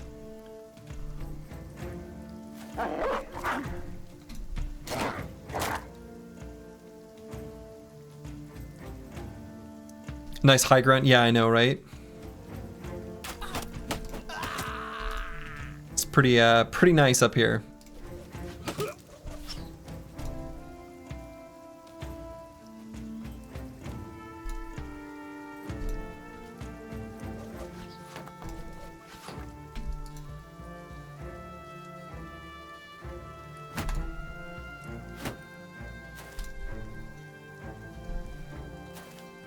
Oh, where'd that guy come from?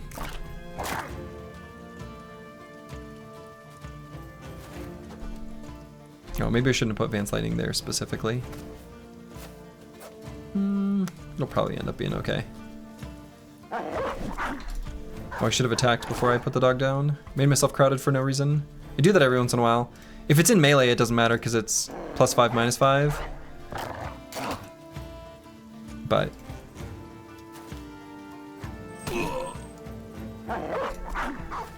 sometimes it matters.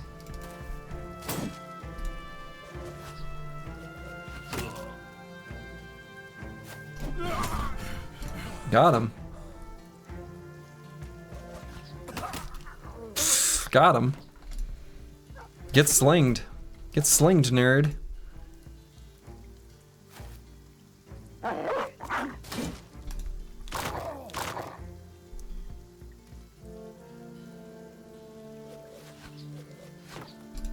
Oh, come on. Can't hit him.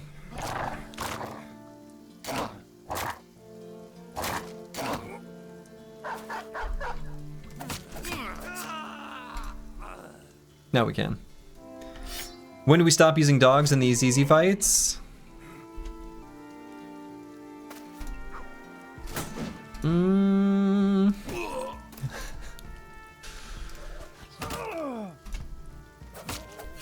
I mean, they still make it a lot more cozy for quite a while. Yeah, it's not never, but it's we keep using them for a while.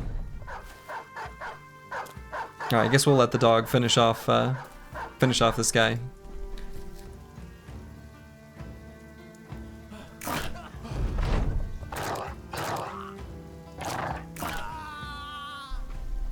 Excellent.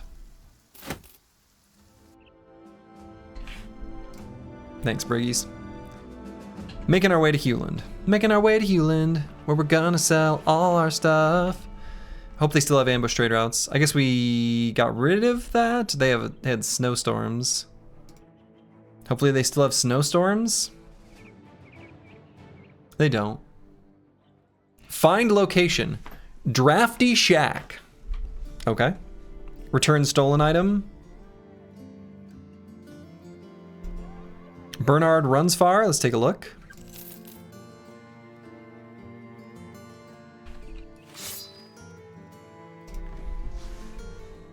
The bro has insecure. Yeah. So will never be confident, but does have access to battle fervor, so that's fine.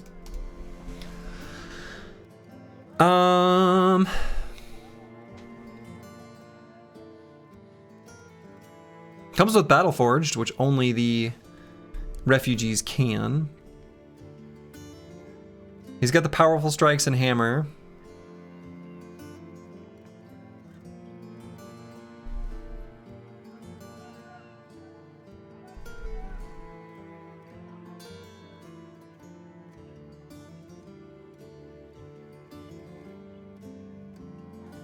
Pretty good secondaries, but his perk groups leave a little bit to be desired. Like, I like 9 lives for early on, and combo can be good, but never being confident sucks. Well, we can take Battle Fervor to make up for that, but then we have to take a perk that, I don't know.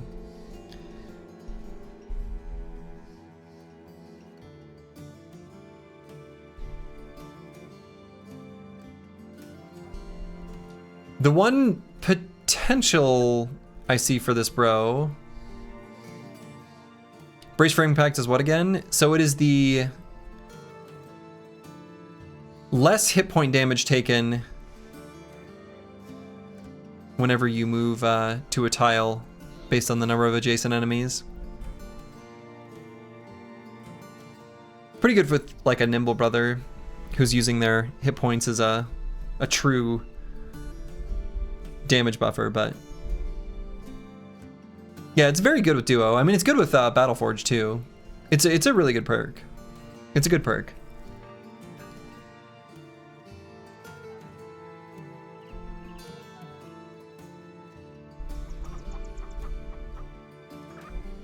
The thing nah, we're not gonna keep this guy.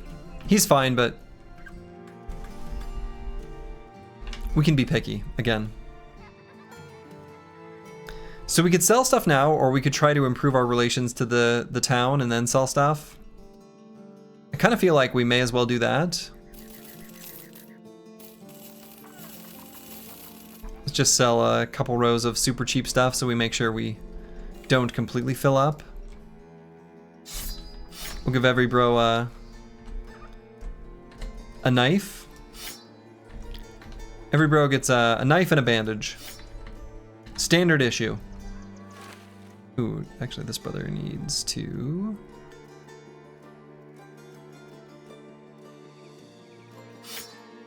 Oops.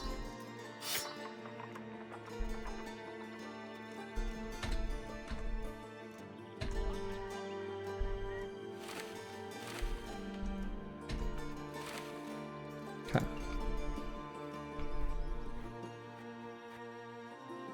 Let's do the return stolen item first.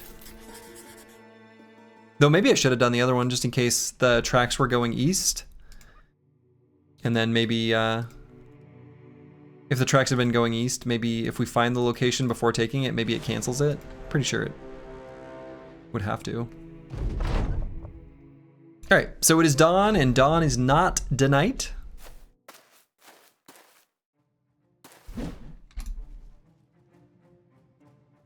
Or dawn is denight. Why would I add not? Dawn is denied.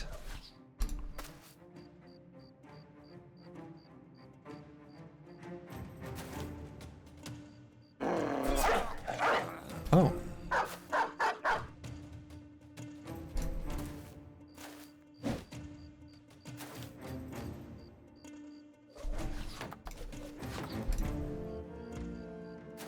Yeah, Dawn is Denite. I don't know why I would say that it isn't when every time I've said that in the past, I've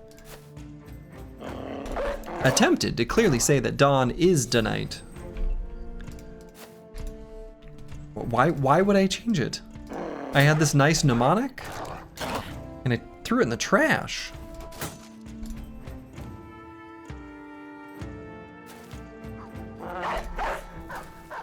Well, that's not where I was hoping / wanting that dog to go.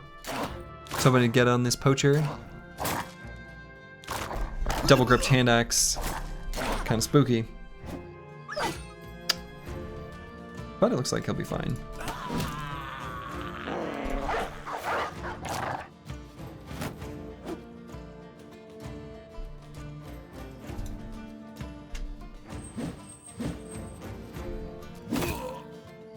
Got him.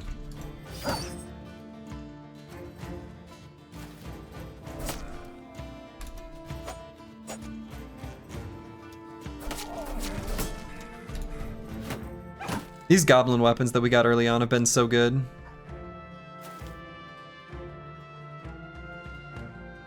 Not double gripped, no.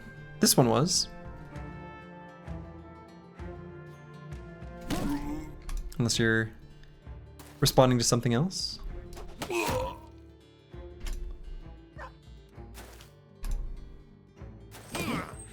Okay.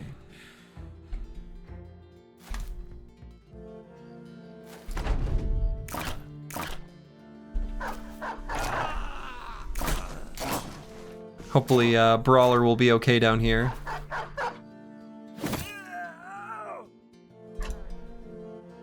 Thought you meant the other one. Nas. There we go.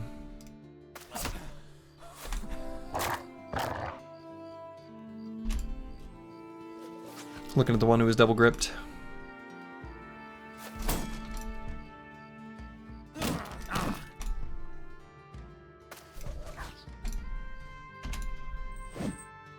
Okay. The doggos were a little bit bloodied, but they're all right.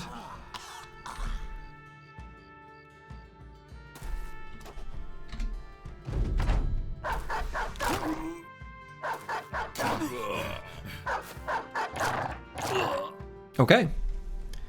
Very nice. Brewski gained a level. Not much for loot here, but it was not much of a fight. This is going to be Rebuke, Flail, Initiative, Range Defense. Love it.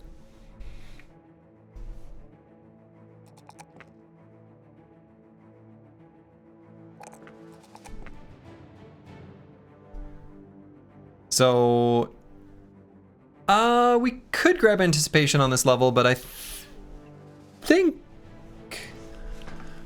yeah, maybe. It doesn't do much for us yet, but we'll get Dodge next level, and then it kind of does. Yeah, Colossus is definitely more cozy for this level. But I feel like once we have Dodge, it's pretty close to equal.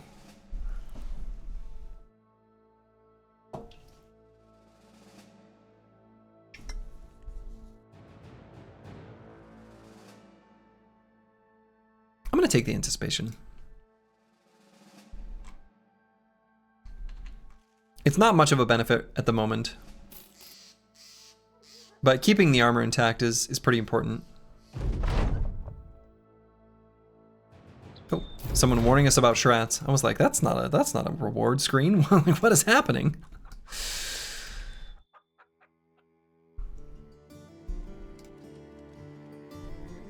All right, so let's find the Drafty Shack. 6 to 11 tiles to the east. This guy doesn't want us to find his Drafty Shack. The trees are freaking scary, man. So say the dwarves.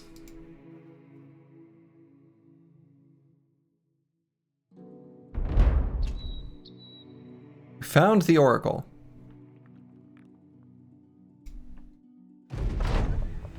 There it is, the Drafty Shack. And so when you return the contract after destroying it, you get like a less good conclusion. Like a partially returned contract. These camps are great. They are just little experience piñatas. Groups of zombies are one of the best things you can possibly find.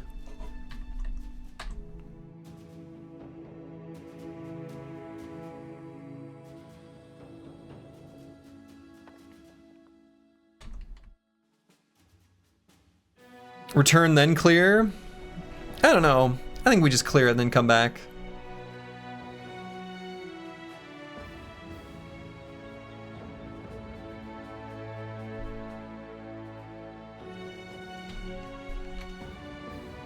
We don't want to come back here.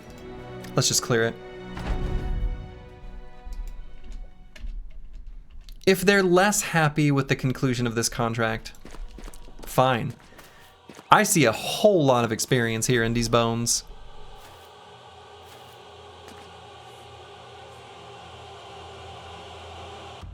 And so let's start with a scoot and shoot. They've got like a little bit of real damage here. Or were we not able to scoot and shoot at all? No, the slings can. Oh yeah, the slings can. Dog's gonna chew, dog's gonna chew. Plus loot to sell at a slightly happier town. Yes, a little bit more loot. Not too much more. There's none of the armored variant, so.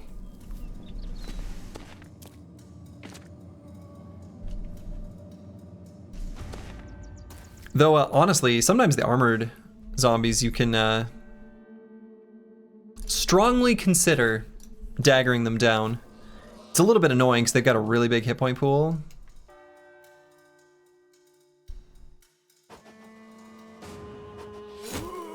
Got him. But you can do it. Oh, and then you have to dagger him down again. So.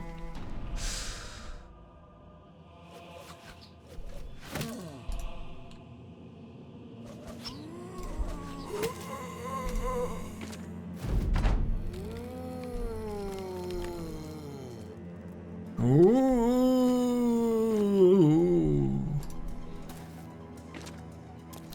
Great sound effects. You remember watching someone who used to do that for the rotted plate gear? Oh, yeah. That, absolutely. In early, I did that all the time in vanilla, and even in Reforged. Like, that's absolutely worth it. And really, really good for an early forged bro. Decayed coat of plates, my beloved.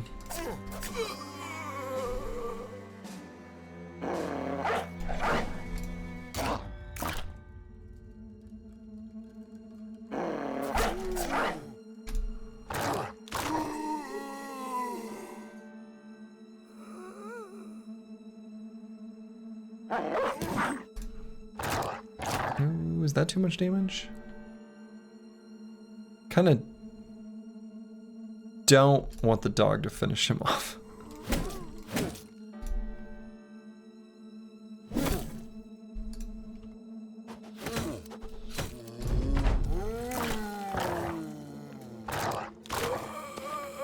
That's fine.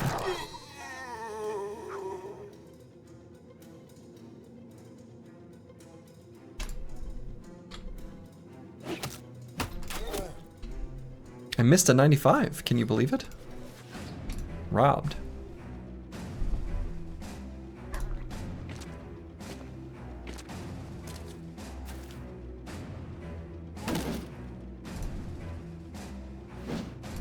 What?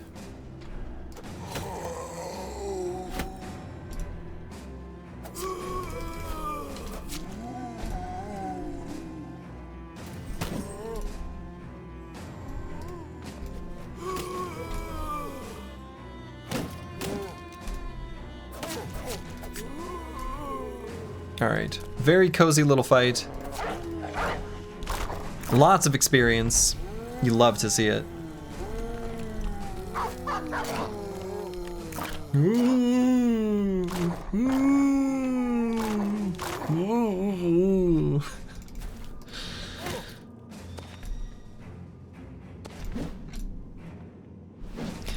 do you suppose the first piece of media was that had zombies that made them sound in this specific iconic way? Because at this point, it's a trope. But one must imagine it was, at some point in history, the first time someone represented zombies that way. I wonder what piece of media that was. Night of the Living Dead? Was that the first? I mean, the answer might be yes, but... Night of the Living Dead's the one you meant? Was that was the first, you suppose?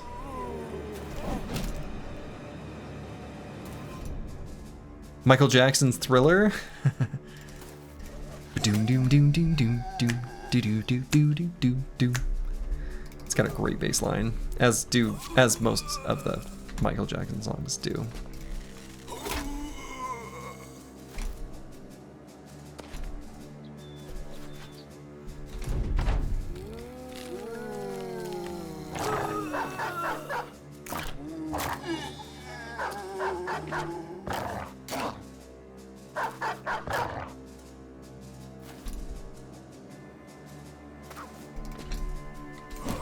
Okay, let's see how much experience this is. Oh yeah, look at that.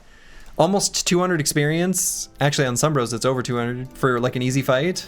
You'd love to see it. And some spoons.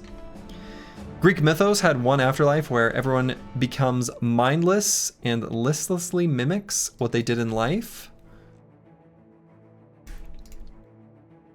How do you know that's not what we're doing right now?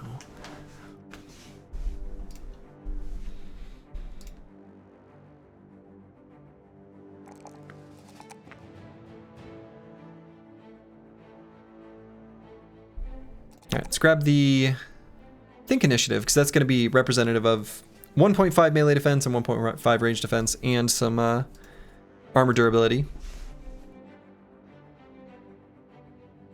Doom scrolling, exactly. So let's grab Fort Mind. 34 is still pretty low. Doing the same thing with Plaguebird as we did with Rhinoc. Luke Solas. Ranged banner, gonna gain entrenched.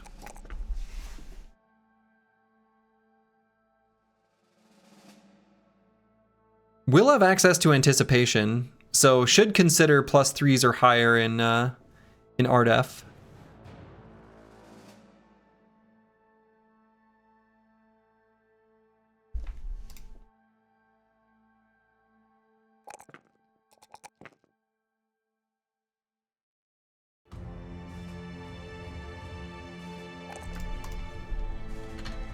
Okay. Future Bible Hero. Also going to be built as Banner Boy. Level 6, so I think we grab Student.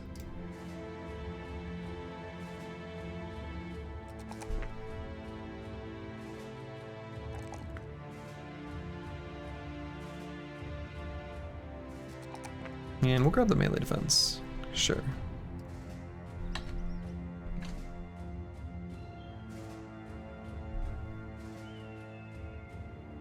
And will we get there? No. Only our employer will learn where it is. So does that... I mean, would I have gained more... I don't know. Looks like the same as a regular contract return. Cool. All right, so then now they want our stuff for lots of money. You love to see it. Time for a fire sale, because this is a decent sale price.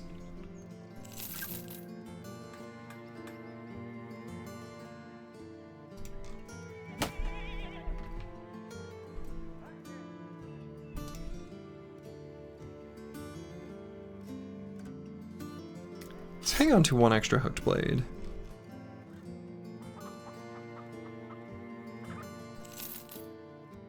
Could maybe go back for the sword lance. maybe. Do we want to keep a Warfork? I don't think so. We've got a lot of money now. I wonder if we can hire someone. Did we get our cartographer yet? I don't think so, not yet.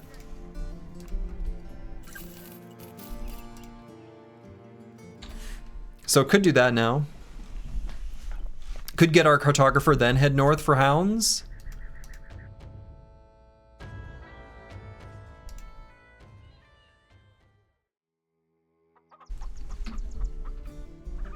Cartographer and Swordlance time.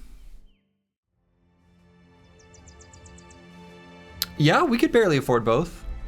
We could get the cartographer, then walk through this section of the map where we might even have the cartographer give us a little bit of money.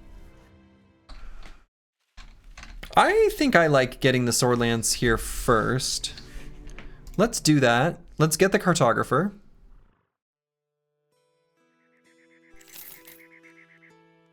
We'll head south through this little, curiously, like, you know the pictures of human anatomy that show like the ovaries and the fallopian tubes and all that? I feel like, isn't it kind of in this, vaguely this shape? I feel like that's a thing. Anyway, you didn't need to know that. I didn't need to say that. Let's head south. Paging Dr. Freud, yeah. I feel like that was a Slurgian slip. It was something.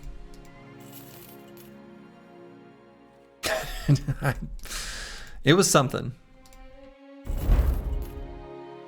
Ooh, we got paid for the fallen star. Cartographer already given us the big bucks.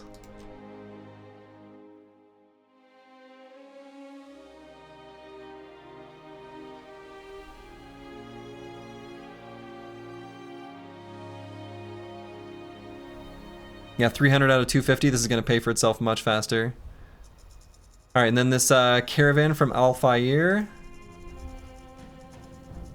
Might be able to get that. So the Swordlance is more expensive than it was because we upset their dad.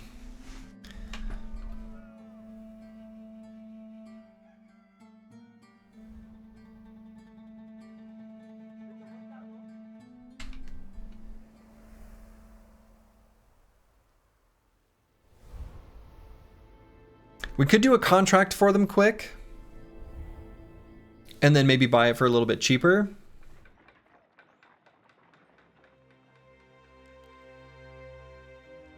And then chase after this trading caravan along the road afterwards. It's kind of spooky though, because we know it's 3 conscripts. Is that too spooky?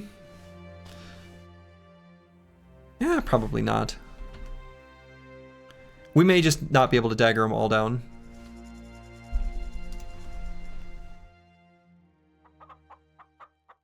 Alright, let's do this contract super quick. Buy a Swordlance. Deal with the caravan.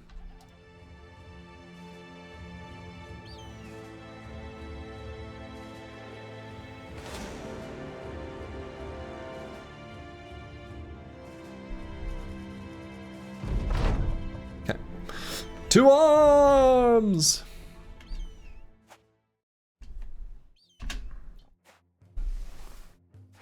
We've done a lot of different versions of basically this exact same fight.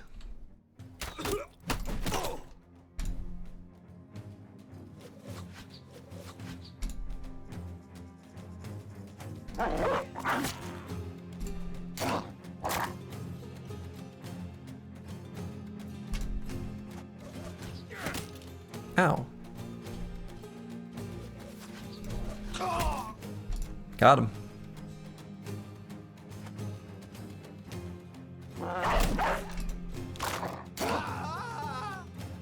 Got him.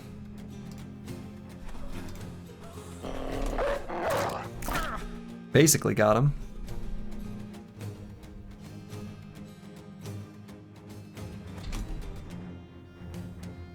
Look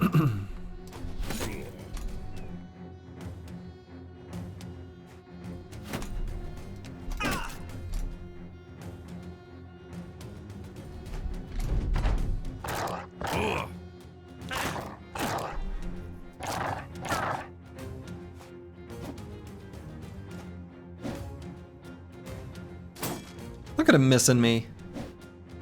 They can't hit a thing. Wow, they got really unlucky there, actually.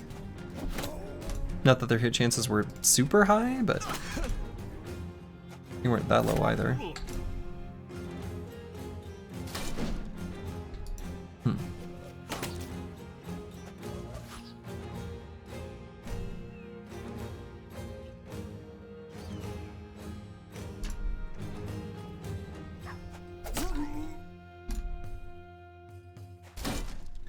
Oh, dang. I was hoping to get the AoE days from getting the kill with our shockwave.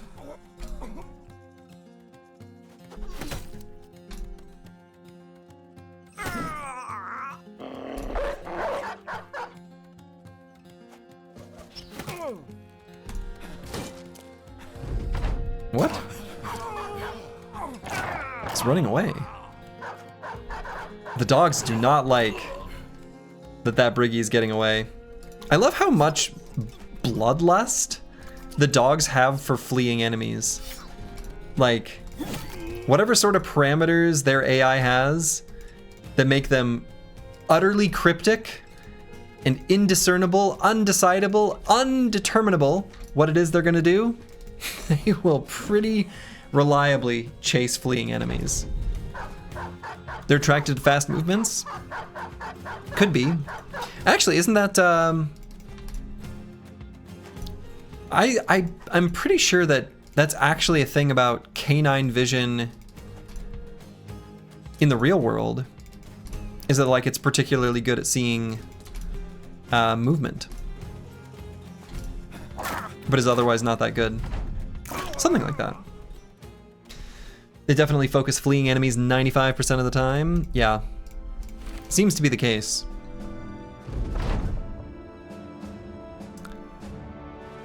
We're paid 300 to return it, and that's what we'll do. Trying to make them like us. Now it's gonna be nighttime when we return.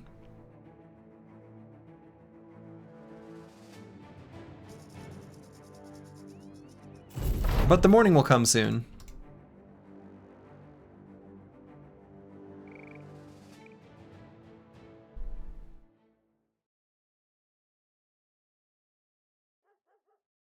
So we'll just rest here till the morning.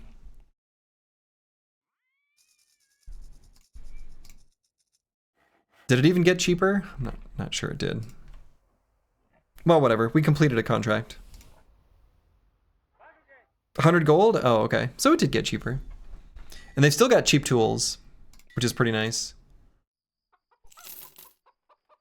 So let's get those cheap tools and cheap food.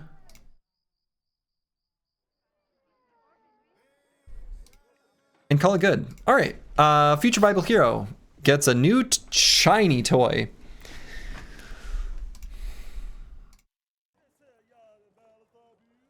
A very shiny toy. We should work out one more bro to take Flail Mastery, or Flail Mastery, Polar Mastery though. Oh yeah, we need to get Antiwian out here so we can get Exude Confidence.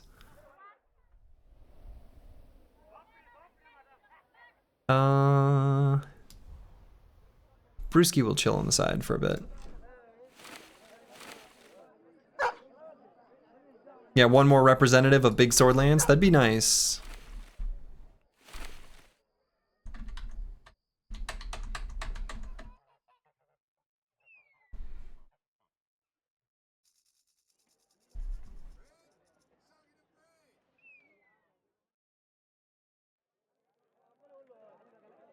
All right, that's good enough for me.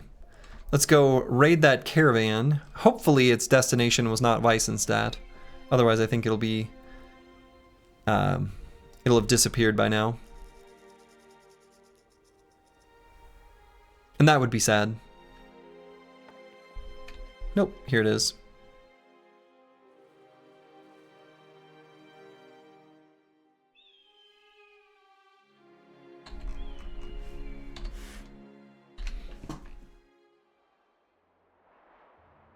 Are the armors in our inventory worse than the padded leathers? They're worse than the padded leathers, yeah. We should get a few things moved around here real quick.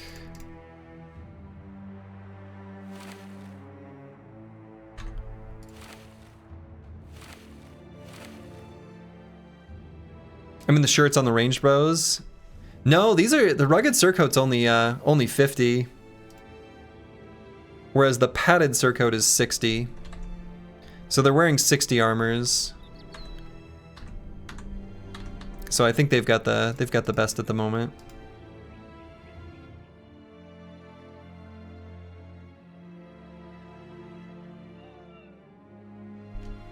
In vanilla, it's the opposite. Yes, which is confusing, and that's tripped me up too.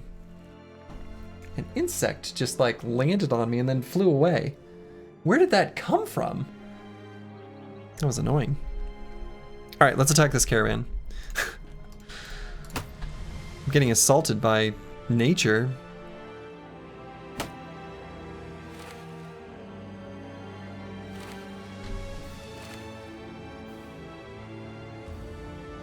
You laid eggs under your skin? Oh no. Am I gonna turn into an insect?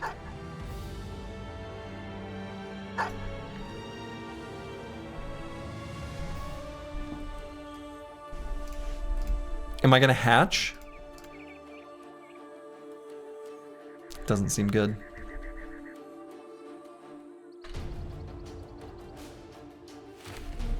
No, but you'll be eaten inside out by the babies? Oh, okay, so that's fine. I'm gonna turn into the fly?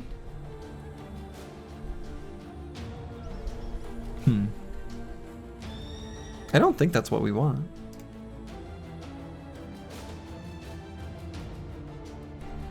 Alright, I think we're set up as good as we're gonna be. I'd like to imagine we do it in front of dozens of witnesses, just off screen in broad daylight. Yeah, right, yeah. But they're from a different faction, so they'll be like, yeah, they must have had it coming.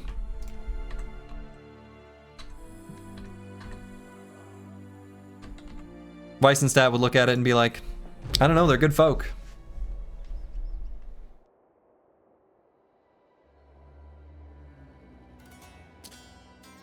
I wonder how they'll avoid this high ground.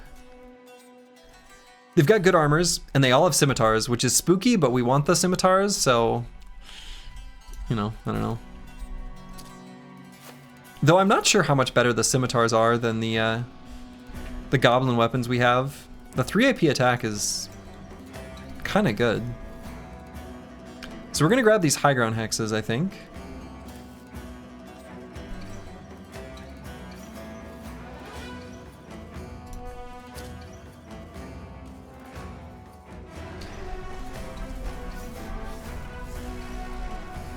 And I'm not sure how exactly we're gonna do this. What I might do is blow up this guy and just say, it is what it is. And then dagger down the top two, because I feel like doing 3 might be asking to do a little bit too much. Put you on the high ground, let you work. I think we're gonna keep you on the low ground. Jeff Goldblum was pretty buff and had Gina Davis for a girlfriend and was still picking up girls at bars and humiliating tough dudes.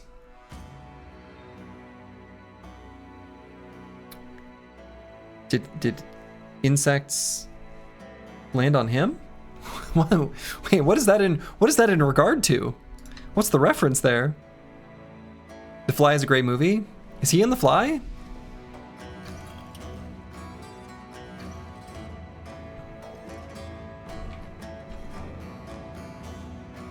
He's in The Fly remake? Oh, okay.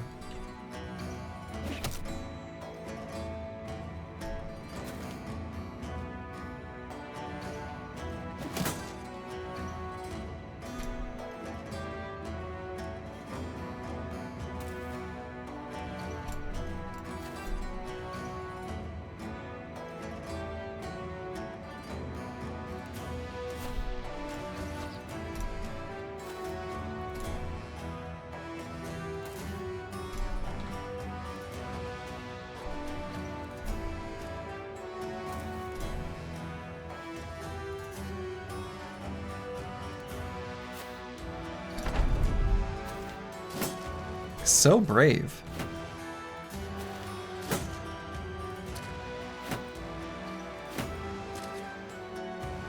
Okay, I think this kind of works for me. I like the way they've done this.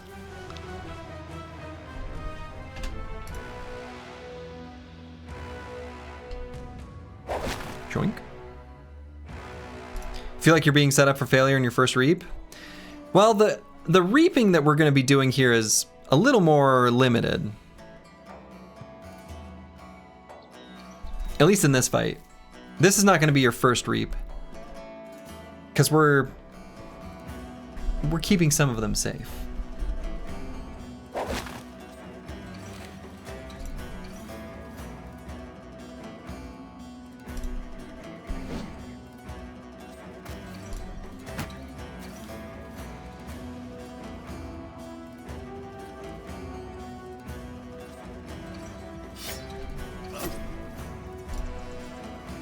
Got that puncture.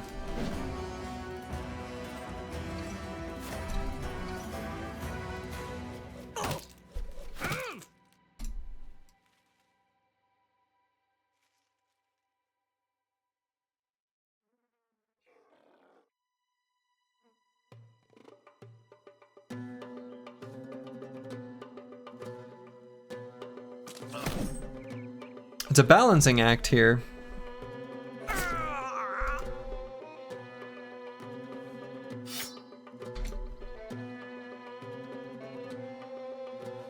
A balancing act of greed versus non-greed.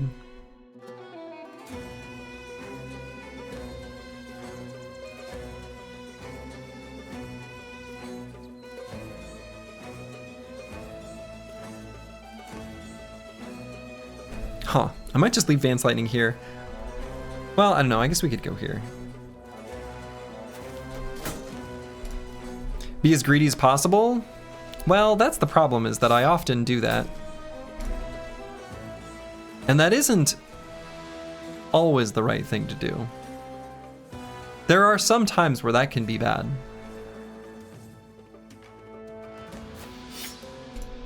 That never goes wrong ever? Maybe you're right. Name one? Nothing's coming to mind.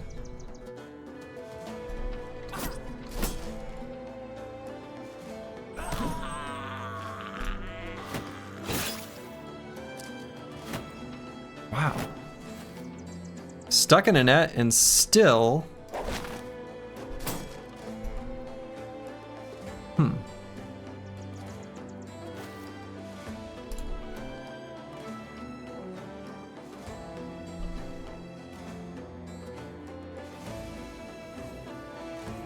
I don't like that Corvus is bleeding. And we were probably going to need to shield wall with him, but... see if we can get some surround.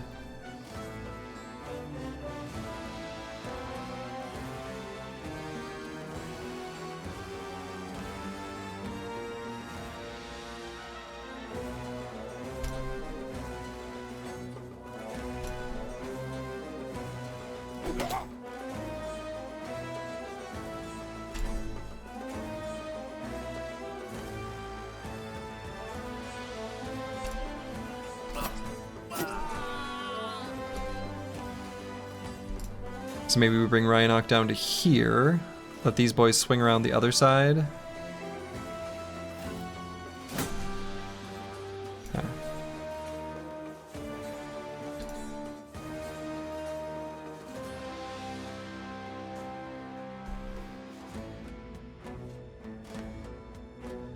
So 30's not going to pull out his knife quite yet. So Future Bible Hero is basically just here supplying long reach. So we'll just kind of get out of the way.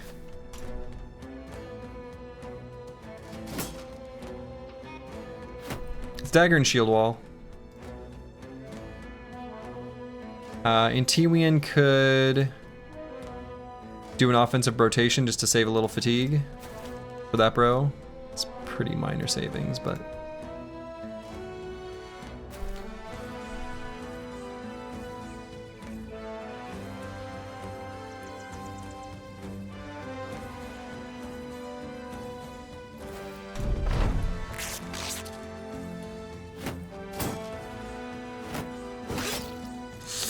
Man, they keep hitting in the head. They hit Slurgy in the head. I don't like that. Might be able to still dagger him down by the end of the turn.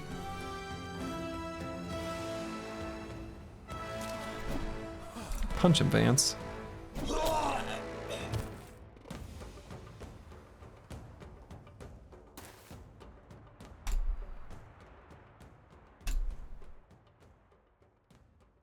Let's get a little surround. Good. Did not manage to injure.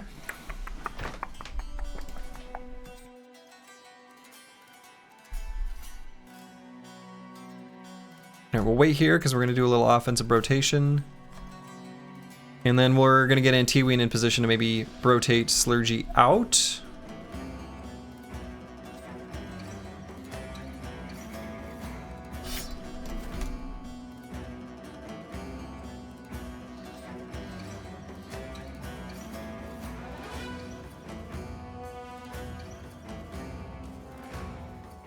I suppose they probably won't attack Corvus anymore. They'll probably attack Apples and Fruits and Slurgy, so let's puncture twice. Never mind. Alright, we're totally good here.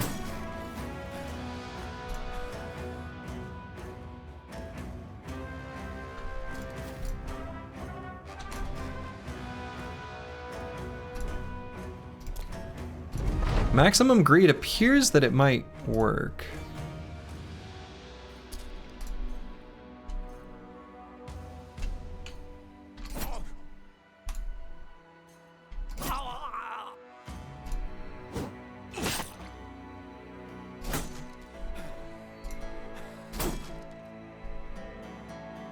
So let's get Antiween here to maybe rotate.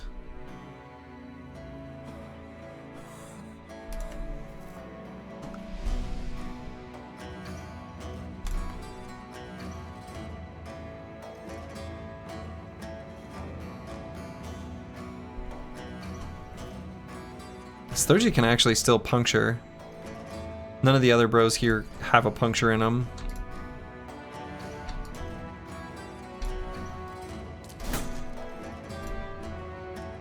Feels a little dubious, but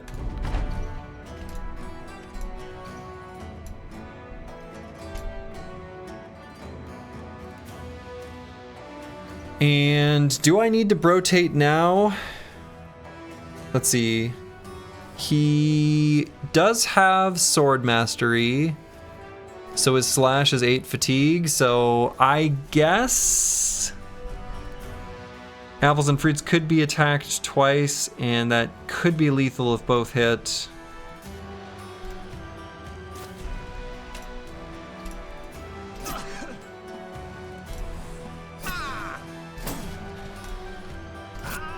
We're fine. Oh boy.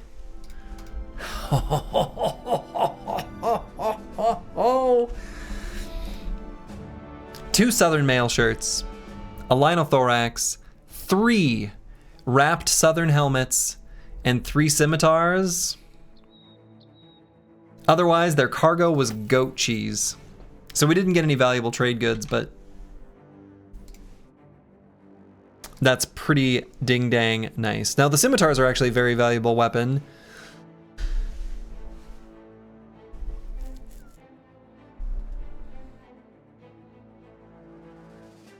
It's kind of debatable whether it's a better weapon than the Cruel Falchion. Again, the Cruel Falchion has the 3 AP attack.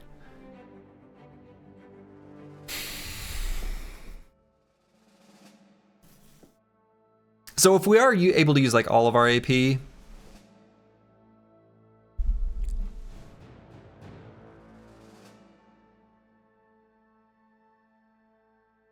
Cruel Falchion probably comes out barely ahead. I guess it's pretty close. Goat cheese not valuable? Oh man, now, believe me, I love me some goat cheese. Though goat cheese kind of tastes like dust. And not in a good way, but I still love it. I don't know if that's gonna make sense to anyone. Like it tastes dusty.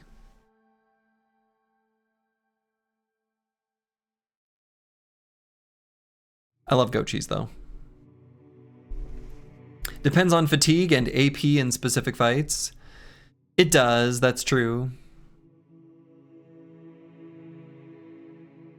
You'd assume in ideal situations, goblin weapon, but on average, scimitar. That's probably a correct assumption. But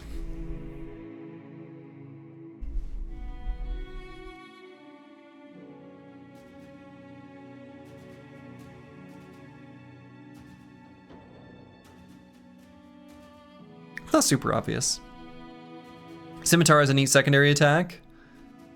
It does, but the Cruel Falchion has riposte.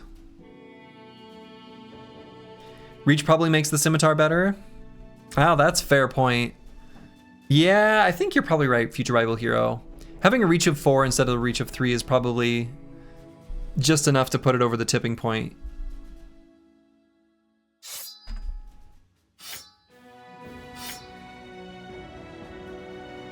Though I might keep the Goblin Skewer. That having a reach of 5 I think is pretty sweet.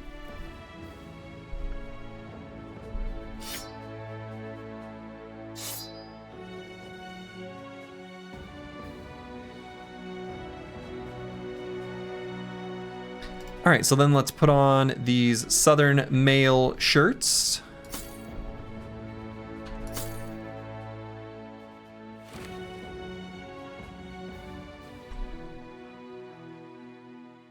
We've got some good armors on everyone now. We've got at least an 80 armor on the entire front line.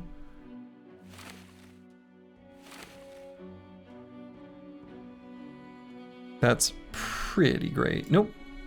Not this one. Sneaky.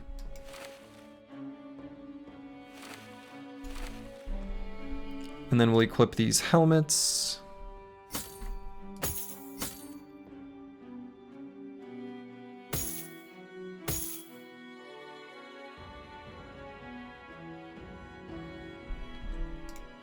Anyone else get hit in the head? No.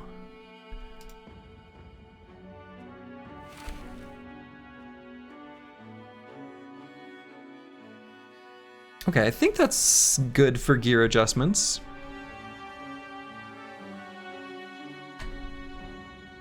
So Dexter, who's... I put Reaper and eventually will be a Reaper, but for now is a Macer. I don't know, we'll just put Macer.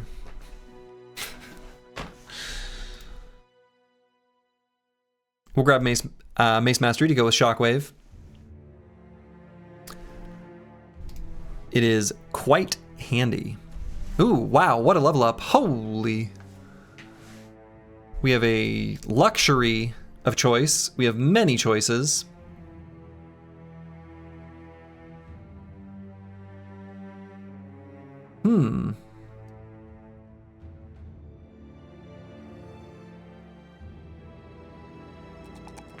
Melee skill, melee defense, and probably just the +5 fatigue. But dang. What a great level up. Ryanok, our spear boy. Now we could, on this level, equip the Goblin Skewer. And then grab Spear Mastery. There could be situations where we want a Spear Wall. Or even just stab for extra cheap.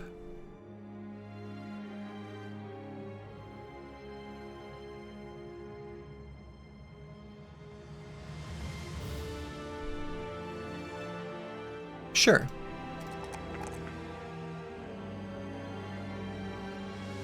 If we were in the game, 100% we would be legendary mercs, right? Not a chance.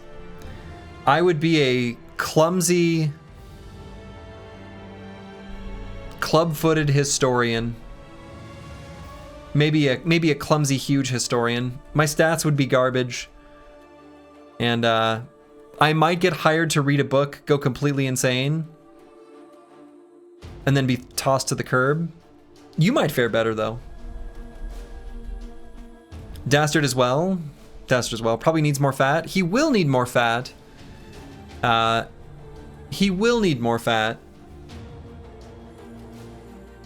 But the The spear wall with mastery and the double grip bonus goes down to 20. Which means we aren't going to need a ton. I might greed out this level since it's a low roll in fatigue and just grab initiative, since that's going to serve us pretty well with our future plans for medium armor and dodge. It's quite speculative, but you would be a Chad 100 in melee, your heart says that? Well, then I have no reason to disbelieve. You'd hate to live in the Battle Brothers world. The weird economy would make you go insane, and that's before some random merc captain sends you into... Fair. It's a cruel, cruel, cruel world.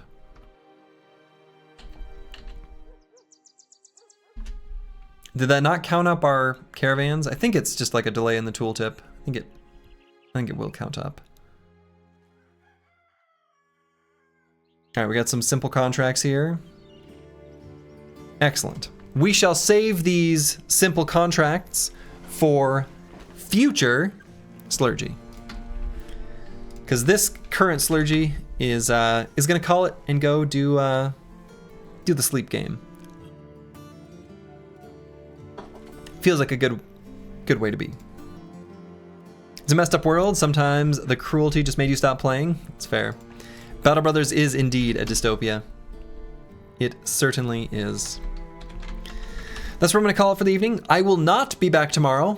I will also announce this in the Discord. But we're going to be going out and about tomorrow, so no stream tomorrow. But I will be back on Friday. And so, to all of you wherever you are in the world, make it a good one. Ta-ta.